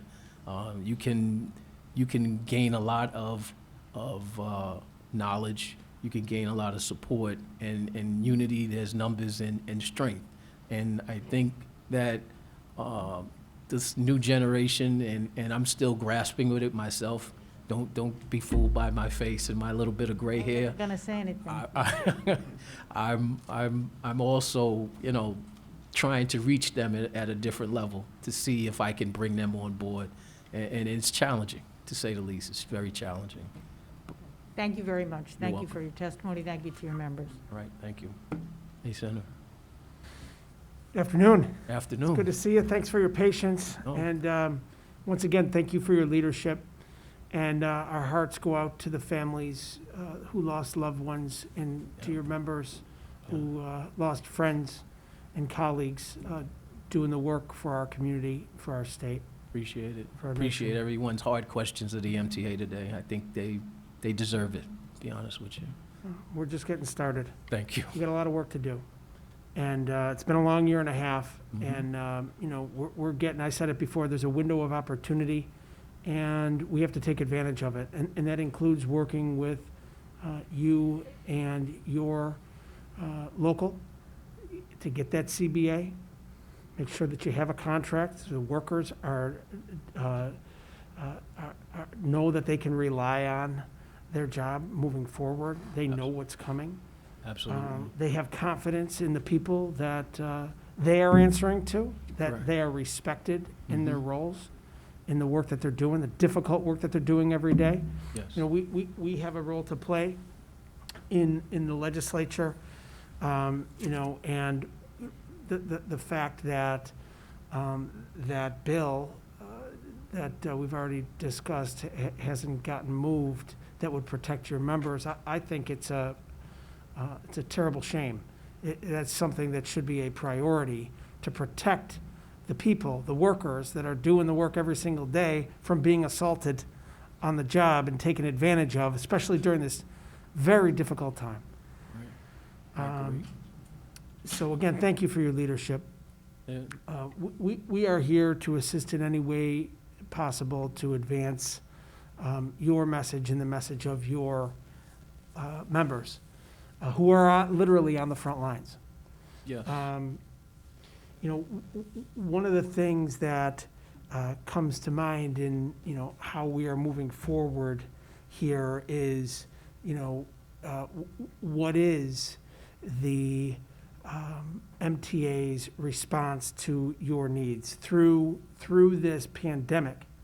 Can you talk about your membership and the role that they've played? And I know that this can be mirrored throughout the system, but the role that they played in making sure that the system was functional, and whether or not they were given the tools and the resources to protect themselves and their families. And does that continue? Are you confident in that regard? As I stated earlier in my testimony, in the beginning, it was extremely difficult to work with the Transit Authority in regards to us receiving the proper PPE items needed to do our job correctly. I think my members had approached me early on in the beginning stages of the pandemic, you know, wear our mask, wear our gloves, and stuff of that nature. And the Transit Authority took a very, I'm going to say, lackadaisical approach, basically saying it's not part of your uniform, so you're not entitled to these equipment items at that time. And, you know, it wasn't until after one of our first deaths in the transit agency itself that all of a sudden things started to move on behalf of getting us our proper PPE. I know personally that I and many of the other union leaders went out and personally purchased PPE items for our members so that they can be safe out there driving and working on the equipment and coming to work and such, whether it was PPE, whether it was masks, gloves, whatever was needed. We actually definitely went into our union funds to make sure that these members were safe. You know, it broke my heart. I had two very close friends who passed away, unfortunately, due to COVID on the job in that group of 33. And, you know, it affected me a long time. You know, you never want to see anybody leave in that manner. We come walking through the door, we want to walk out of the door, so to speak. And to see them pass on during this was heartbreaking. You know, during the remainder of the year, we've been back and forth with the Transit Authority on things that we can do to kind of minimize the exposure. We did rear door boarding for the riding public to make sure that the operators were safe. We closed off a section so that the airflow would be to just one area of the bus. And, you know, we did also maintain service while we were out there. During all hours of the day, all hours of the night, we were out there servicing the public, making sure that other essential workers and of the like made it to work or home safely. So we were definitely there across the board, 24 hours, 7 days a week, holidays included. It didn't matter. We were there risking our lives during the whole height of the pandemic.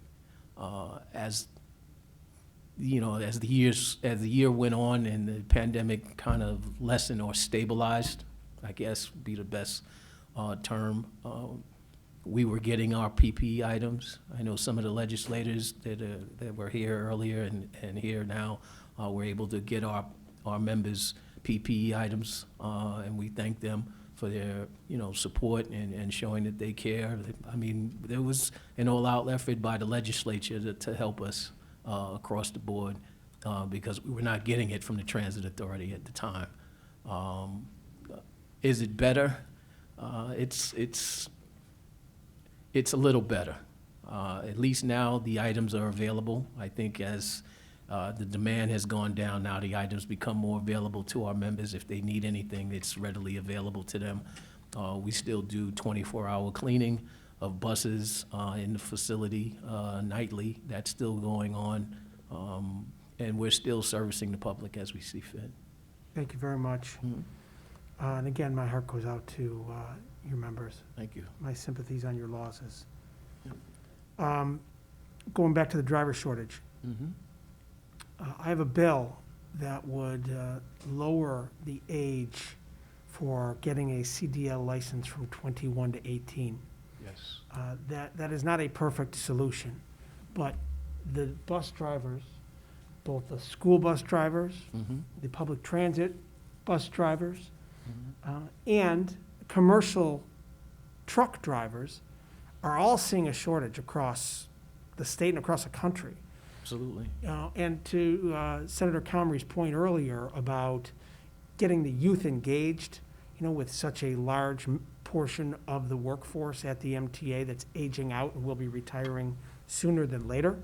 What are your thoughts on that, getting those younger people into a career in driving, in the field?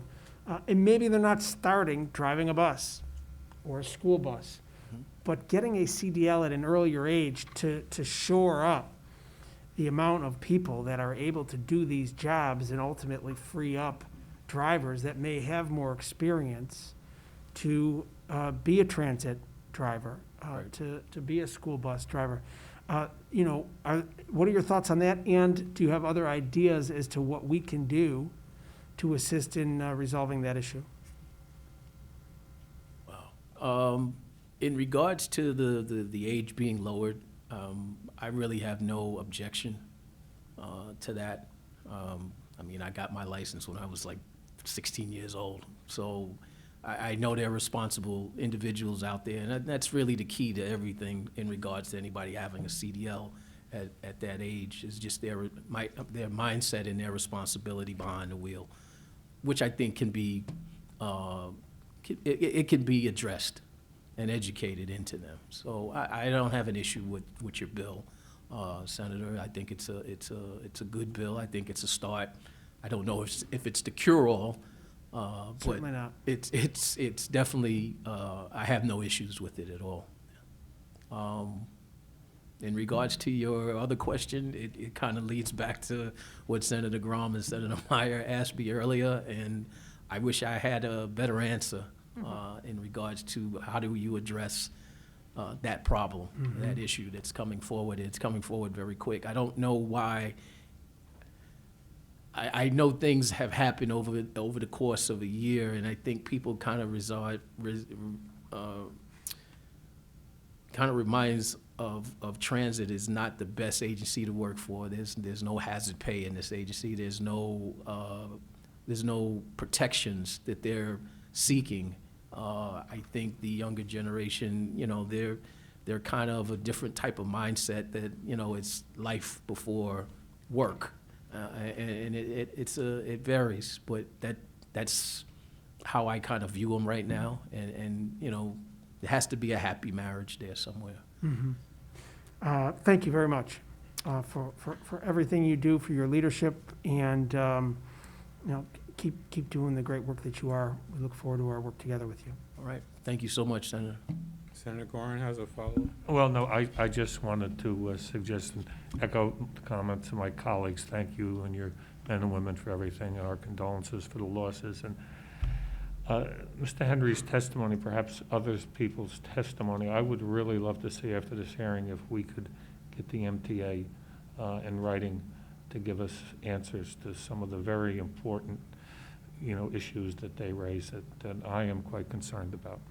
Yes, I agree.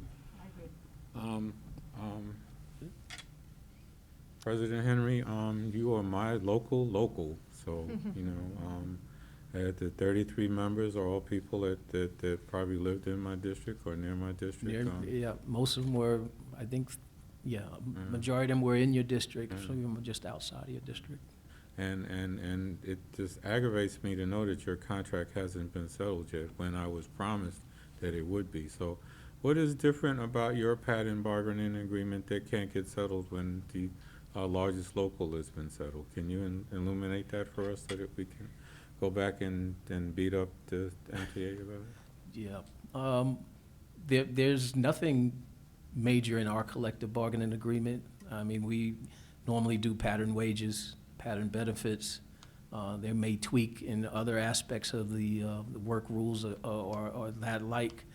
Like I said, we were verbally given an agreement that we would settle your agreement. This is going back pre-pandemic. Right. But even after the pandemic had started and going full bore, when the MTA reached out to us and asked us for help in order to get federal funding, we stepped up again and provided that with the, a proposal that we'll get our collective bargaining agreement settled. Unfortunately, it hasn't been settled. We are currently in interest arbitration over it. It's going through the process. It's cost the locals that are involved a great deal of money, and I'm sure it's cost the You've transit had to authority. pay to go to arbitration to solve something that they promised you verbally and twice that they would resolve, and it's no different than the other union contracts. It's no different. I just think that's disgraceful, and I thought that this was resolved. I'm chagrined to find out it wasn't resolved, and I think that we as a conference will send a letter to the MTA to insist that it is resolved without costing you another cent. That's unfair, that you've kept your side of the bargain, that you've made additional concessions, that you've continued to work even without equipment, and that you're facing all these things and they haven't been able to give you the same level of respect that they've given the other unions. It's just, I'm beyond angry, and I'm just trying to stay calm, because these are my neighbors. These are my constituents, and it's unfair that you guys are being treated like this for no good reason. I mean, they're running deficits of millions of dollars, and it really doesn't. It should not be where the people where the rubber meets the road, where the people are the most impacting and helpful to the system, can't get their fair share of revenues that they deserve. So I'm sorry that this is still going on. I was promised it would be resolved, and I'm just really upset that it has not been. I'll let you know. I will call. I'll make a direct call to the governor today about it, and to Mr. Lieber, because this should be resolved. I appreciate Without it. it costing you guys any more money. To have to go through arbitration on this is ridiculous. Yeah, unfortunately, and it just seems to be a common pattern with the MTA and our local. I don't know. The MTA should not be frustrating the unions and the workers that are providing the services, the essential services that lost more people than any other agency. Do MTA workers were more than any other agency or civil service entity, and they shouldn't be treating any of you disrespectfully, especially in this time where we have to revive and make the system work for everyone. So I'm very unhappy to hear this, and we have to get something done about it. How much does a driver and a mechanic make now? You guys make more than us with the deal with overtime. Should I answer that? No. But I do, just on a real, we do need to advertise to our young people. It is a good paying job. It's over $100K a year with benefits. Absolutely. That's nothing to sneeze at in New York, so. The few young people that do make it through the induction and orientation, and we get down and we speak to them on a grassroots level, and we basically tell them, no, it's not the best job in the world, but it's a good job. Yeah. And it does provide you with a very good living, and you can put your kids through school, and you can do a lot with it. Right. It can work for you. And members have. It's a great way to get into the middle class. So Correct. we have to work on it. All right, All thank right. you. I think thank you for your time. Thank you for coming down. I'll talk to you tomorrow. All right. Thank you for the invitation, and thank you again for all your work, Senators. All right. Thank you. Take care. Mr. Simon, President Simon, you're up. Thank you. Thank you, Chair Comrie and Chair Kennedy, for your leadership. Thank you, Senators, for your support and for really digging into the issue with the MTA. You talked about the recognition that is just so hard for everybody to give the frontline employees, and we're still going through it. Just yesterday, we lost a 52-year-old conductor with 3 children. Okay, so it's not over. And it's a shame that, the phone rings sometimes only one way. But with that said, we thank you for your support. We thank you as a Senate delegation for this hearing. I have had the privilege of speaking before this committee in the past, which have yielded positive outcomes and improvements with the help of this body.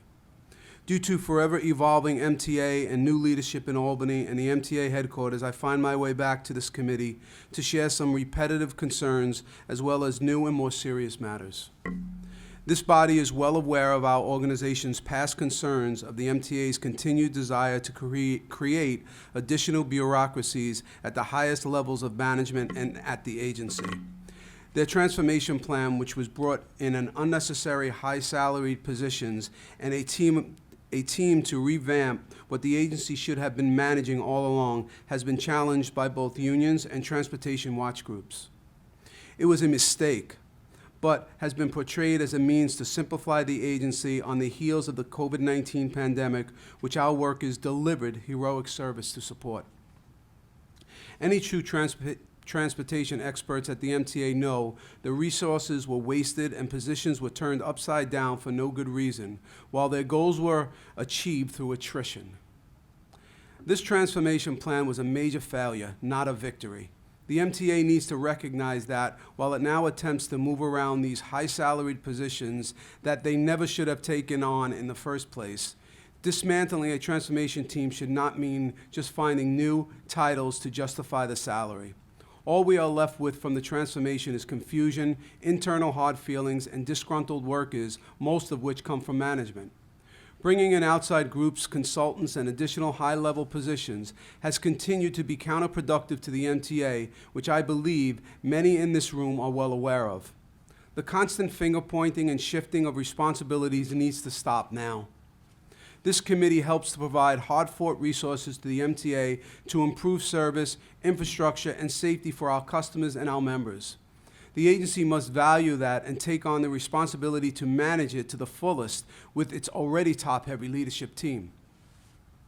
This leads me to a new, time-sensitive matter that will require your help and leadership.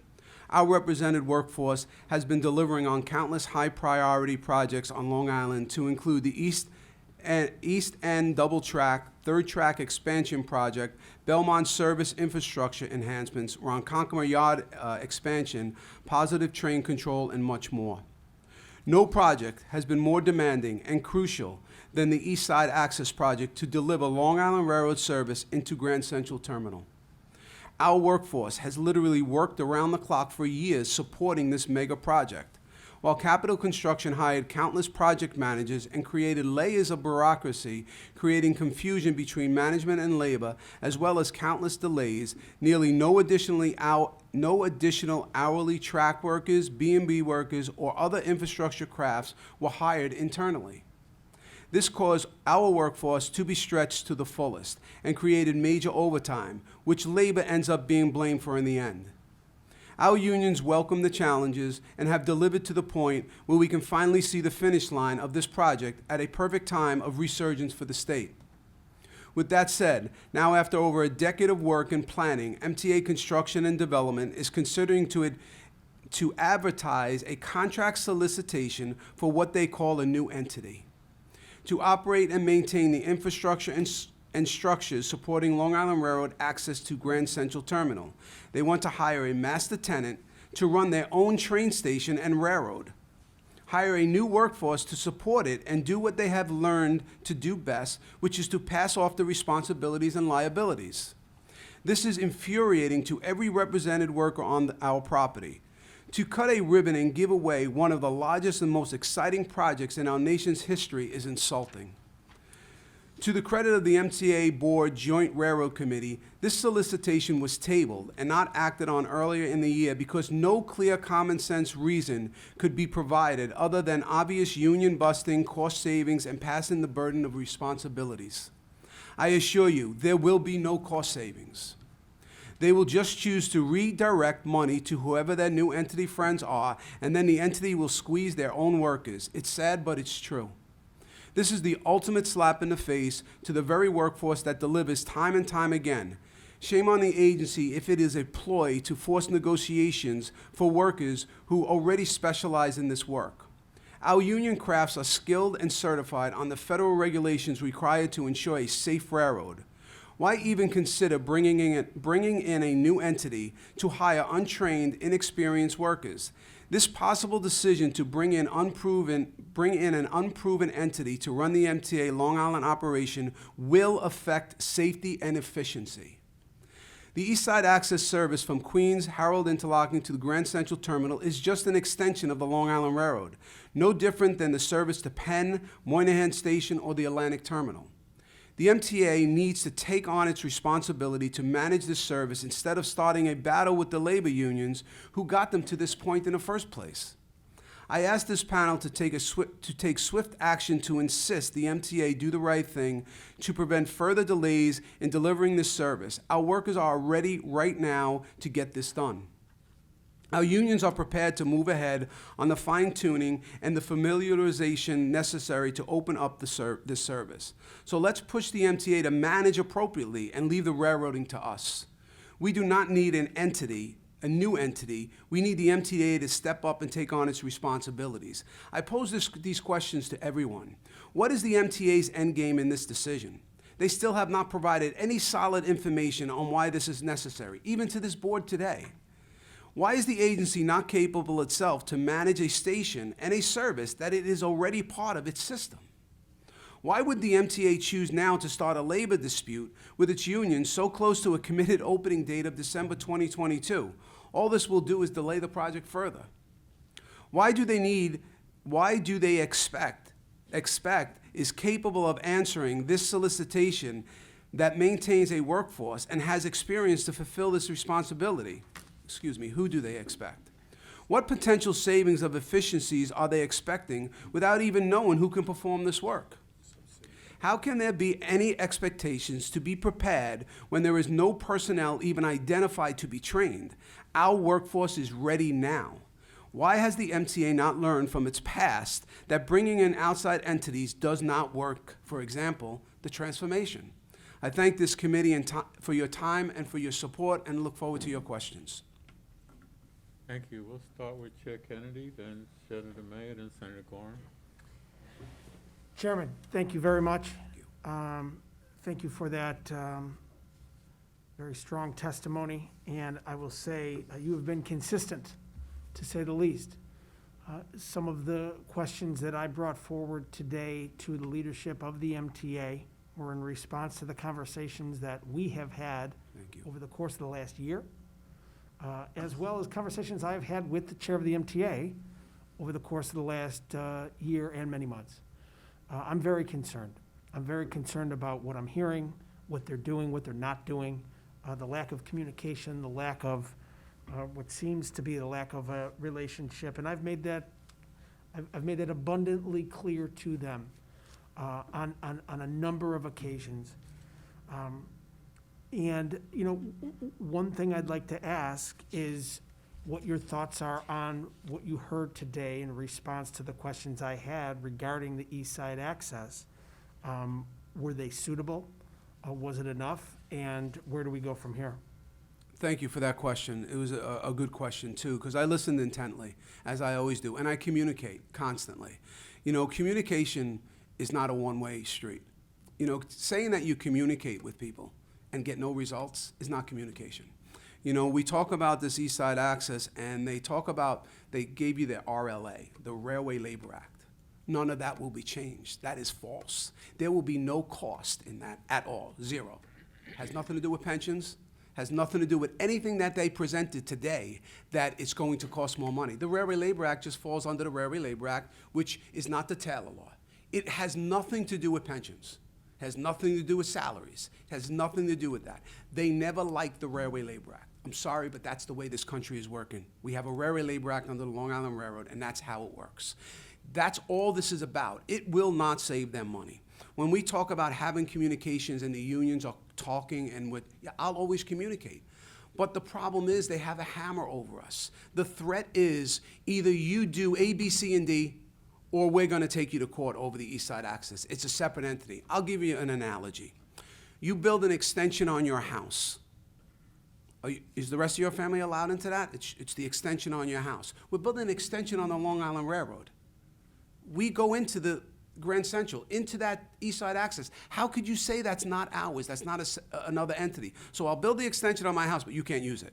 You're going to use it under my terms. That's the same way as saying we want to pressure the unions. But this came from the previous board members. This is not they are being disingenuous when they say this is their idea of, trying to save money. There is no money that they are going to save by doing this under the Railway Labor Act. It's just a new entity. It's what they do to add jobs. They said they're going to incorporate the jobs and no managers will be needed. That is false. You cannot open a brand new entity and tell me you're not going to put a new leader in there. You're not going to put, we've watched this. I've spoken a couple of years back about the transformation team, and I told everybody at this board that this transformation team was a waste of money. I said they were throwing money away, they paid the leader of the transformation team $350,000 a year. And for the last year of the COVID pandemic, while we came in and got sick, and while we kept coming, he stayed in Canada. Does that help New York's economy? That's a slap in all of our faces, all of your faces. And I kept pushing that over and over again. Dismantle this. There are more management complaints than union complaints on this transformation team. You cannot make a phone call to HR, to benefits, and get anywhere anymore. They all point the finger. The transformation team. Nothing has been done with this transformation team except throw money out the window. That is beyond concerning. Very difficult to hear. So, look, we have a new leader of the MTA, we have a new board, we have a new governor. And as the saying goes, a new broom sweeps clean. What is your suggestion how to move forward here? You have a very intent group of legislators here and many that are not here that want to see this move forward in the right way for the people that this system serves and the workers that are providing that service to the people. Where do we go from here? As I stated, we are frontline conductors, track workers, car repairmen, car inspectors. We run the gamut of the entire Long Island Railroad. We love servicing the riding public. We take pride in it. We come in every single day.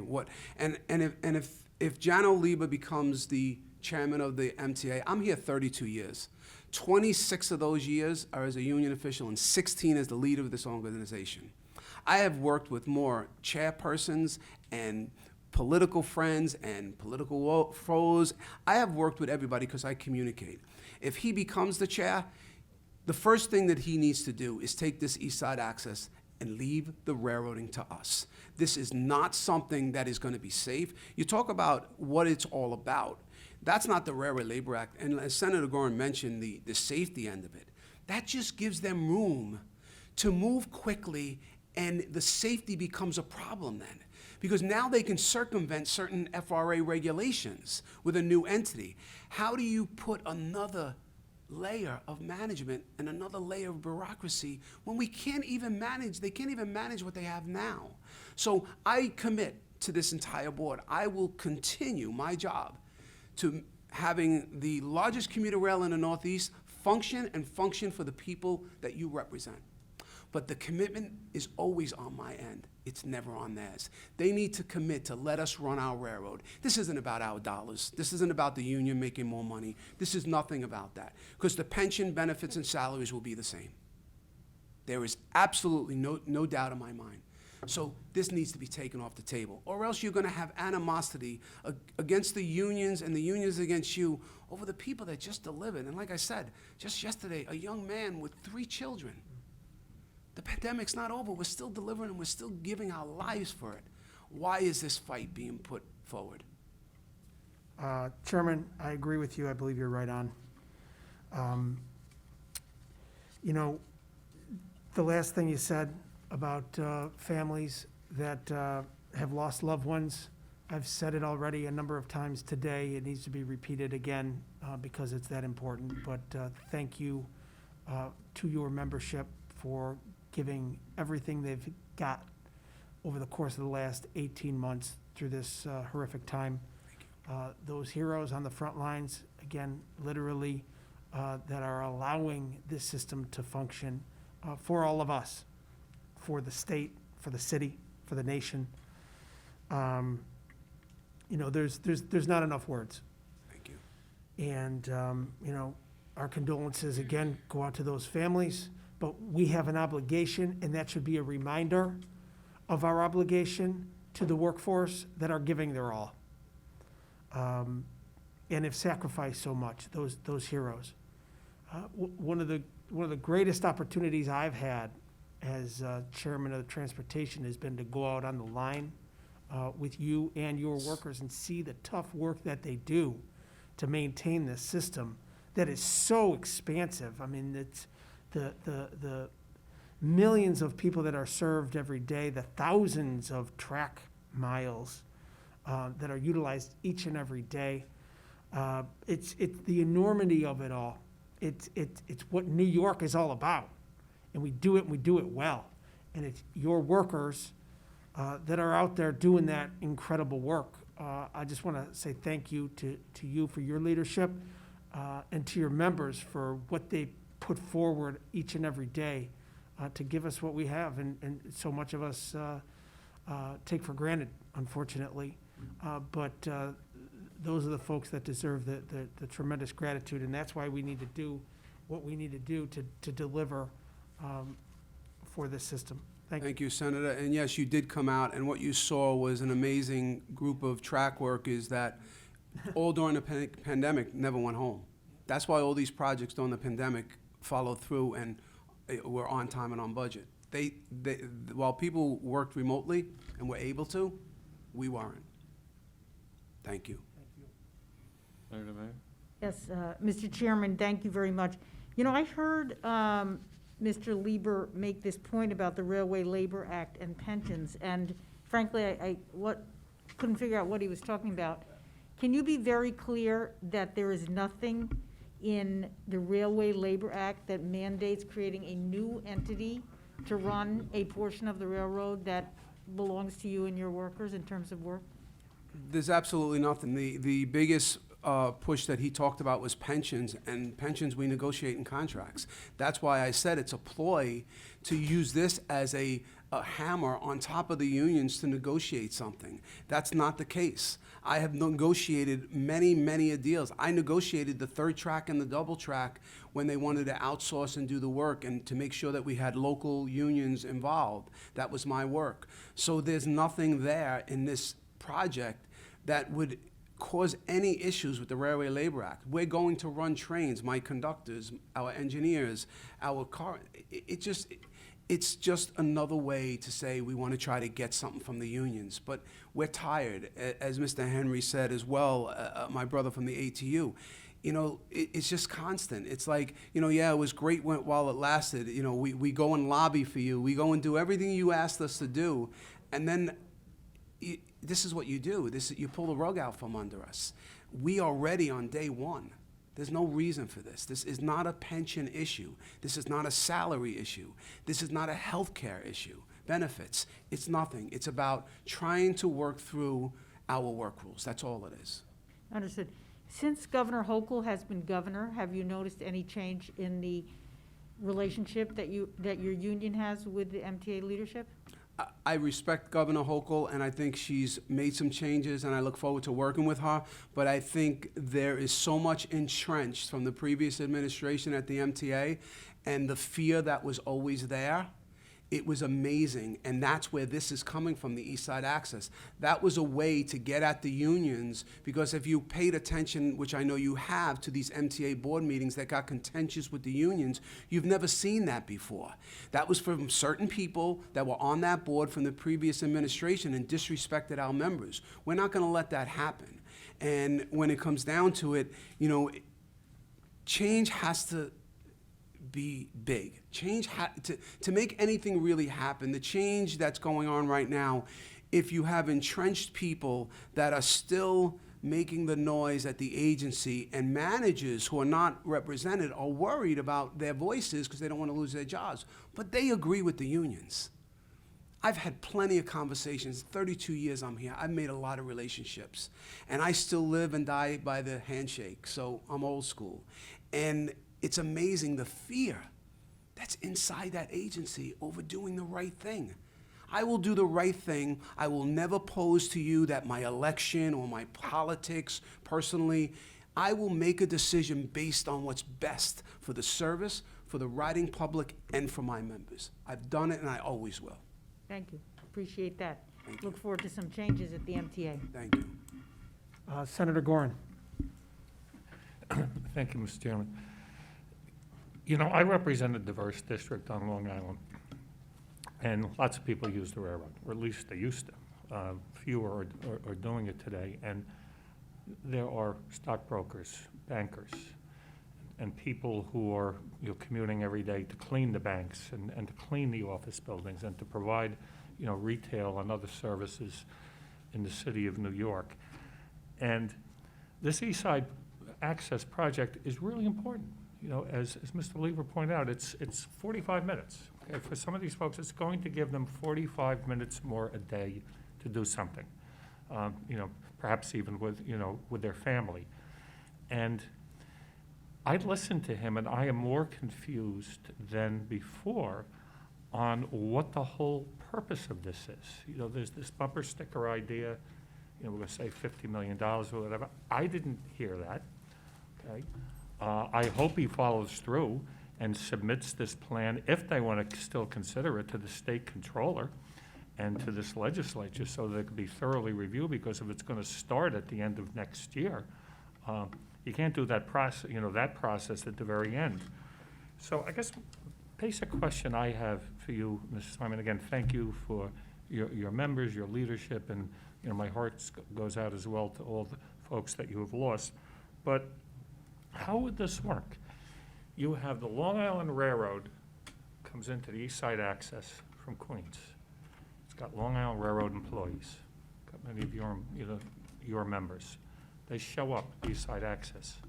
Now what, who is in charge if there's an issue, if there's a Homeland Security concern, a flood? You know, who's in charge? What's the chain of command now if you have a separate entity dealing with your employees? Well, that would be the problem. They would have to, what they're discussing, which is absurd to me, is having Long Island Railroad lease at some point from the new entity. We are running trains. This is our agency. Why would we do that? And it's amazing that they want to negotiate with us to try to, you know, put that, like I said, that pressure on us to do that, to say, we'll take you to court if you don't agree to these terms. They did their first test train. And I offered support of that test train to let our people do that so that we can get familiar. No, the contractors normally do that. The first test train through broke down. Who did they call? Us. We're not familiar. So we have the technologies and we have the training, we have all that. Why would you, and this is nothing against, you know, where he talks about non-union and union. Nobody said, you know, you can talk about bringing in a union craft, but a union craft of electricians are different than a signal maintainer who's dealing with signals and he needs 4 years to qualify on the signals. It's different than third rail. It's not an IBEW, let's say, building trades, and we're all connected. We communicate all the time. There is no good reason, you said it, there is no good reason to do this except to put pressure on the unions to bend or to give them a little bit of contractual movement on work rules. And that's done in a collective bargaining scene. And that's where we do that. We don't do that over you calling it a new entity and then saying, by the way, if you don't give us that, then we might as well take you to court. We might as well go that distance. So if, for argument's sake, I did say, okay, take me to court, do you think December 2022 is going to happen? Why would you do that? If you still haven't even told your own board what it's saving you. They still haven't said that. They haven't given the MTA board themselves a clear picture of what this does to improve the MTA. And then one of the senators in any district has a complaint over the East Side Access. Who do you go to? MTA? Do you go to the separate entity? Do you go to the Long Island Railroad? Who do you go to? That's their easy way to push off liability. We will take on the liability. Senator Gorman, Chairman Simon, I need you guys to do me an indulgence. Catherine Wild from the partnership is on a tight timeline, and she would like to present her testimony. I'll And defer then we my could time. restart if you Sure. don't mind. Absolutely. Thank you. I appreciate your indulgence for a young lady that's the lifeblood of our city, and I want to hear, we need to hear her testimony. And that's Catherine Wild, who is the president and CEO of the Partnership for New York City. So we can. No, Very, I'm- thank you. I'm being Glad to complimentary. be still alive, so nice to see you all. Thank you for having me. And, you know, it's interesting, as I was listening to the testimony from some of the unions, I'm not going to read my whole testimony, you have it before you, but I think we share equal cynicism about the transformation efforts, and hopefully, Jono is going to be able to move forward with getting some real improvements and efficiencies in the MTA. We've been working with them since the Summer from Hell 2018 in terms of trying to bring them technology, innovation, some management support, being able to measure what's going on in the subway stations and on the buses, being able to provide some modern technology from over 500 companies from around the world that had new products for them to look at. During the COVID, we worked with them on identifying ventilation and sanitation, sanitary enhancers to help with the deep cleaning. And so we've been trying to establish a relationship with an entity that is very difficult to penetrate. And we've had some success in doing that, but where we end up is that the bureaucracy is so complicated and difficult to get through that that it's very hard. When Andy Byford left, he said, "Why don't they just let me do my job? If they'd let me do my job, I could have stayed." And I think that's, in a way, the story. When you've got smart and effective leadership from labor, and I think we've gotten to know many of the line managers within the MTA who are terrific, dedicated people who have done much, made many sacrifices themselves during the COVID also. And I think that we've just made it very difficult for those entities to communicate with each other, to work out issues in a smart, practical way, and that we should all be trying to support that effort. So I think that's important. When it comes to the challenges the MTA faces, I have chaired and been part of commissions over the last 2 decades that have made basically the same recommendations every time as to how to reduce bureaucracy, how to, is a big focus, how to have a balance of smart savings, and we always recommend working with labor to figure out how to achieve those, and how to move forward. We supported the congestion pricing, we supported the mobility tax, we have supported bond issues when that was when they had the latitude to do that. I think we're facing a situation now where raising fares, as you pointed out in many of your questions, is difficult at a time when we're trying to restore ridership. Our surveys of major office employers, there are 1.2 million office employees in Manhattan.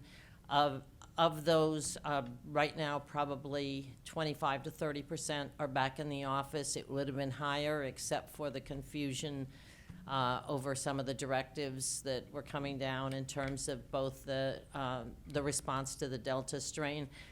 We think that by January, about 75% of office workers will be coming back to the office. Employers, I'll tell you, are doing everything they can to get people back, and we're talking to the MTA about other incentives in terms of free Metro cards, et cetera, that they're going to try and roll out some things for employers to do in the next few months to get more people back into the office.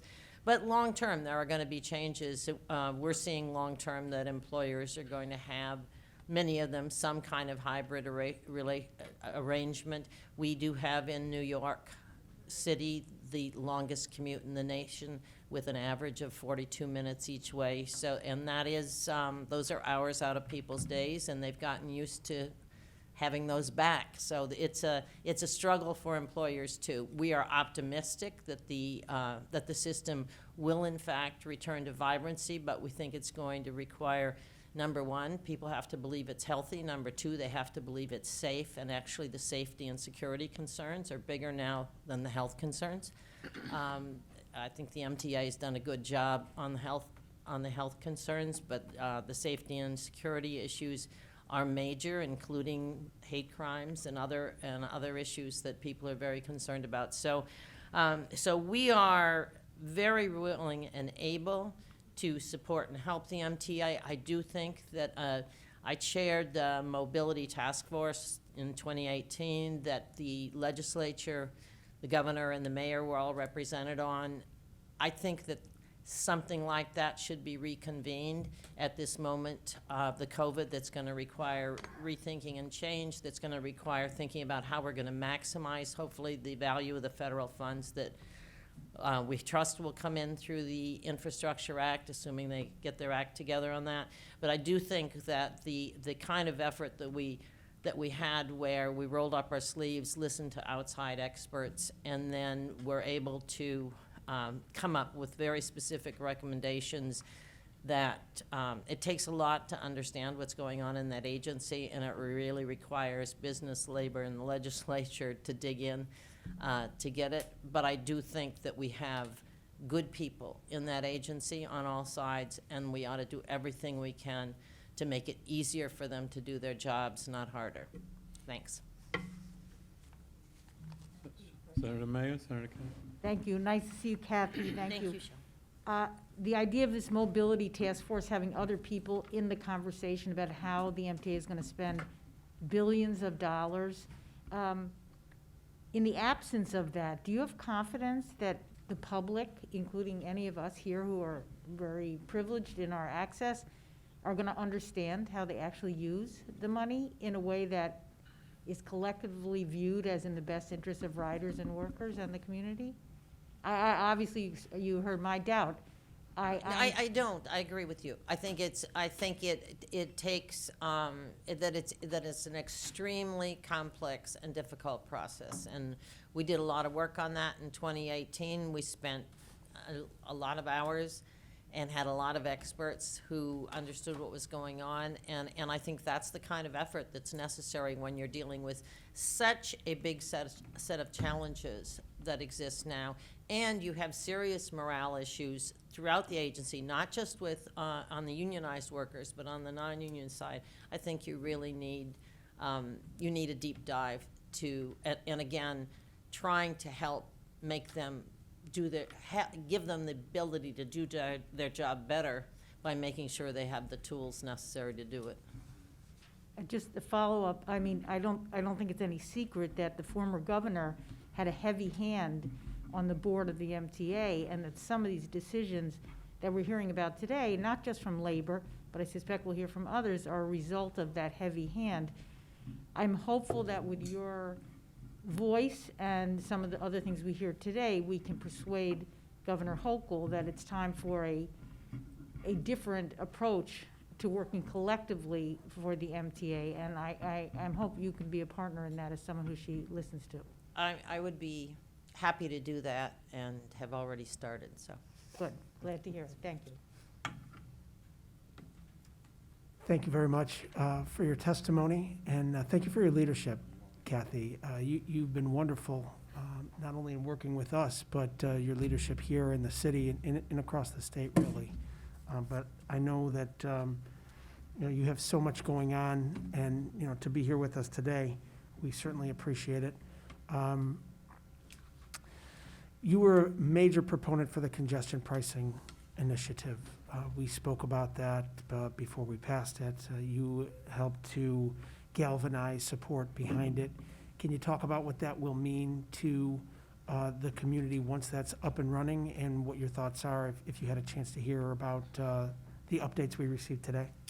Yeah, I did. I listened, and then I was here in person for some of it, which is nice to be back in person, so thank you for giving us an excuse. I certainly agree with Senator Comrie that the biggest threat to the success of the congestion pricing effort is the idea of exceptions. I think that he's absolutely right on that. We've heard from all the experts from around the world that exceptions allow everybody to game the system. We've certainly seen that with parking placards, and I think we'd see the same thing. So I agree with that. I think that that the COVID has certainly made us all see that New York City can be a different place with less dependence on the automobile, and that the transit system has to kind of rise to the challenge of being as fast, efficient, reliable, and safe, so that we can, in fact, depend on it. And I agree with the point that was made earlier by Senator Ramos on that we have to rethink that this is no longer a Manhattan-centric hub-and-spoke system, and that people are going to be working in different locations, both in the suburbs and across the 5 boroughs. I mean, we've had bigger job growth in Brooklyn in the last 7 years than we had in Manhattan. And they do not have the transportation system they need. So I think there's a lot that we can do, and importantly, I think the private sector is willing to step up with all the expertise at their disposal to be supportive. We are going to be more dependent than ever on a strong, vibrant mass transit system in the years ahead, and that's a good thing for our planet and for our city. Thank you very much. Senator Gorham? Thank you very much, and again, thank you, Kathy, for your leadership, and, representing a district on Long Island, I really appreciate that, you share the understanding that, we sink or swim together, the importance of the island and the suburbs and the city. When we all do well, everybody flourishes, and we are interdependent. And so my question is, it was raised earlier by Mr. Lieber and others, and that is one of the problems with trying to project revenue for the MTA from riders is that, and you talked about issues I share, health, as well as, needing to do something about improving public safety. But third issue raised is that there are so many people now who came from my district, other places, and commuted to Manhattan every day, who are now working remotely. And nobody seems to have a handle on what the future of that is. And that concerns me, because it not only involves revenues here for the MTA, but obviously it involves a lot of economic issues as well. So do you have any sort of a sense as to where you think this may be going as it relates to the city in New York? I think, based on our surveys and our conversations with employers, and I just read a big study Microsoft did in 2020 of 63,000 people, and the consensus is increasing that people need to be in the office. Now, prior to the COVID, we have a huge professional workforce in financial services, accounting, legal, et cetera. They weren't in the office more than 3 times a day. They travel all over the place, et cetera. So I think there's an exaggerated sense of what it means of going to a hybrid workforce. Almost no one is talking about people staying home more than 2 days of the 5-day work week. And a lot of these people, I mean, hundreds of thousands, were already not in the office, not in New York City, not in the region for that time. So I think there's an exaggerated sense of what this means. And as we've come back, my office has been open since it was legal in June of 2020, but I didn't force everybody to come back. As of September 7th, I did. And there was lots of, we thought this was a fringe benefit of staying home. And then when they came back, they're all thrilled, and they're all enjoying being with each other, and they're all recognizing that we're all working much better. What Microsoft's study showed was that companies that left their people working remotely, that they lost a sense of being part of a larger mission, that everything became much more siloed, that people were, you don't communicate everything you have to say in a formal, by email or Zoom.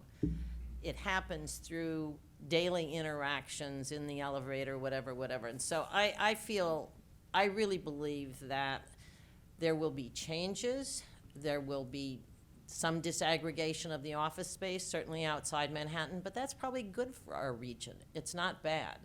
And I don't think, especially if we can get immigration policy back and start, and continue, we saw in the census, we gained 600,000 new residents of the state or over that. We're gonna have plenty of activity for the subway. It just will take a little time, and people have to believe it's safe. Thank you very much. And not just the subway. I don't mean to ignore commuter rail and buses. Subway is my language for everybody. After a while, subway guy, right? But we won't talk about rats today. I mean, I just wanna, it's been almost 20 years, right, since you've been pushing congestion pricing. Long time. Yes. You think it's gonna happen? I do. Good. And are you excited about the $23 tolls? Oh. Or it doesn't matter how much they are? I will, congestion pricing will be as successful as we are in making sure we have a great transit system that people can use, rely on, find efficient and good. And we can do that. One depends on the other. One depends on the other. Yeah, because otherwise there'll be an uproar and people, if people insist on taking their cars and everybody's sitting in a traffic jam, that's not gonna help anybody. Okay. Well, let's hope that they carry it through and that it's successful in raising the $1 billion of debt service that we need every single year. Absolutely. And that they actually put the money productively back into the And we do think, reinvestment into the system. another issue you raised earlier, we do think that there are space for more commercial revenues to come into the MTA. Only 3% of their revenues are commercial at this point, and other systems do much more in that. And there are now opportunities to have depots for pickup of packages as well as other kinds of commercial activity, and that's something we've suggested in the Mobility Commission report that I put out, that we create a Office of Strategic Partnerships that's just focused and has real targets for raising private revenues, commercial revenues for the MTA, using air rights and whatever. And I think that's not a transportation function. Right, It I mean, it requires sounds different like skills. you think the MTA is ready to embark on new ventures? I think Oh, they and need, because they've I think they need a perfected separate mass unit. transit? I think they need a separate unit that's focused on that, and I think that could work. That's what Purpose other of what? places have done. Just to raise more revenue for, Yeah. To raise, to make sure their assets are being used for private, to raise additional revenue, to maximize advertising revenue, use digital advertising, et cetera. I think there's a big opportunity there. Yeah. The folks Well, that are this is- there, that's not their job. We need some, it's probably a discussion to involve the MTA also. I mean, that's been talked about for a long time, that maybe the MTA doesn't need all the assets that it keeps holding on to, right? well, that's not my point. My point is, those assets should be somehow gaining money, even if they're just selling them. That's right. Because they're holding on to all these properties, some of them are very valuable, and they're just lying fallow. Anyway, it's Understood. good to see you, Kathy. Thank you, John. Nice to see And you. congratulations on this, Staying alive, right? staying alive, yes, but also seeing almost to its fruition this congestion pricing plan. Thank you. Thank you. Kathy, well, I am in 100% agreement with you today. I want to thank you for coming and airing your frustrations with the MTA, with the transformation plan and everything else. And the asset, what you just talked about, it was something I brought it with Pat Foy when he first came, and Andy Byford, and it had been tabled, and there's major revenue that can be gleaned from this, the MTA looking at how they manage their assets and even advertise more better within their assets as well. So I want to just sum up by saying thank you for sharing your frustration with us about the existing management schemes at the MTA and the fact that the transformation plan was a waste of time that was done by someone that's no longer here. So I don't want A distraction is what I It was call a, it. yeah, but it was a distraction of millions of dollars, and it has frustrated the unions to the point where they don't have any faith or trust in the MTA, and that's something that. Well, I think is- equally the managers have been frustrated. I Yes. just want to, we work with both sides. The union, Right. TWU is part of the innovation effort, and I think everybody's frustrated. And that was what I was actually excited about, the fact that you did illuminate, because I have heard from managers at the MTA. I've heard from people that are working inside the MTA, and especially when they were trying to put in someone as the chairwoman a few months ago, who was absolutely horrible and has never promoted a woman, but we won't go down that bad, dark road again. But it's just great to know that, you know, there is an opportunity to allow the people that are doing good work to get a voice there, and we have to work with you and as a committee to try to make that happen. And hopefully, Jano is up to that task, and we'll find out very soon. But thank you for being here. And, Thanks for having me. We'll look forward to hearing more reports from you soon. Thank you. Nice to see you all. Thank you. Chair Simon, I'm sorry. Thank you for your indulgence. Senator Thank you. Gorin, you're going to resume. Thank you, Mr. Chairman. You know what, I just basically, you heard my questions and the issues that we're raising with this East Side Access proposed subsidiary. Do you have anything to add? Because I still don't understand why we're even considering this. And by the way, one of the things that I think we should consider is that if the MTA is going to go down this road without giving the legislature and the state controller's office the ability to thoroughly vet this, then we go back into January, we have the option of introducing legislation We have to amend the MTA statute so that they cannot create this type of a subsidiary, which so far just seems to be a shell company, without full review and approval of this legislature and the governor. Well, I would just add to that was done by someone that's no longer governor, so I think there's we need to make sure that that's eradicated in every way, shape, or form. And, clearly it was part of his way to take total control of the agency. If you look at, if you look at what he has done in other agencies, there's a real need to extract all of those folks that were trying to create bureaucratic blockages so that we can get things done. So, just to be blunt about it, it was a bad plan. It was forced on us by a person that wanted to be in total control, and, we need to eradicate it. So I think, as Senator Mayer said, asked me about the governor.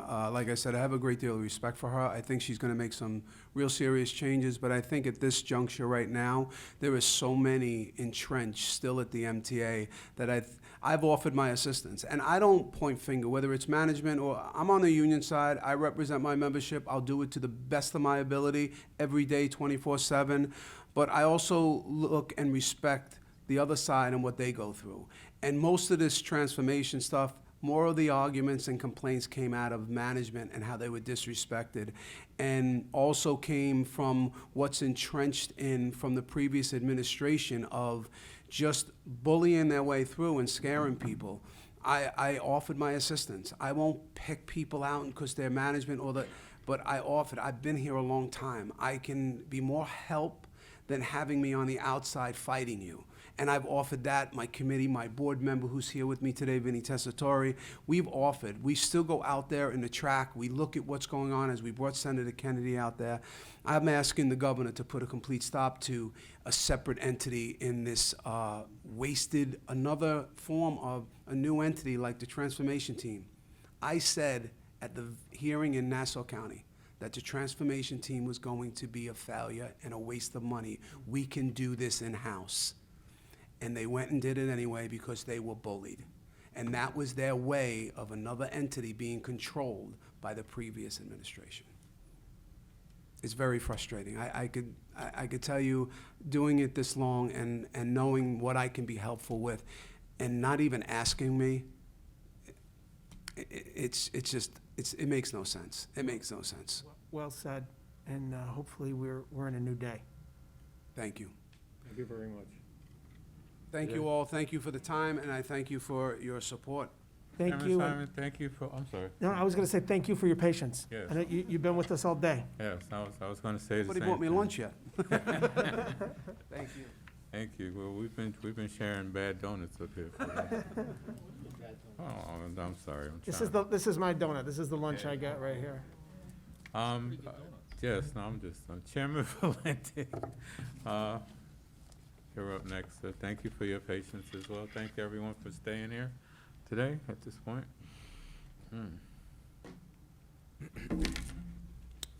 Good afternoon, Senate Chairs Comrie and Kennedy, and distinguished members of the New York State Senate Standing Committee on Corporations, Authorities, and Commissions, and the Senate Standing Committee on Transportation. I'm Edward Valenti. I'm joined here by my Legislative Director, Anthony Aprea. I'm here today to speak on behalf of the approximately 2,000 essential Metro-North Railroad operating craft employees represented by the Association of Commuter Rail Employees, ACRE. Our titles include conductors, engineers, power directors, rail traffic controllers, signalmen, yard masters, and assistant station masters, all united under one labor organization. We thank your committees for the opportunity to testify at this important hearing on the MTA and the aftermath of COVID-19 and its receipt of federal aid, as well as on the MTA transformation plan. I will start by paying tribute to the essential workers who ensured continued commuter service throughout the entirety of the COVID-19 pandemic. ACRE members heeded the call at great personal risk every day in order to ensure that the trains continued to operate for the first responders, the healthcare professionals, other essential workers, and others as the economy began reopening.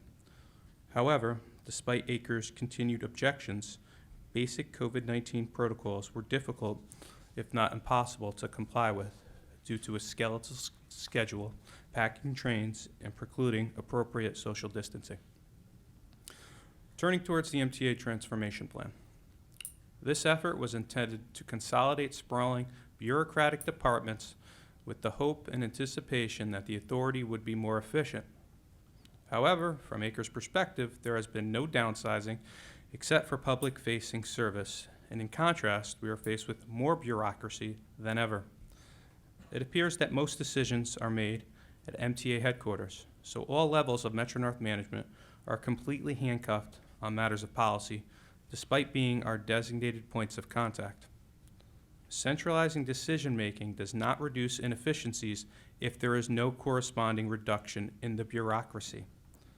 Even the most routine daily interfacing between ACRE and Metro-North often requires our counterparts in management to circle back to MTA headquarters before they can provide us with a response. In contrast, the MTA has directly eliminated service-side jobs. Cutting these service jobs directly translate to cutting customer satisfaction and commuter safety. For example, the transformation plan cut 2 assistant station master jobs. These workers provide a myriad of duties, including, but not limited to, assisting customers during track changes or service disruptions, ensuring escalators are working properly, notifying the MTA PD of any intoxicated customers that pose a safety risk, and notifying the MTA police of any criminal activity. In fact, several years ago, an assistant station master saved someone's life by performing CPR on them. Prior to these cuts, an assistant station master was dedicated to the north end access of Grand Central Terminal. And currently, the assistant station masters do not have dedicated coverage, with the ASMs expected to cover the main terminal and check in on the north end access when they have time. It is not in the best interest of patrons for the agency to reduce the number of service workers, and ACRE strongly urges the MTA to reduce inefficiencies and redundancies in its bureaucracy, rather than eliminating workers on the front line. In addition, ACRE has a number of proposals of our own that we see as a true transformation plan for Metro-North Railroad. Expediting Metro-North's expansion in the East Bronx will seed new opportunities and further encourage residents to ditch cars and congestion. In addition, the creation of a new line will lead to more job opportunities for the railroad. Conductors, engineers, rail traffic controllers, signal maintainers, and more, allowing us to service a growing transit need while continuing to prove that we are the best at what we do. As President Rinaldi has often said, Metro-North is a regional railroad, and management should keep an open mind in order to remain ahead of the curve. It has been long talked about, but now is the time to consider expanding service to Albany. For all the economic upheaval wrought by the pandemic, easier access to the greater public transit network is an important antidote that would provide new lifelines and opportunities by linking our region together. Even before expanding, Metro North must meet the demands of ridership. For example, the railroad is not running enough express trains to meet the demands of customers during rush hour service. Acre has strongly advocated for increased service for months, and it's time management addressed this need rather than continuing to dig in its heels. Finally, Acre also believes that the MTA should be looking forward in regard to environmental impact upon the railroad. A massive storm on the evening of September 1st literally shut down the system, with much of Metro North territory flooded. This weather-related disruption should be perceived as the norm rather than the exception, and the agency must put a plan in place to address the various impacts of climate change upon its infrastructure. In conclusion, Acre looks forward to working closely with the MTA, Metro North, and as always, the New York State Legislature to ensure that the regional riders have a safe and efficient commuter experience and that our membership is safe as they service the riding public. Acre remains committed to a transformation that improves the quality of service our members provide to a growing number of riders. We believe that the future of public commuter rail transportation requires an alliance between the MTA, its employees, elected officials, and the public we all serve. With your assistance and oversight, we are committed to working with all railway stakeholders to continue to expand and improve the safe, efficient service the taxpayers and riding public expect and deserve. I thank you for your time and consideration, and I look forward to answering any questions the panel may have. Thank you. Any questions, Yes. Senator Mayor? Yes, I do, and thank you both for being here and being patient. Thank you for your service during COVID on all the Metro North lines, two of which are in my district. And the third, the Hudson line, while it's not in my district, I did go and witness what happened. And I just would say that Mr. Lieber referenced the wall falling down on the Hudson line and furniture being in there. But the fact is that the other lines on the Metro North were flooded due to flooding problems, and I'm glad you raised resiliency, and I really think they have work to do on that front. I have two specific questions. One is, you pointed out that when you try to address labor management issues with Metro North, at this point, they all have to go back to the MTA. Even though your employer is Metro North, and traditionally your negotiations are with Metro North, has that been a change from prior practice where you used to be able to resolve things directly with Metro North without having to go to the MTA? Yes, it's gotten worse over the years, but now it's all different sorts of policy. From administrative leave for when you're exposed to COVID, to simple things as adding an assistant station master job. So it's expanding, and it's getting worse, where the officials at Metro North know the needs of Metro North, so they should be able to make those decisions rather than having to get it approved through headquarters, which slows down the process or completely stops the process. And that's an issue.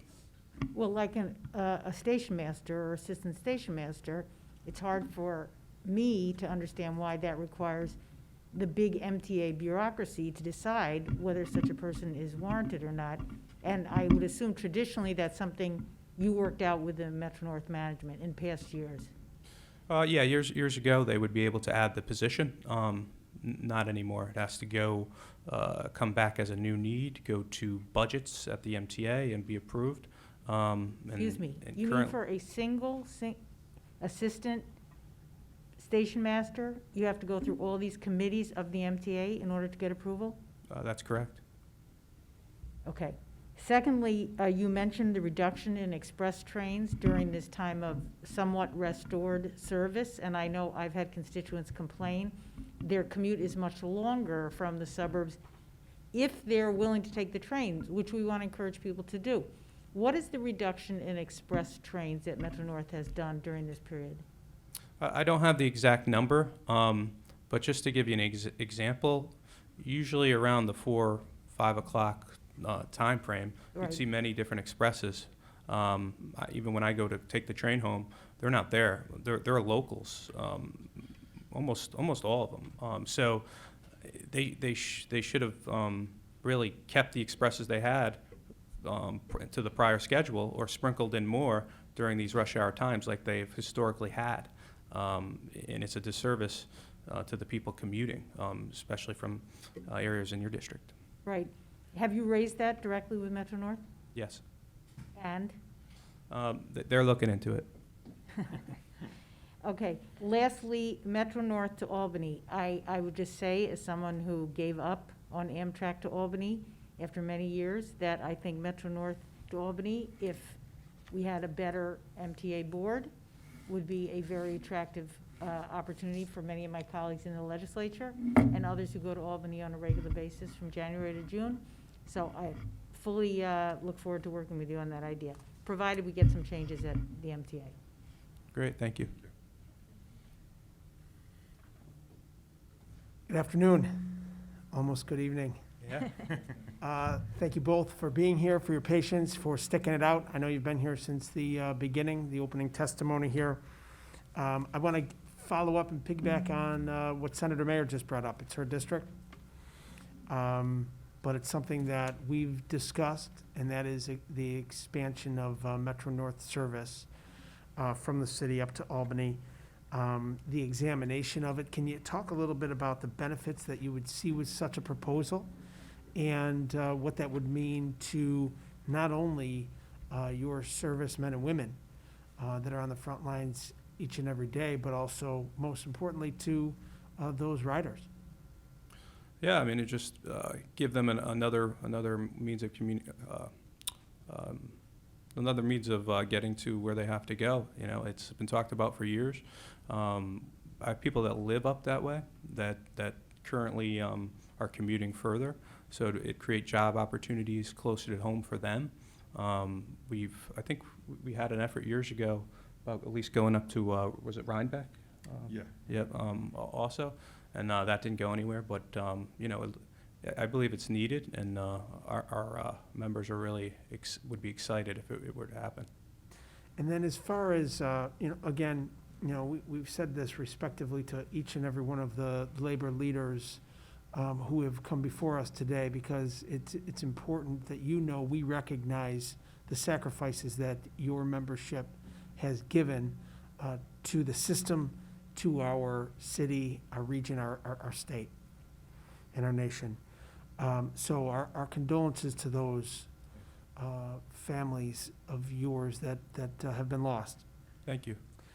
And then, in response to the pandemic, there were changes that were made on Metro North and service changes. Can you talk about where you're at today, what you're seeing out there, and ways that we can promote the MTA to make specific changes that'll enhance the ridership, enhance the service, and ultimately the system? You're there every day. We've talked about it. Can you share that publicly, please? Sure, yeah. During the week, we're at 82% of a pre-COVID schedule. On the weekends, where they've seen ridership up the most, around 70 to 80%, depending on the day of pre-COVID ridership, we're at 100% pre-COVID service. What I think, you know, obviously the express trains, right, is one of the things that the passengers are clamoring for. And I think Metro North needs to be nimble, right, and not dig their heels in when they're getting these calls for, hey, we need more express service. They need to be able to say, all right, well, let's really look at this and talk to the unions and try to make these changes to accommodate, because we're trying to entice people back, right, not keep our arm up and push them away, you know, especially when we're in a world where you can telecommute. So I think that's really important, because I read an article that was in the paper that Metro North said that they wouldn't look to increase service until the spring of 2022. And I think that type of thinking really is short-sighted, and it's not what we need today. We need to be able to react and add these trains, quickly. And I think they should look at the express trains right away. Excellent. And as far as the response that you've gotten from the MTA and as far as PPE and the COVID response, can you talk about, I know you mentioned it where you began, but where you are today, and if you have the confidence in the leadership? Yeah, so during the beginning of the pandemic, we had the same issues that my brothers in labor communicated, right? We had, at first there was something that came out that said you couldn't wear a mask, and then that was quickly changed to you have to wear a mask, So that was out there at the beginning. We had trouble getting the sanitizer, but that was relatively quickly rectified. What troubled me the most was the crowding during the pandemic. The crowding occurred on certain trains, and we shouted from the rooftops that you need to run more service, right? For two different reasons. Because you were trying to keep the system running, it would also get some people back, feel more comfortable to ride, and also from a safety perspective. And I know members on this committee contributed to those calls as well, but the Metro North seemed to dig their heels in, as they do so often, and I don't believe it was really their decision. I think that came from a higher authority that I think we all kind of talked about today, and I think it put riders at risk at the time. I think it put my members at risk at the time, and it was sad to see. Thank you. Mr. Valente, can you leave a copy of your statement so that we can have it in the written record as well? I know it was taped, but they would just like to have a written record. I forgot to ask Mr. Henry if he provided a written record for his statement as well. I want to thank you for coming. I want to thank you for your patience and everything that you said. Clearly, there's a theme here that the MTA is not listening to people, and we need to correct that. And as you know, I've been working with Acre and working with you directly on your direct issues, and I look forward to ramping it up as we have now a great opportunity to make some real change at the MTA. So thank you. And as you know, the assault bill, you had members assaulted also during this time of COVID because of people that were being ridiculous on the trains, and we need to work to get this assault bill taken care of. Absolutely. Thank you. Thank you. Thank you for being here. And with that, we'll go to the next panel. Our next person, since we're doing it one at a time with COVID priorities, Lisa Daglian, Executive Director of the Permanent Citizens Advisory Council to the MTA. Thank you, Senator Mayor. Thank you, Senator Gorin. Thank you. Oh, okay. Hi, am I removing this? Yes. Thank you. Hi, good afternoon. Thank you very much for having this hearing today and for still being here. As you stated, my name is Lisa Daglian. I'm the Executive Director of the Permanent Citizens Advisory Committee to the MTA. Created by the state legislature in 1981, PCAC is the MTA's in-house rider advocacy organization, which means I also work for the MTA.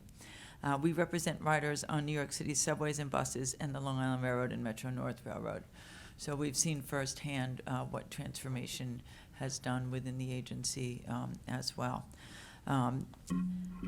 So even as we're beginning to see the light at the end of the tunnel with record post-pandemic ridership levels being recorded every day, our region and our transit system is still facing a long slog.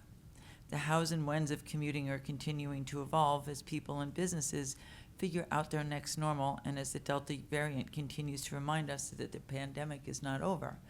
Thought it was very interesting and insightful when Kathy Wild was talking about working with the MTA about incentives and working with businesses, and we'd very much like to do that and coordinate with her. We think one of the best incentives that you can offer people to get back on board is to, in fact, reduce their fares. That's something that's a common theme that we've heard throughout the day, and you are certainly a champion of that. job number one is getting riders back on board, and we think that accomplishing that with Freedom Ticket 2 and commuter rail discounts is a way to do that. We think that those need to be operational when off-peak fares end at the end of the year, although earlier is better. And that is truly an incentive to get people not just into the office, but to get them on board during weekends and off-peak hours as well. We thank you very much for all of your efforts to bring in the federal funding that really kept the MTA stable, and certainly to Senator Schumer and to our colleagues in advocacy in this room and nationally who worked so hard, and labor, to help to bring that money in, and who are still at it as the conversations in Washington continue. We also thank everybody who worked and those who lost their lives to ensure that we could stay home at the times when we needed to and in the darkest days of the pandemic.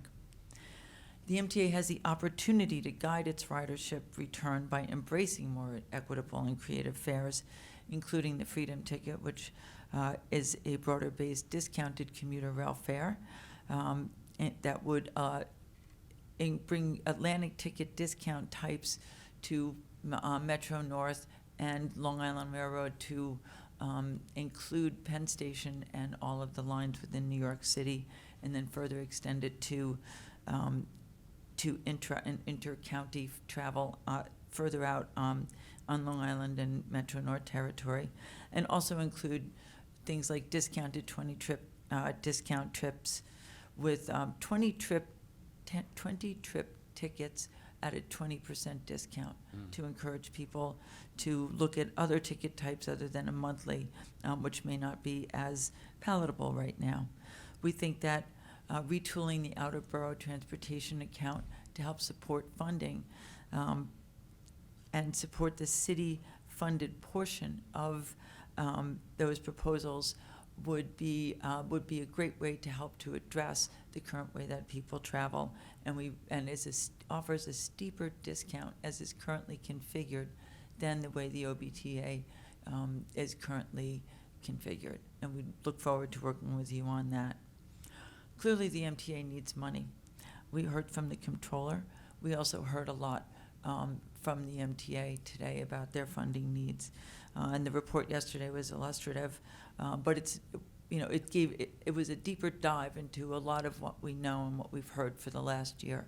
Something has to give. A lot of what did give was the funding that came through on the federal level. We cannot continue to rely on the federal government, but we are hopeful that additional funding will come through. A lot of forecasting about ridership came to us through the McKinsey report, but nobody's actually seen the McKinsey report. So we're hoping that will be released in the interest of transparency, particularly since it was paid for with federal dollars, with state dollars, with public dollars. On the operating side, whether the funds come through the federal government or through funds such as raising the gas tax or petroleum business tax, it's clear that there needs to be dedicated operating revenue that comes in. We're dismayed that the MTA has not embraced asking the federal government for those operating funds, and that's something that you tried to work with to get out of them today, and I thought that was a good non-answer that they gave. But we believe that as those conversations are ongoing now, there is an opportunity still in reconciliation at the federal level to have the conversations about operating funding for transit agencies. We can't go through the specter of impossible fares and impossible service cuts because of the next terrible disaster that hits us. We also look forward to having conversations about the potentialities of looking at different raising gas tax, raising the petroleum business tax, as we've talked about in the past as well. But cutting service and raising fares, as has been discussed and is always going to be on the table for the MTA, will only drive away riders and the very source of revenue it needs to survive. And on the capital side, you know, there's finally light at the end of the Midtown Tunnel. And, but it's essential that the agency rethink the capital program in the context of resiliency, not just for the storms that we've seen in the past, but for the storms that we anticipate in the future. This last time, the water came from above. The time before that, it came from below. Next time, it will come from both. We need to be prepared, and we need to look at capital program in the context of the larger ecosystem in which we live. I was dismayed to see that the city's report, a 66-page report on how to deal with storms, the MTA was basically a sentence on page 60. And I'm hopeful that, and it sounds to me as though the MTA has a more ambitious approach to working with the city. I'm hoping that that goes both ways.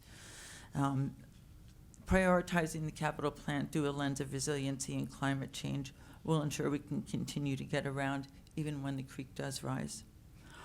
And we also look forward to learning more about the comparative valuation process that we heard about before as we look at the 20-year needs assessment, because that's something that really is essential, not just looking forward to the next capital program, but to the capital program that we're in now as we, as the controller's report called for, looking at a review and looking at it in terms of resiliency. As for transformation, our main concern with the Alex Partners report when it came out was that the word rider did not appear once. And the effects on riders in the transformation plan must always be in the forefront of any decision. Transformation was passed into law, and so does it not need to be passed out of law to make it go away? It's something we would ask to consider.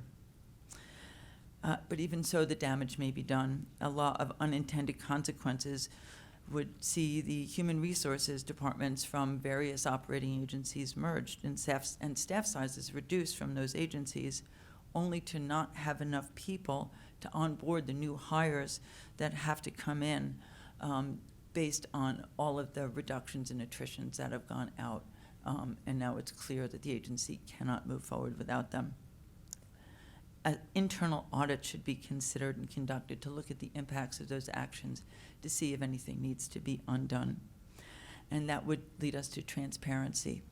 I mentioned the McKinsey report, and we would certainly hope that your MTA Open Data Act and the release of all data that you use and that we use be put out there publicly. When the controller's office talked about not having access to ridership information, we don't have that access either, and we have greater access than most. So the MTA's website does give you ridership information, but that's all of it. That doesn't break it down by line, by time of day, which would be something that we called for during the pandemic when people wanted to know where they could go where it was less crowded, what time to travel, but it's certainly helpful for operational and planning purposes as you know, looking to see where the most traveled lines are and the most traveled routes, and what should be looked at in terms of what service is truly essential and when people are getting around. We've seen a lot of different rush hours emerge for car traffic. We've seen the same thing happen with transit traffic, and that would be helpful to know. The Traffic Mobility Review Board, which we've heard about a number of times today, must abide by open meetings laws as it discusses exemptions for congestion pricing and setting toll rates. And similarly, the Capital Program Review Board must be called on to meet publicly before the next capital plan is adopted and is required by statute.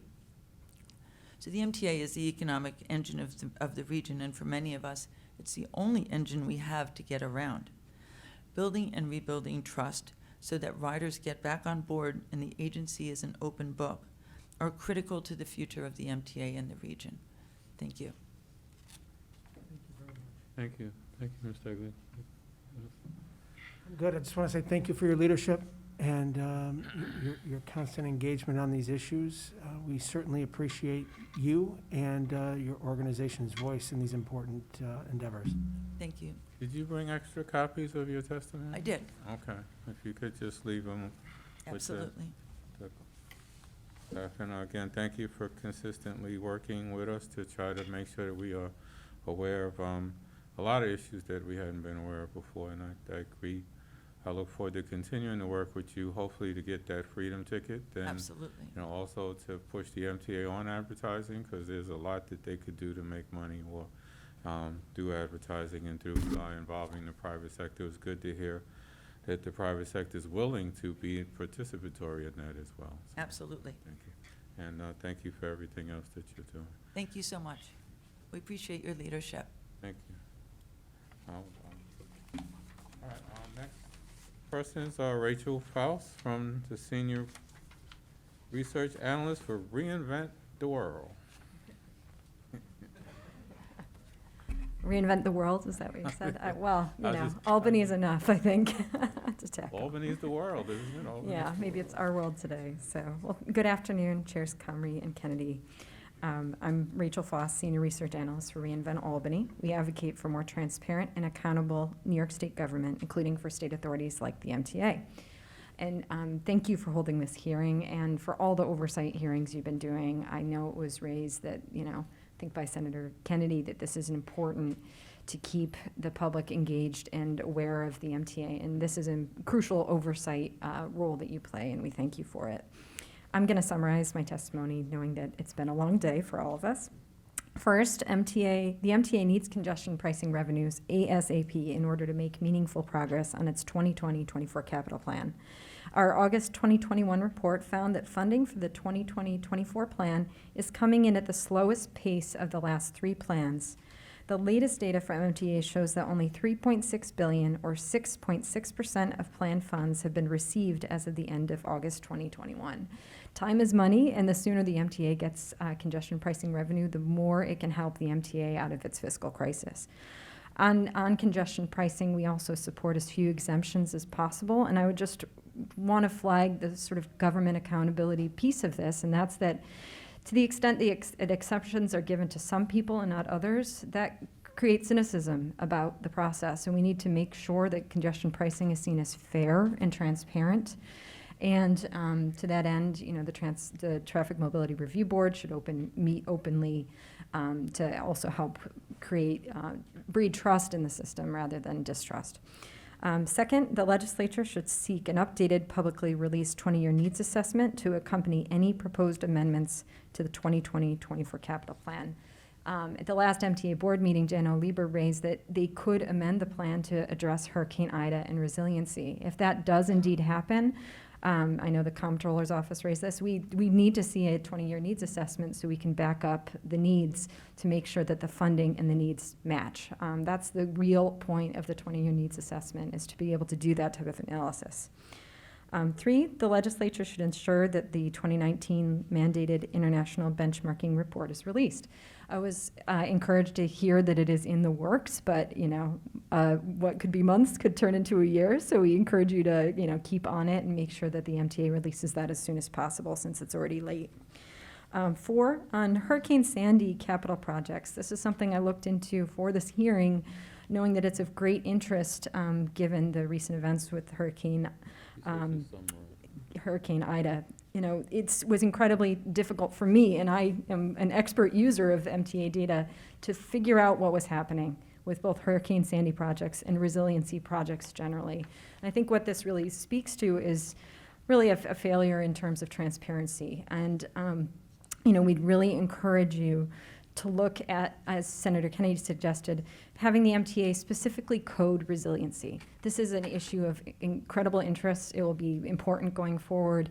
This should be something where someone who's looking at the capital dashboard can pull up, look at, it doesn't matter which plan it is, look at, you know, be able to look down, see in their district what is happening, how is the MTA trying to make my subway station not flood. It should be easy to find. And so to that end, you know, there's a few transparency measures that we think should be enacted by the legislature or the MTA. As you know, Senator Ramos raised, the budget transparency website, it hasn't been updated since November 2020. This is before the MTA received federal funding. So a lot has changed. The context of the MTA's budget has changed a lot, and it would be good for that site to be updated after each financial plan in February, July, and November. The legislature should pass Senator Ramos's bill, S 2768, that would increase transparency of the financial transparency of the MTA and help improve the capital dashboard. One thing it would do is make sure that the original budget is always listed first, not an amended budget. This is something where, concerns about rebaselining projects and not really knowing, being able to effectively track cost overruns, that's something that can be improved with better data. The legislature should also look at introducing legislation to require change order reports be released again. This is something the MTA used to have in its board books. They were eliminated a year or two ago. And that's another tool for people like me in the legislature to be able to track accountability and make sure that we understand how many times contracts get amended, what the reasons are for that. And we made this request in January 2020 to the MTA, but to date, no action has been taken. And lastly, in terms of transparency, Governor Hochul should sign Senator Comrie's MTA Open Data Act. And I know it's supported by a wide group of transit advocates and watchdog organizations, so hopefully it'll be an easy thing for her to sign. 6, I know, Senator Comrie, you raised this with the MTA. The recent IG reports about maintenance of drains and pump trucks were concerning, and I'm glad you raised that with them today. And I think it would be important to ensure that those recommendations from those reports are followed up on by you and the IG's office. Just quickly on transformation plan, I think that's been discussed a lot today. From reInvent Albany's perspective, the legislature and governor should be fostering management stability at the MTA. The transformation plan resulted in management chaos and a brain drain, and it's good to hear that it's wrapping up, but it begs the question of what did we get for the transformation plan? It cost money. And it begs the question of whether it was needed at all. And I think it's sort of a cautionary tale that we can't do, quote, reform for reform's sake. It has to be meaningful. It has to be well thought out. And this plan simply was not. And then lastly, from my testimony, it was good that Senator Ramos asked the MTA about how recent FAA rule changes regarding passenger facilities fees, how they could potentially be used for the MTA rather than just for airport shuttles. I think this is extremely relevant for the current AirTrain project, and I hope that the MTA gets back to you with an answer about how those funds could be used. Just on a couple things that were raised during the hearing today that are not in my testimony, we share concerns about the East Side Access subsidiary. I think one thing, if Senator Garin would hear, I would emphasize to him, is that the Senate passed a bill that would require any subsidiary being formed by a public authority has to go through the legislature first. That's really important because then you get the data, you get the information. You don't have a decision being made backwards where it's already been made and decided, but the public doesn't get the rationale or understand why. So hopefully the Senate can pass, I think it was, I'm forgetting the senator's name whose bill it was, but hopefully the Senate can pass it again and the Assembly can take a look at it next year. The MTA also raised changing the threshold on design build up from 25 million to 50 million. I think that's something that reInvent Albany could support because we don't think it necessarily makes sense to have these things be hard and fast rules. There should be some discretion because there are instances where it may not make sense. And similarly, the legislature should consider looking at debarment. That was something that came under the previous administration. That is something that maybe could be looked at again in terms of procurement rules.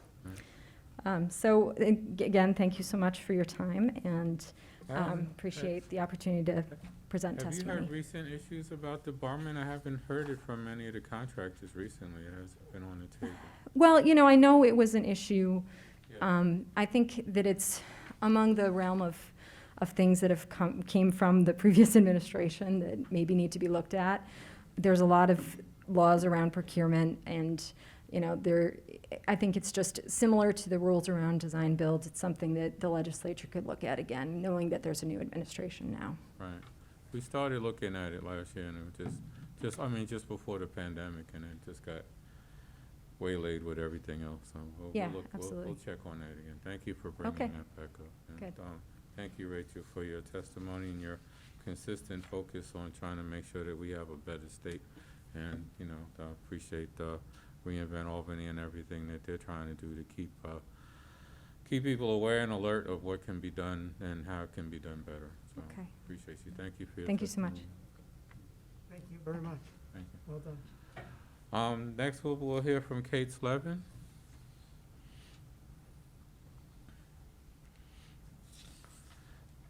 Vice President, Regional Plan Association. Hi, thank you. It's great to be here today, and thank you for accommodating my schedule. I have an RPA event that starts right at 5, and it's only 1 hour because of COVID, so I have to be there on time. Good afternoon. I'm Kate Slevin, Executive Vice President at Regional Plan Association, a 100-year-old nonprofit civic organization working towards better mobility, economic opportunity, and resiliency in the New York City metropolitan area. Thank you for the opportunity to testify today and your ongoing leadership towards a better transit system for all New Yorkers. I want to start off by highlighting some deeply concerning data, and this was talked about a lot today, but vehicles are using the MTA bridge and tunnel crossings at about 115% of pre-pandemic levels, while transit ridership hovers around 50% of pre-pandemic levels. Spikes in driving have dangerous consequences, and 2021 has already been the deadliest year on record in New York City under the current mayoral administration, and embraced years of improvements. We are at a critical point where more people need to get back on transit.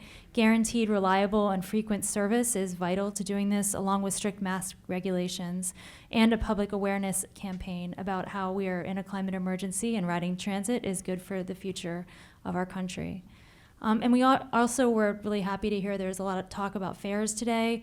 For example, Washington, D.C.'s WMATA has a series of promotions and discounts and fare reductions to lure riders back, and we certainly support that for the MTA right now. It's time to implement something like that.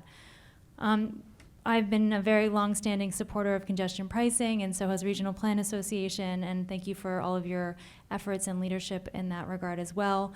And as a tri-state organization, we work in New Jersey and Connecticut. We see regional benefits for this program, and it's not just a program that will benefit the 5 boroughs of New York City and the MTA. We put out a report a couple years ago that has a series of recommendations. I'm not going to read all of them now, but I just want to highlight a few as we move through this public process. We're urging the MTA to adopt specific objectives and metrics to meet traffic, environmental, and public health goals. And maybe if the MTA can't do that, maybe the state can do that, just to sort of benchmark and let people know if the program is working towards the goals beyond just the revenue we'd like to raise. Second, create a consistent toll rate for all similar trips by providing toll credits to drivers at the MTA river crossings and the Hudson River crossings. This will reduce shopping for the cheapest tolls, which is a big problem.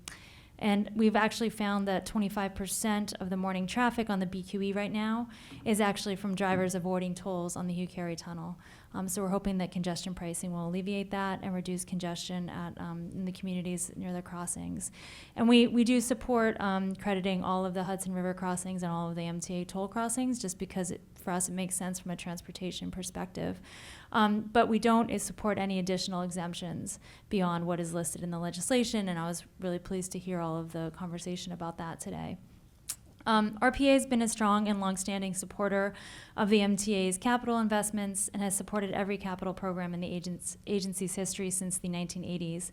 We remain deeply committed to these programs because the projects will improve mobility, protect our climate, and create jobs. And in fact, our analysis has found that the current capital program is expected to create over 287 direct and indirect jobs over its 5-year period. At this point, the MTA may soon need to publicly explain its financial situation and how it affects the capital program. What will the program be scaled back? How will it be delayed? How will those decisions be made? To the extent they can express that more to the public, that would be great. Every project in the capital program is important, but priorities for us include signals, upgrades, accessibility improvements, new bus purchases, and investments that focus on improving outer borough transit. And also resiliency upgrades. We've been very eager to see those come as well. We also support the planned improvements in Penn Station, and hopefully projects like the Triborough line, which is sort of more farther in the future, which is a RPA proposal to create a surface transit line on tracks that already exist between Brooklyn and the Bronx. And so we're happy to hear so much talk about outer borough transit today, and you've both been all been great champions for that. The MTA has made progress to reduce construction timelines and use money more efficiently, but there's just so much more left to be done. We have found that new transit projects are much more expensive to build in New York than other U.S. regions, and 2 to 3 times as expensive, in fact, as most of our international peers, and other research has found the same thing as well. So recommended reforms include creating realistic budgets and project timelines, engaging the public early and often, reducing customization for individual projects, and putting one team of professionals in charge of each new project from start to end. We've done a lot of research lately around resiliency. This summer, we did an analysis that found that up to 20% of all New York City subway station entrances, and that's more than 400 in total, could be affected by an extreme rain scenario, also known as a once-in-a-century flood event. Now, however, unfortunately, a once-in-a-century flood event occurs every couple years. So the agency is really going to need to work with the DOT on that, and we'll be monitoring that as well. So in terms of the longer-term outlook, we're very worried about the financial plan that came out in July that showed $1.2 billion in terms of service cuts and reductions in service. That could just be devastating for our region and our regional recovery. So we're really hoping that we find other alternatives and they do not proceed with that. And while we may see some drops in transit ridership over the next few years, our region is still growing, and we anticipate transit use will come back to pre-pandemic levels. And though the schedules may need to adapt a little bit, we don't really anticipate there's going to be huge long-term shifts. And we generally agree with Kathy Weil and what she had to say in terms of employment. People love New York. They want to be in New York. More people are moving here. And as a regional organization, even if we see people moving around a little bit within the region, they're still in the region, and New York City is still their anchor. And the great economy we have here and the social networks and the culture is still a big draw for folks. And in fact, our research has found that the high housing costs and poor infrastructure and things like transit delays are actually a bigger threat than some of the changing work patterns we've seen over the past year and a half or so. So thank you again for your time and for everything you've done. It's great to be here and see you in person. Thank you, Ms. Levin. Did you leave a copy of your testimony? I'll give it to you here. Thank you. Again, thank you for representing Regional Plan Association and providing us with information and insight. I look forward to working with you on a lot of the goals that you've expressed, especially with how we can try to make sure that we come up with a regional fare and to make sure that we are really integrating all 3 levels, all 4 levels of transportation throughout the city and the state. So thank you for very much. appearing, and thank you for your patience. And Kate, I wanted to also reiterate that, our appreciation and gratitude to you personally and to RPA. We have had some great accomplishments over the last 2.5 years. It's been a very small time frame that we've been in the majority, but you know what? We're hitting home runs, and we're getting things done, and we're making transformational changes. We have another opportunity here with the change in leadership at all levels here. But we could not have accomplished what we have without you and your team and RPA. So keep up the great work, and again, thank you for being here today in your testimony. Thank you, and congratulations to you for some great leadership on this issue. Thank you very much. Thank you very much. Thank you. Next, we'll hear from Alexander Hill, Vice President, Citizens Budget Commission. Thank you for your patience, Mr. Hill. Do you have copies of your testimony?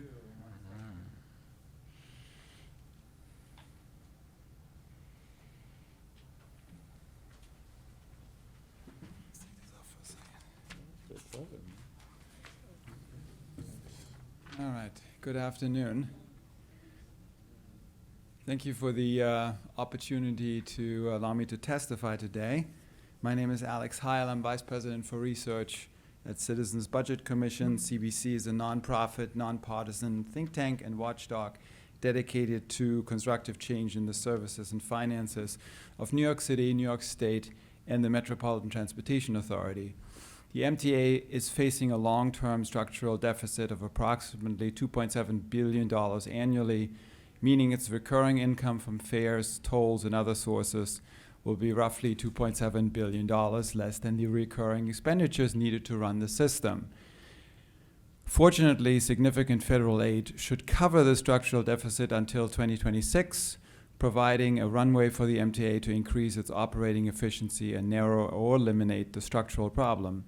However, for the federal aid to cover the gap to fiscal year 2026, the financial plan shows the MTA must implement a 2-year wage freeze starting next year, service cuts starting in 2023, and the regularly scheduled 2021 and 2023 fare increases intended to keep up with inflation of costs.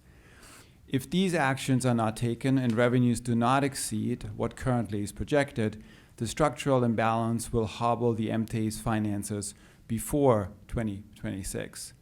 To be fiscally stable in the long run, the MTA must take actions to support operating revenues and reduce recurring costs.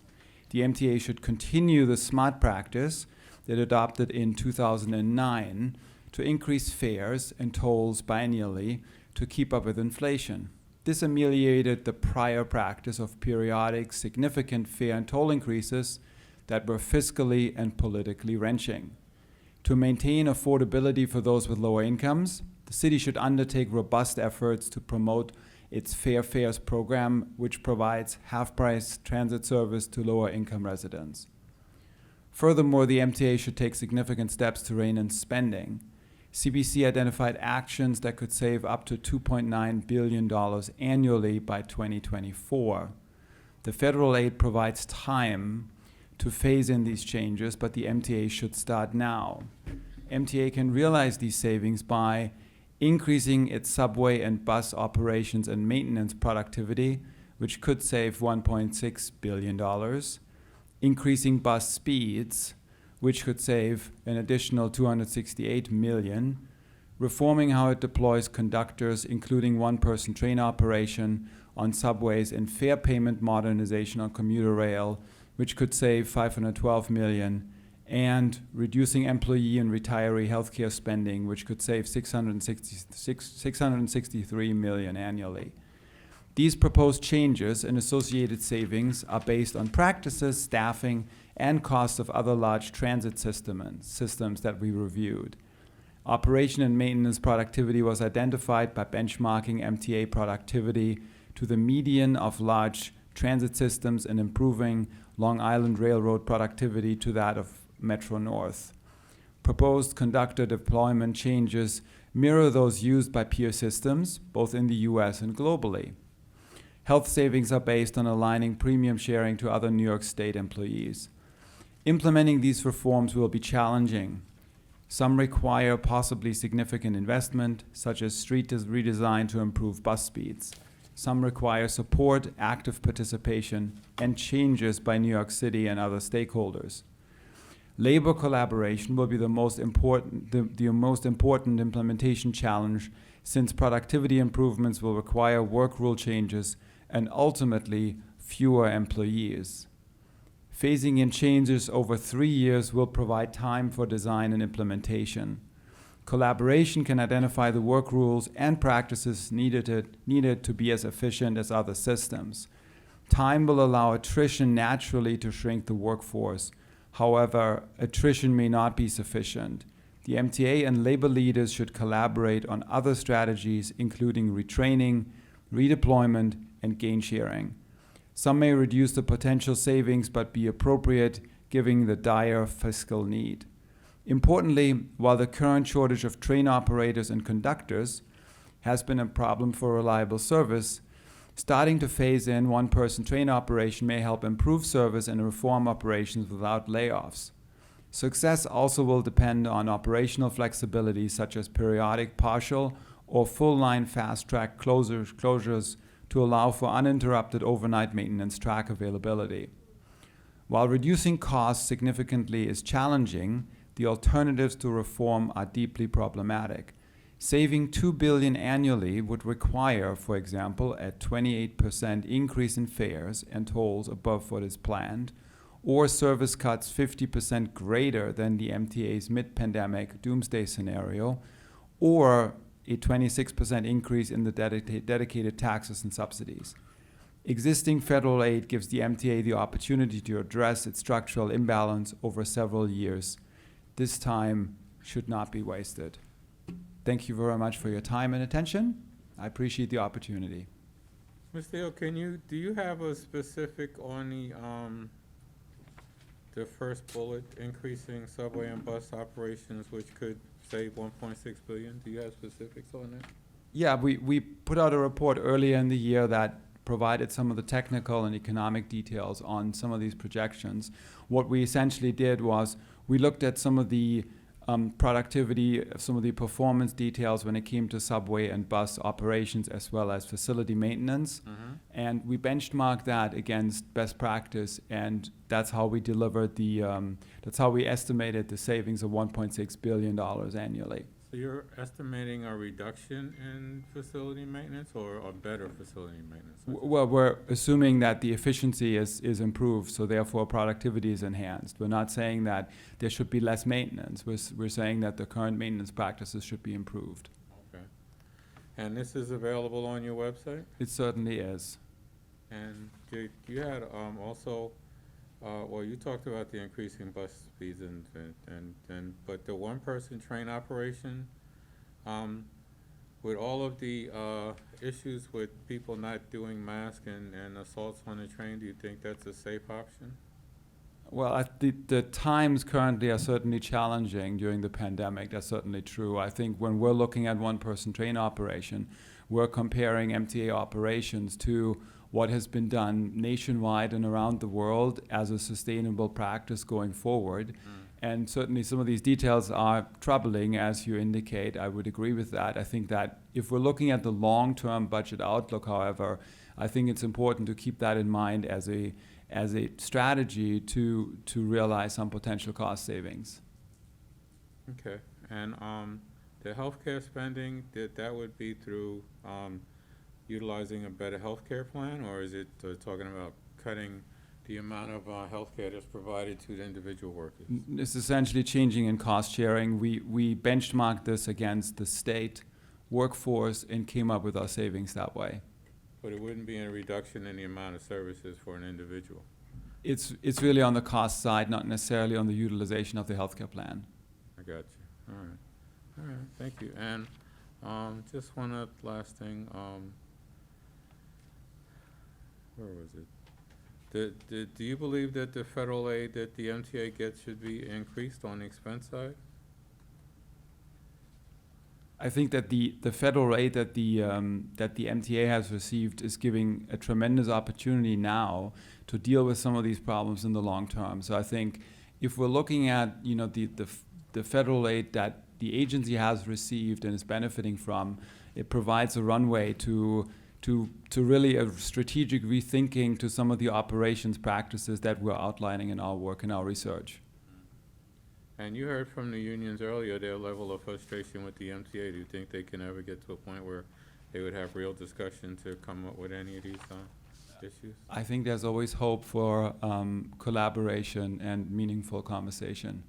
There's always hope. I like that. We can end on there's always hope. So thank you. Senator Gorin, you good? Well, thank you for your insights, Mr. Hill. I will definitely follow up with you on a couple of these items, because sure, appreciate it. Thank you. Have some real open discussion with the MTA. I think some of them could be achieved, especially on the healthcare savings, because I'm told that all of the state agencies need to relook at their healthcare savings. So thank you. Thank you for coming today. Next person is Jackie Cohen. From the Tri-State Transportation Campaign? Oh, there you are, okay. All right.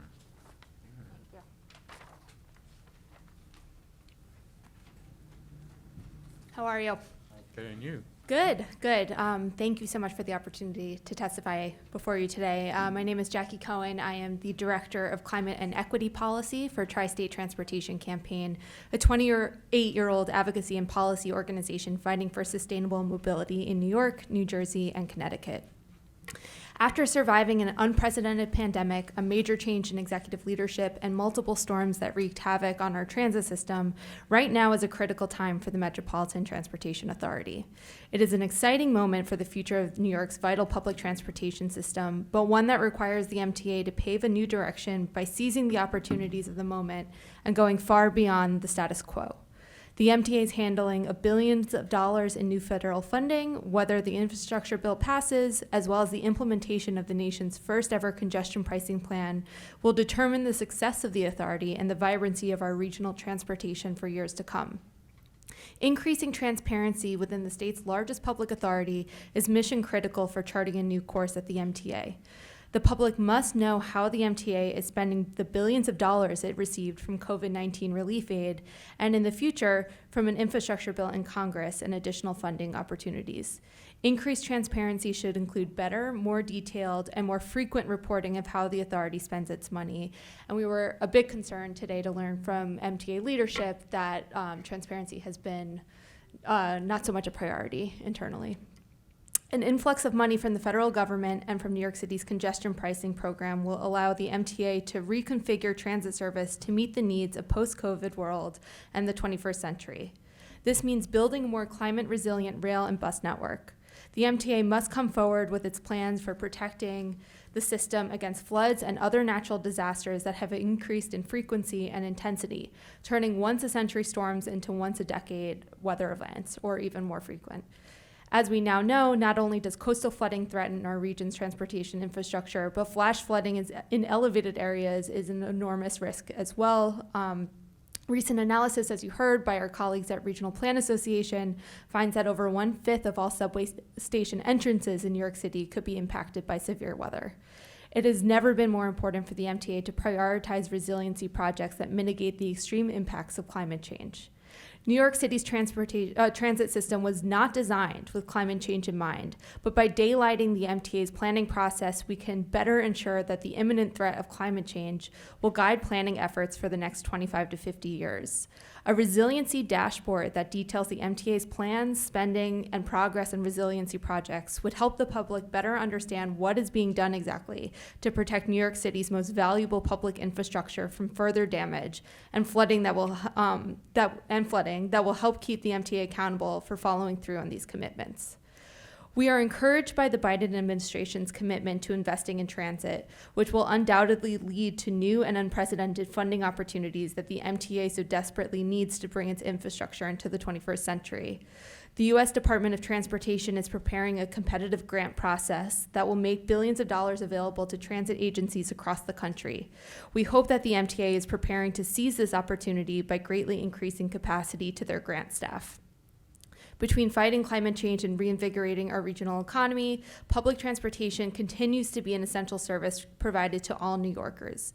We look forward to what this legislature will accomplish to make transit and the entire transportation network cleaner, safer, more resilient, and more efficient for everyone. Thank you. Thank you. Is there anything else that you wanted to add, Jackie? No, I think you heard from a number of our colleagues today that we simply don't have a sense of what is being done within the capital plan to address specific resiliency concerns. I mentioned in my testimony that it's something like a resiliency dashboard that is actually updated frequently, I think would help us better understand and hold the agency accountable. It's hard for us as advocates to advocate for more resiliency at the MTA when we don't even know what they're doing. So we urge your support for a program like that and urge the MTA to put it into effect. Well, as you heard earlier, we started pushing them, and we will figure out a way to legislate some of this because they seem to want to be as obtuse as possible. So, but there's a need, especially now, to make sure that they're spending their dollars in the most efficient way possible. So we're going to push for that dashboard. Thank you. We really appreciate your support. Thank you. Great. Senator Gorin? No, I just want to thank you so much for your leadership. You have hit on so many important points, and there's a lot of work to do in this area. Thank you. And thank you for your leadership as well. Cool. Thank you, Jack. The next person is Ben Freed from the Communications Director, Transit Center. Ben, good evening, good afternoon, good evening. Good afternoon. Thank you, Senator. Thanks for the invitation to speak today. I'm Ben Freed, Communications Director at Transit Center. We're a national foundation working to improve transit in American cities. And from our vantage point, we can safely say that COVID has hit every transit agency in major American cities. No one has been spared. Every major American transit system continues to face long-term financial uncertainty due to the pandemic. And it's the cities where buses and trains matter most in people's lives that COVID is causing the most trouble for transit agencies. That's because COVID has scrambled the way people travel, and more people travel by transit in New York City than anywhere else in the country. So as the pandemic recedes, previous patterns of transit ridership may return to some extent, but we can't bet on everything going back exactly the way things were. The ground has shifted, and we have to adapt and improve our transportation system in response. So, the state legislature is an important steward and oversight body in this process, and New Yorkers are going to need our elected officials to embrace the changes necessary to save our transit system. When we hear talk of service cuts of the magnitude of $200 million, $300 million a year, that's really like a 5-alarm fire, and we need to do everything we can to prevent that. So there are 3 things I hope you'll keep in mind. First, we need a strong congestion pricing program with minimal exemptions as soon as possible. It was really great to hear the comments from Senator Comrie today, seeking to minimize exemptions. No exemptions. And I just want to say a few words about why congestion pricing is so important to bus riders. It's not just the zone below 60th Street that's going to be affected. It's all the pinch points coming into the congestion pricing zone that also have really bad traffic congestion that will be relieved by congestion pricing. And think of all the bus riders who are on the routes that go through those zones. They are, these are trips that extend deep into the Bronx, Queens, and Brooklyn that will be, sped up by congestion pricing. Second, we need to rethink our service patterns, especially in our bus network. Office commuting and rush hour travel are down significantly, while trips by essential workers who live predominantly in Black and brown neighborhoods remain high. Our bus network was already woefully out of date before the pandemic, and with these shifts, it's even more imperative to redesign bus routes and schedules. This predicament calls for big, bold changes, and this may be jarring at first, but we have to embrace change in our bus network if we want bus service that actually meets people's needs. I'll add that in Transit Center's observations of other cities, these types of changes work best when coupled with an expansion of the operating budget, which state legislators can help deliver.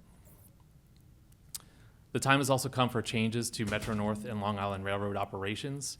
For too long, the schedules and fare structures for these railroads have excluded residents in the Bronx, Queens, and Brooklyn, where trains stop infrequently and the price of a trip is unaffordable. We are seeing peer railroads in Boston and Chicago adapt to pandemic conditions with service and fare changes that open up access in city neighborhoods with lower incomes. And New York's regional railroads should do the same. Third, the MTA will be able to do more with its capital funding if it wrestles construction costs under control. Reforms to project scoping and construction management can foster a more competitive bidding environment that will drive costs down. By using its oversight powers to identify obstacles to cost control, the State Senate can help New Yorkers get more access to great transit for every public dollar we invest in the system. And I really appreciated Senator Ramos's line of questioning earlier today to that end. I thought it's very helpful to keep pressing the MTA for specifics on how they are streamlining the procurement process and getting actual examples of projects that are coming in at lower costs than they were before. And I hope that continues. Thank you. Thank you, Ben, for being here today and submitting your testimony and continuing to monitor and make assessments that you share with us so that we can be better equipped to push the MTA to where it needs to be. So thank you for your time. I agree with my colleague. Thank you so much. Thanks for the opportunity. Thank you for your patience as well. Our final speaker and our best speaker for today, so coming up last, Felice Farber, Director of External Affairs, General Contractors Association.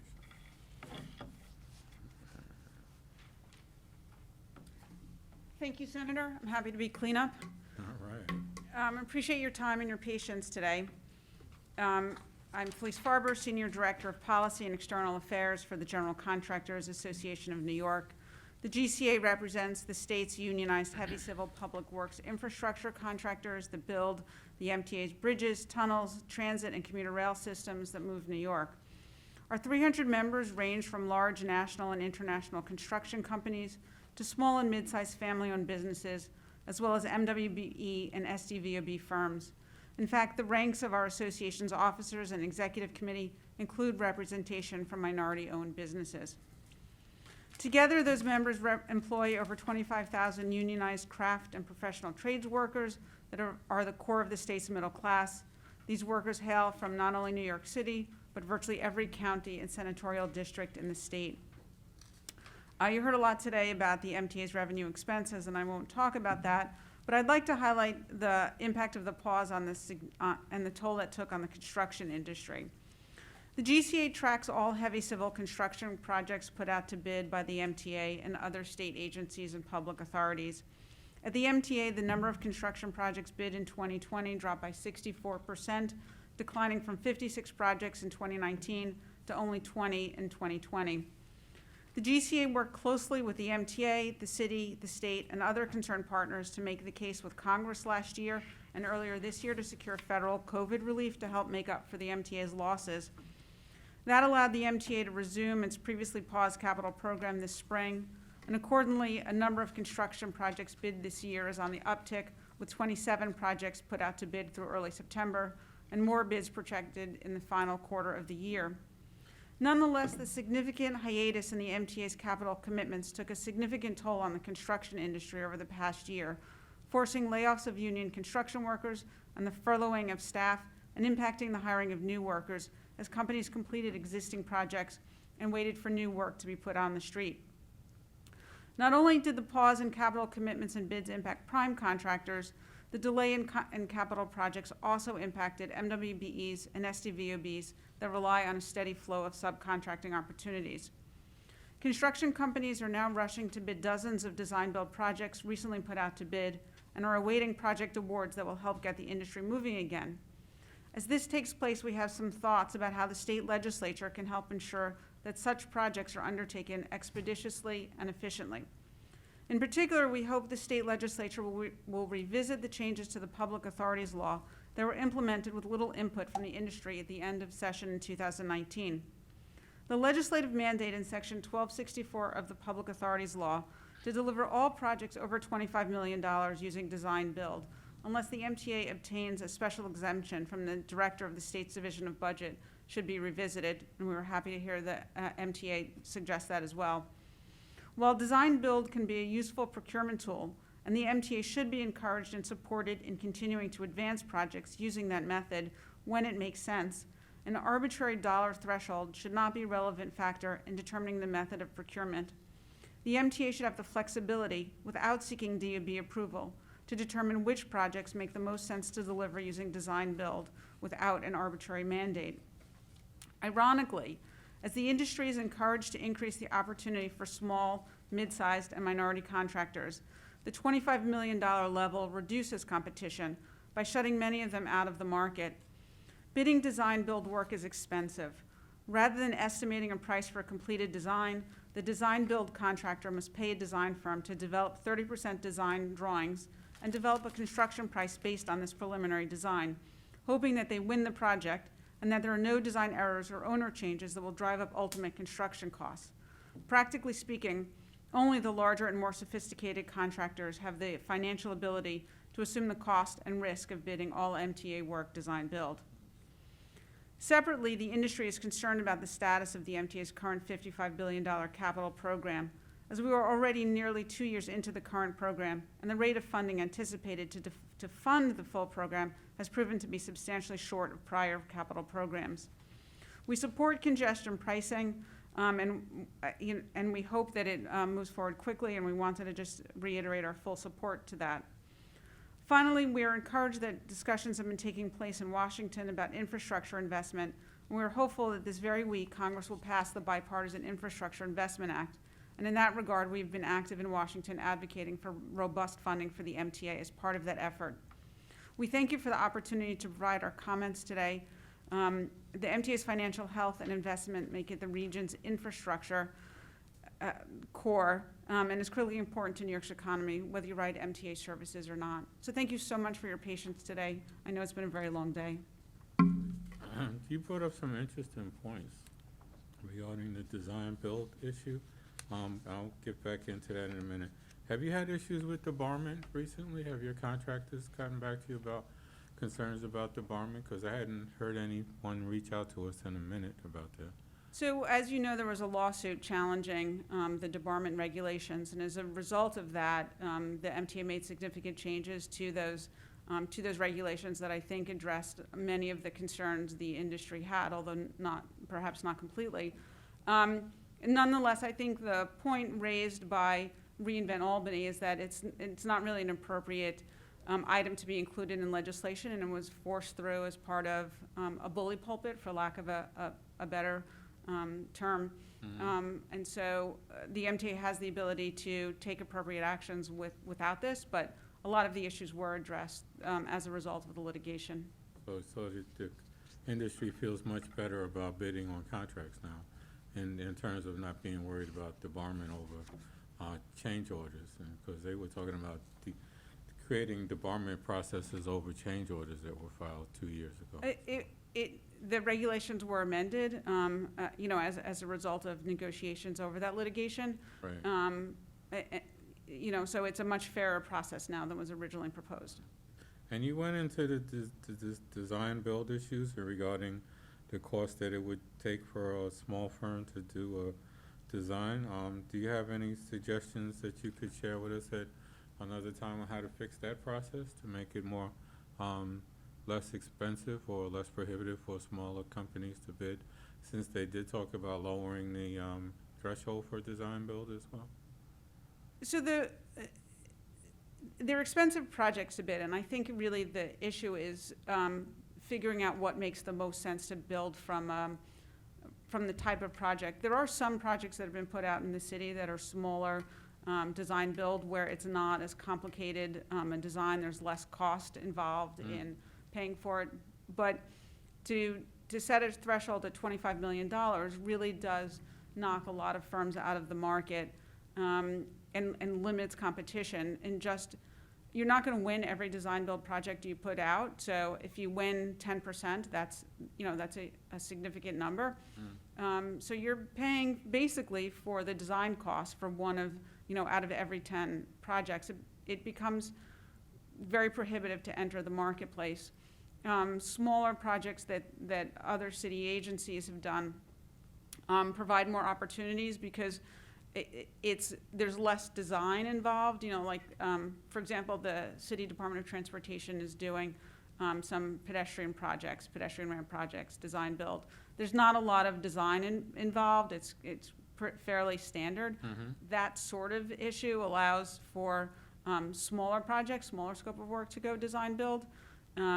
The 25 million threshold should be revisited and either raised substantially or eliminated altogether, and then you could just have the pressure on the MTA and other agencies. And I don't even think you need pressure, because there's a preference to move forward using design build, where they think it's appropriate. Thank you. I'd like to talk to you about that some more at another time, because along with the issues of the amount of contract, the dollar amount, there's some other issues around design build and pre-bidding that other contractors have brought up to us. So hopefully we can sit down and talk with you about that. We'd welcome the opportunity. In fact, this morning we held a forum. Unfortunately, had to do it virtually and not in person, in partnership with the MTA on design build, specifically geared towards MWBEs and SDVOB companies, providing the prime contractor perspective on how you bid on design build work and how to get involved with prime contracting teams, just to help firms really understand what the bidding process is and where those opportunities are. I'd be happy to send you a link to the recording of the forum. Okay, please do. Again, thank you for your patience. You've been here all day as well, so thank you for your patience and your consistent effort in informing us of the information we need to know, so we can be more effective with working with the MTA. So Thank you, and I'd be happy to reach out to your office to schedule a follow-up discussion. Please do. Thank you. Thank you very much. Senator Kenny, Senator. Yeah, I just want to say thank you again, Felice, for your leadership and that of the General Contractors Association. Again, I agree with the sentiment that you've put forward here today. We need to keep New York moving. We need to build back better. And we'll be hearing a lot of that hopefully after tomorrow, if all goes well. No state in the nation stands to benefit more than New York from this federal infrastructure bill, whether it's the bipartisan negotiated package that looks to be moving before Congress or the larger relief package that we all need. We need this investment, and we need it. Thankfully, we have a partner at the federal level with President Biden. We have Majority Leader Schumer leading the charge in the Senate, and we have a Congress that recognizes the needs of your members. And my hope is that there's going to be more work than you and your membership know what to do with. We're certainly optimistic and hope that is the case. Yeah, well, I'll tell you what, it'll help us reinvent the MTA. But again, Felice, thank you for your leadership on all of these issues. It's really a pleasure to work with you and your patience here today. Thank you very much. Thank you so much. That is the last speaker that is scheduled for today. I want to thank my colleagues, Co-Chair Tim Kennedy, Transportation, Senator Gorin for staying the entire day. I want to thank all of you for being here in the audience and all of the staff as well for helping put this together. This ends the MTA hearing for September 29th, 2021. Thank you all for being here. Have a good evening. Stay safe. Get vaccinated.